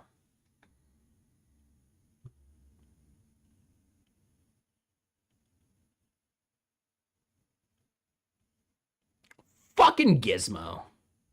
Shit.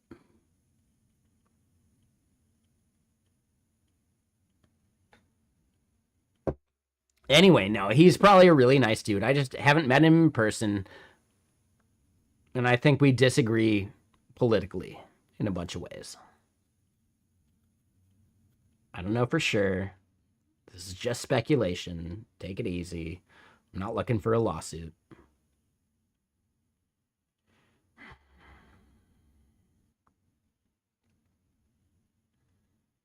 It's not like he's watching stream anyway. It's fine. I hope.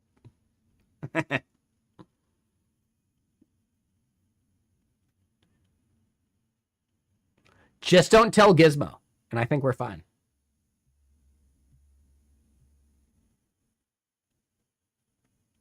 But yeah, that was my sponsor me video from ages ago.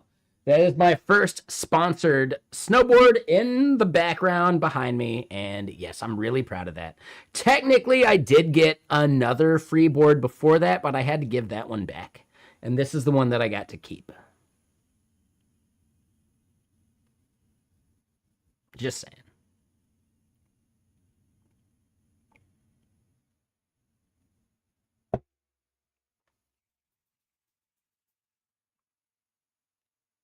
But yeah, man, I am so surprised that Jason Torres is still awake. I think he probably passed out after that last message he sent, because he's fucking gone. You're fucking gone. I get it. Dude, yeah, you're about to lay down. I hope so. I tried a 24-hour stream at one point, and I couldn't do it. I made it to 21. So by the time that I joined Jason's 24-hour stream, he was already past the point that I made it to on my try for a 24-hour stream. And when would I do that? I don't think I would do it again. But I'll join the stream next year, no problem. And I will actually bring some shit to raffle off next year. I just feel like I didn't have enough time to set that up. So Jason, in the future, if you're still out there, let me know you're looking for like giveaway stuff, and I could totally give away like Get Kraken licenses or something, you know? Like that'd be easy.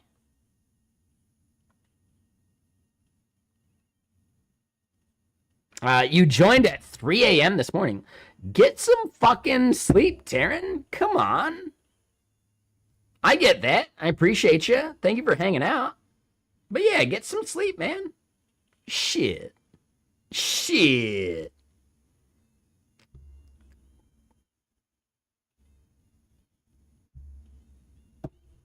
I'm sure he appreciated you like watching like as much as you could though. That's cool of you. Good job. All right, so let's get to thinking about what we're gonna build here and actually starting to scaffold that shit.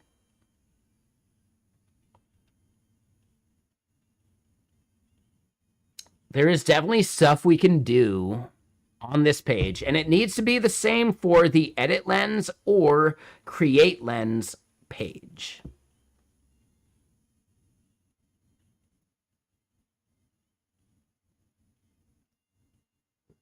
I just want to think about what we're building and then at least start like scaffolding and thinking about the process. But real quick, let me go pee because I do have pork that I need to flip in my fridge so that I can actually cook my chow mein here for dinner tonight. And it's like, it's chow mein with quotes. Keep that in mind.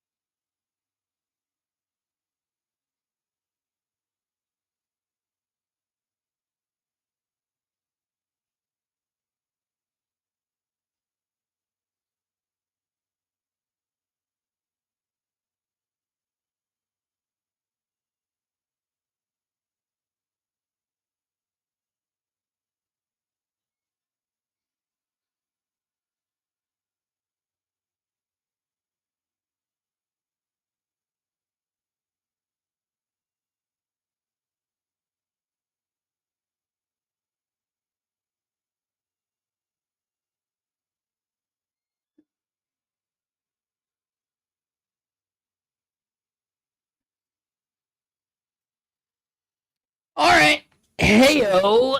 And yeah, how is everyone? I hope everyone's doing fantastic. We got holidays coming up, right? I guess. Like I was saying on Jason's stream, I'm not much of an actual holiday person. Yeah, sure, I wear holiday hoodies and stuff, but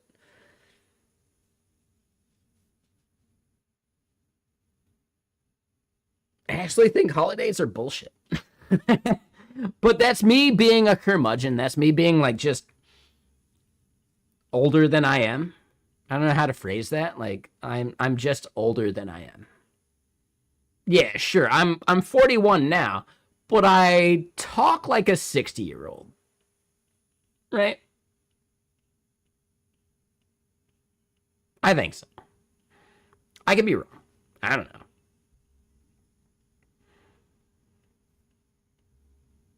I approach life like a 60-year-old. Like, how's it going?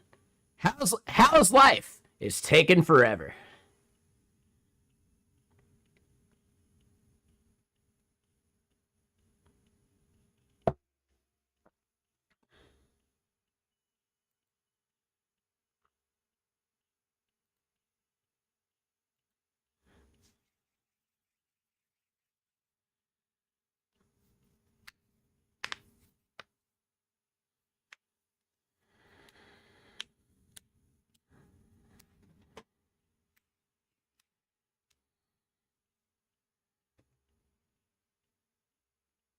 Could I share how it went from snowboarding to developer? My parents were in software my entire life.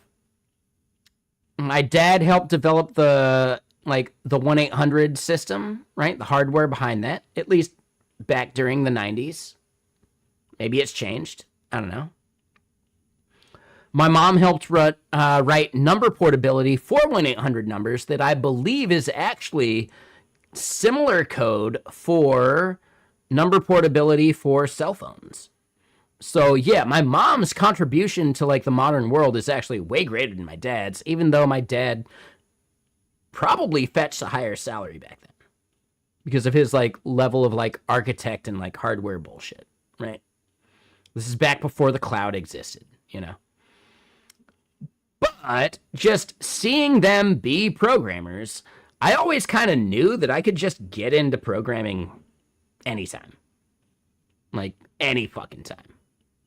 Right? And my mom's one of those people that doesn't even, like, do, like, proper typing. She does the hunt and peck thing. But she's fast enough at the hunt and peck. And honestly, like, the more we get into the future of dev, the less typing speed fucking matters, in my opinion. Yes, I have argued with people smarter than me about this. And they did not present compelling arguments. They used a bunch of like straw man kind of arguments instead. Right? Like my point was, dude, AI and typing speed, like I don't need it if I need to hammer out some boilerplate. Well, why are you hammering out boilerplate? Because every single fucking language has boilerplate, whether you want to admit it or not. Even the arguments to a function are boilerplate. The props to your fucking component are boilerplate. AI really, really helps with that. So anyway, I digress. My journey from snowboarder to developer, I did have, and again, I am massively privileged because of this. My grandparents put money away when I was born, basically. And that money accrued interest, and it gave me my entire, like, college career, like, funding. I still had to apply for it. It went through some weird bullshit, and they took a hit because I wasn't going to school in Pennsylvania where they created the fund. But you know what? I still had my entire 2-year college degree paid for by my grandparents. So I got really lucky because of that. Now, I wish I could have gotten the extra as I was done with it, but instead I passed that to my younger brother, and I don't think he's done anything with it since, so whatever. He went to fucking Western or some, like, university as an English major, and now he's getting into tech, and I really bet he had wished, or I really bet he wishes he had waited to do the college thing until he got familiar with what he wanted to do with his life. But you know what? I would still bet as an English major with a philosophy minor, he has a perspective that I could never get myself unless I read a bunch of shit, you know? So, it's fine. Do I have a CS degree? I have an Associates of Applied Science degree. So it's technically not computer science. It's applied science.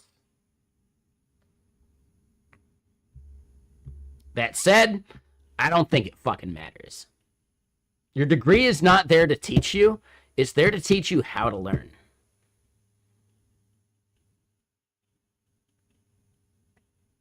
In my opinion, right?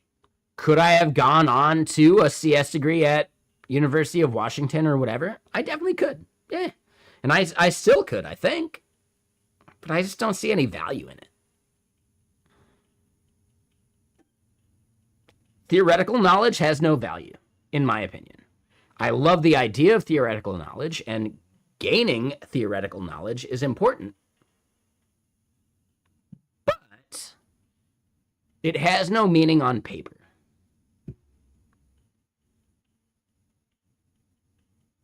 So, Brooks over on YouTube, you're lucky the same way. You still took out student loans and had the interest from your grandparents pay off the interest on the loan, so you broke even. Oh, and wait, did you delete that?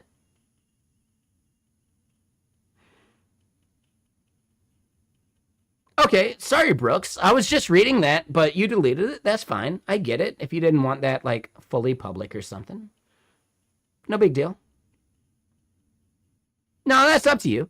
I do still think, yeah, that's cool, man. Like, you put in the work and you did it away. Yeah, I think student loans are bullshit. And I'm really happy for the fact that I didn't have to do the student loan thing. I am privileged because I didn't have to do the student loan thing. I actually have friends that did do the student loan thing, but they went and graduated with like an environmental sciences degree, and they're still a bartender. Because there's no career for environmental sciences, you know? And if there is a career, it doesn't pay very well. I understand that it's something they were passionate about, but you should not pick a career just because you're passionate about it. Is there a viable career after university for it? And I don't think there are enough people that are given that talk ahead of time when they're picking their fucking major.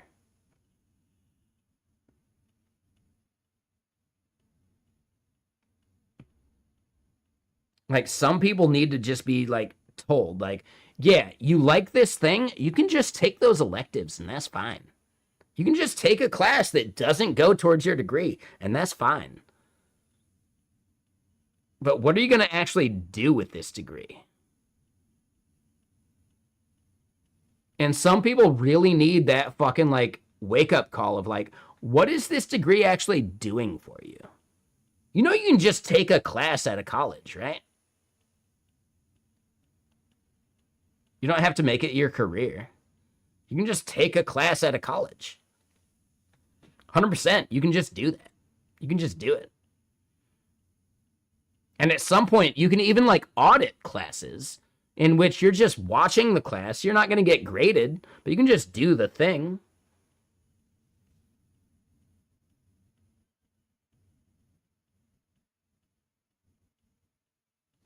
Yeah, for sure, Taryn. Like, I totally agree. School is not there to actually prepare you for the workplace. School is there to teach you how to learn. And if they fucked that part up, well then, yeah, you went to a shitty school. But thinking that school gives you everything you need to be job ready, that's never been the case. Ever. But people think that's what it's for because it's like hammered into us that we need to do it, right? Nah, man, you can wait to go to college. You can wait to go to university. And you actually gain a lot of like life perspective about what you actually want to do by waiting a bit. And I think that's really powerful. But yeah, too many people are just funneled into, well, yeah, you're a student, just keep being a student for another 4 years. Fuck it. Meanwhile, like, you don't actually know what you want to do. And picking the wrong major too early, based upon idealism, fucks people in such a major way.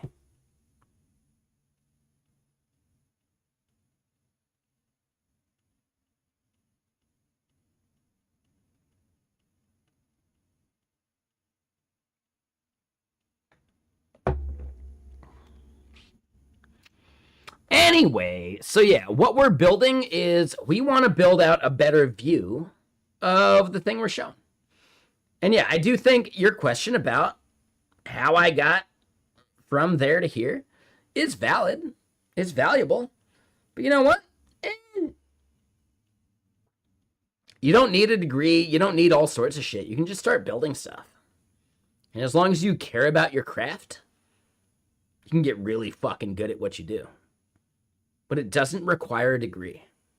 I think a college degree is one of those things that people expect that is absolutely not fucking necessary.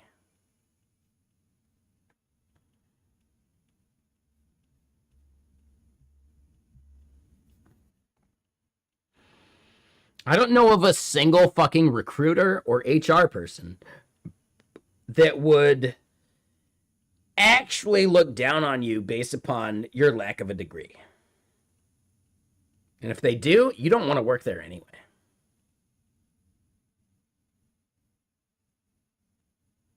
That's the big thing.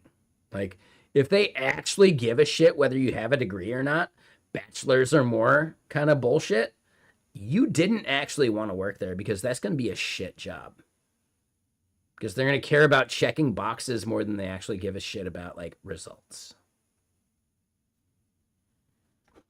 So yeah, real quick, give me a second. Let me just pour some more water, and I'll be right back. And yeah, exactly, right? That's facts. Brooks over on YouTube is saying, you've personally been in charge of interviewing, hiring, technically at multiple Fortune 500s. And dude, you never gave a shit, right? Like, the degree does not matter. Damn right. There you go, ACM. Thank you. Thank you for doing an appropriate emote. BRB, let me pour more water.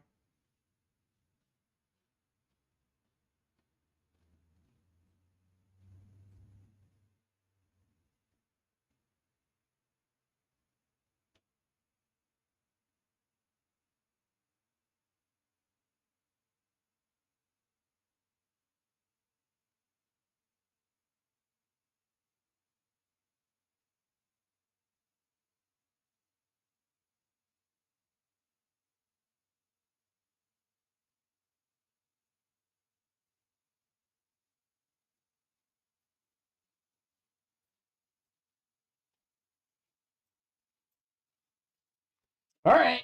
I got my water. We're good. We're good. Learning how to learn is so important. Abso-fucking-lutely. And that's why I think college is so important, right? Like, learning how to do research, learning how to structure a proper essay. Like, all this shit is important, right? Learning how to make stuff within guidelines, right? I don't know. Yeah, like, there's definitely, like, something to the act of just building within constraints. And that is something that college teaches you to do. And that's valuable, for sure. But it doesn't mean that it's the end-all, be-all of, like, well, you learned a thing, so obviously you know it, and here you go. Because, dude, has anyone ever met a university grad or a college student that knew everything they needed to be fucking job ready? No, that's not what they're supposed to do. That's not what college is for. That's why they do internships. Like, come on, man.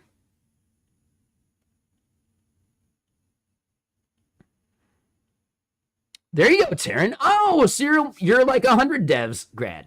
Fuck yeah, dude. Oh, that's amazing. Dude, Leon is the best. He's such a fucking dude. I don't know how to say that any other way. Like, Leon is just, he's the fucking coolest, man. I'm a big fan of Leon. Yeah. He's the actual GOAT. Yeah.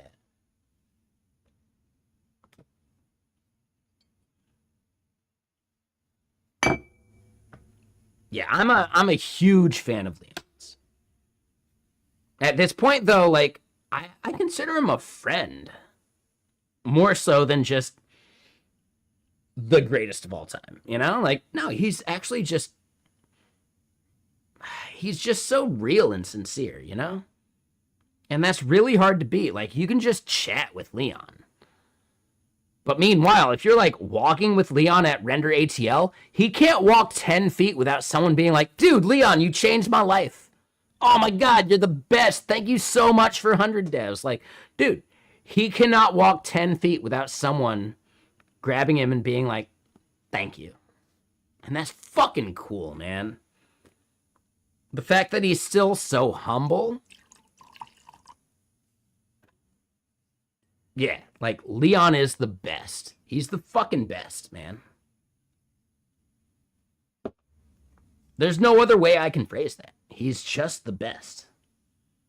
And I do not bandy that term around lightly. No, he is just the best.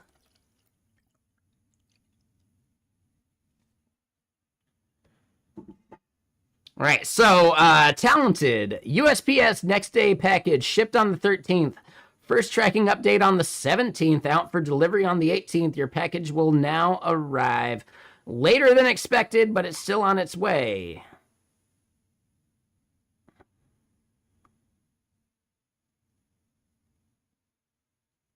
That's some bullshit. Could there be some understandable reasons why?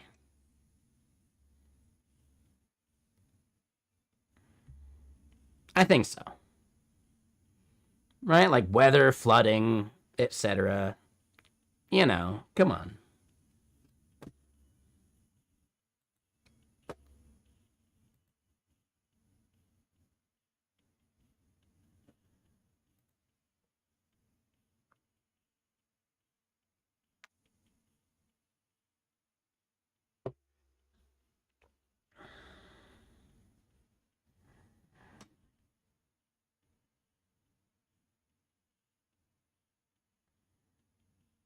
It was you shipping keys for your truck, which is like 3 hours away. Ooh.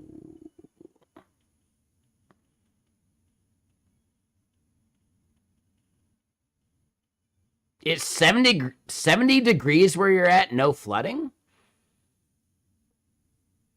Well, I mean, if that's 70 degrees Celsius, I get it. Yeah, no, that sounds terrible. That sounds unreasonably hot. I know, I'm just bullshitting. Sorry, talented. I was just having fun with it. Come on, man. But yeah, wait, 70 degrees Fahrenheit where you're at? Is that fucking Texas or something? I feel like you said where you're at. Hold on, no, that's Florida, isn't it? You're in fucking like Fort Lauderdale or some bullshit. Oh, Texas? All right. Better than Florida, at least. So you got that going for you, which is nice.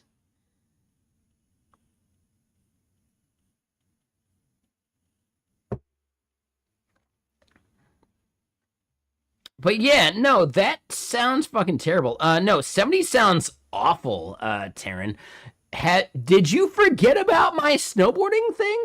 I want to be able to snowboard, dude. 70 sounds fucking miserable.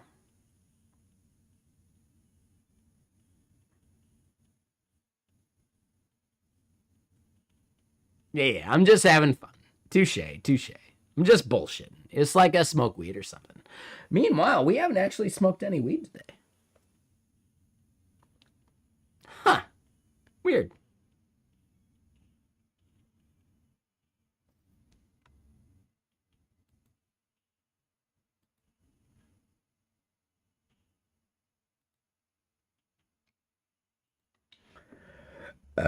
Oh, and Taryn, thank you for that follow on social media, Mr. Sir. Appreciate you.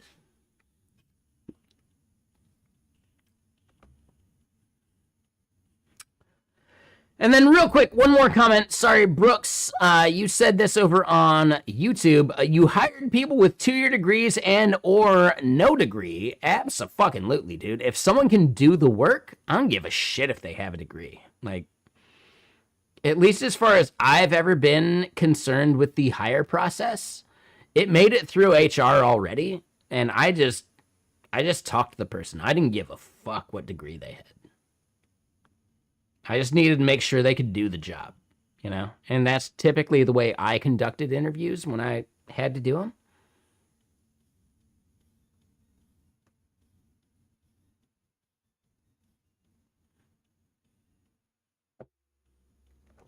But I get it.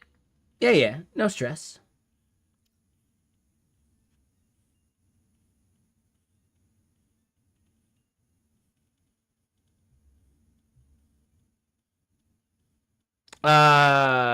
So Lightspeed, what they're saying is they got shipped to Pennsylvania, which is what PA stands for in this context. They're in Texas, and the place was 3 hours away. Why the fuck would the keys go to Pennsylvania first? Right? Yeah, no worries there, Taryn. Yeah, have a good night. We'll see you again soon. Shit. Shit.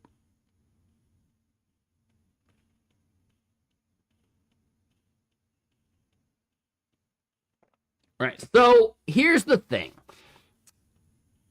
I want to play some games tonight. I want to cook some food tonight.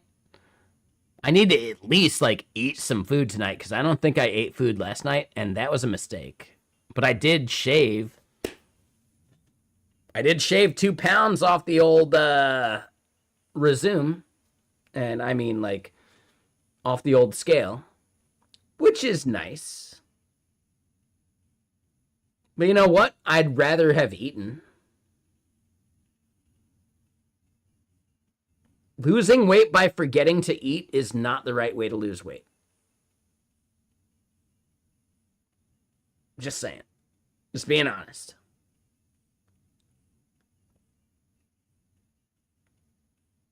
Losing weight by getting so shit-faced that you forget to eat and then you crash on a random fucking sidewalk for a half hour to an hour and then wake up and forget where you parked your car and then go walk to find your car and it takes you like an hour to do so. That is not a good way to lose weight.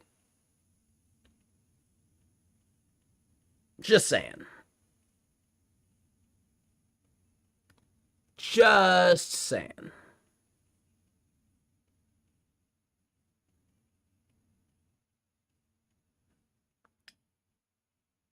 So yes, I should make sure that I cook a meal tonight.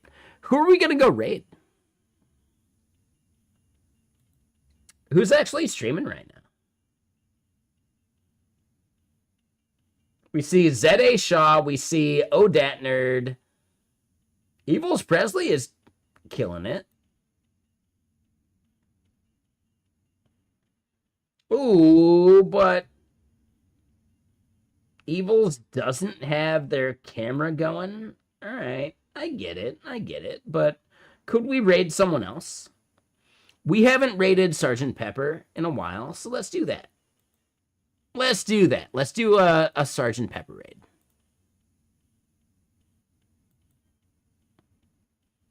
I get it, Lightspeed, you're streaming.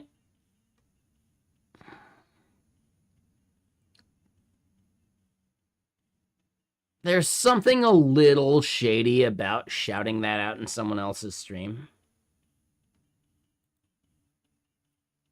In which I don't want to reward that behavior. No offense. But am I at least following you? Let me double check that. So I do follow you now, and I could see you in the future, but I do not want to reward the behavior of people shouting out their own stream. But I do follow you now, so I think we're good, right? Like, I'll happily raid you at some point. For sure, dude. Try catch angler. I get it. Why would you need try catch in an Angular application when you could just use RxJS instead?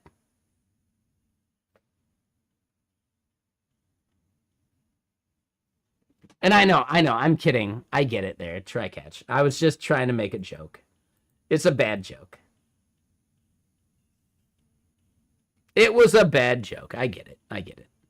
RxJS for the win. Brooks over on YouTube says so it must be true.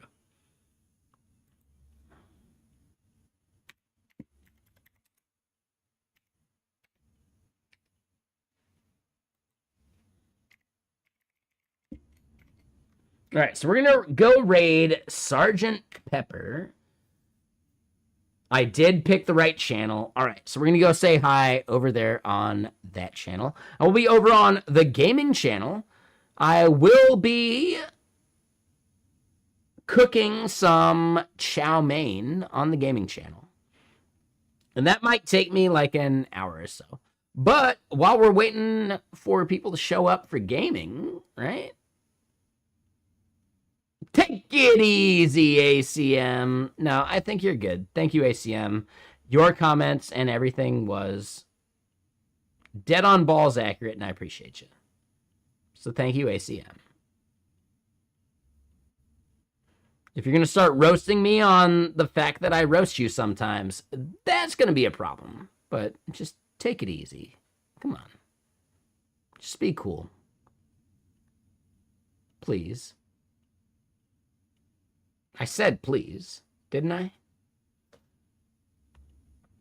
So anyway, people on YouTube, thank y'all for hanging out.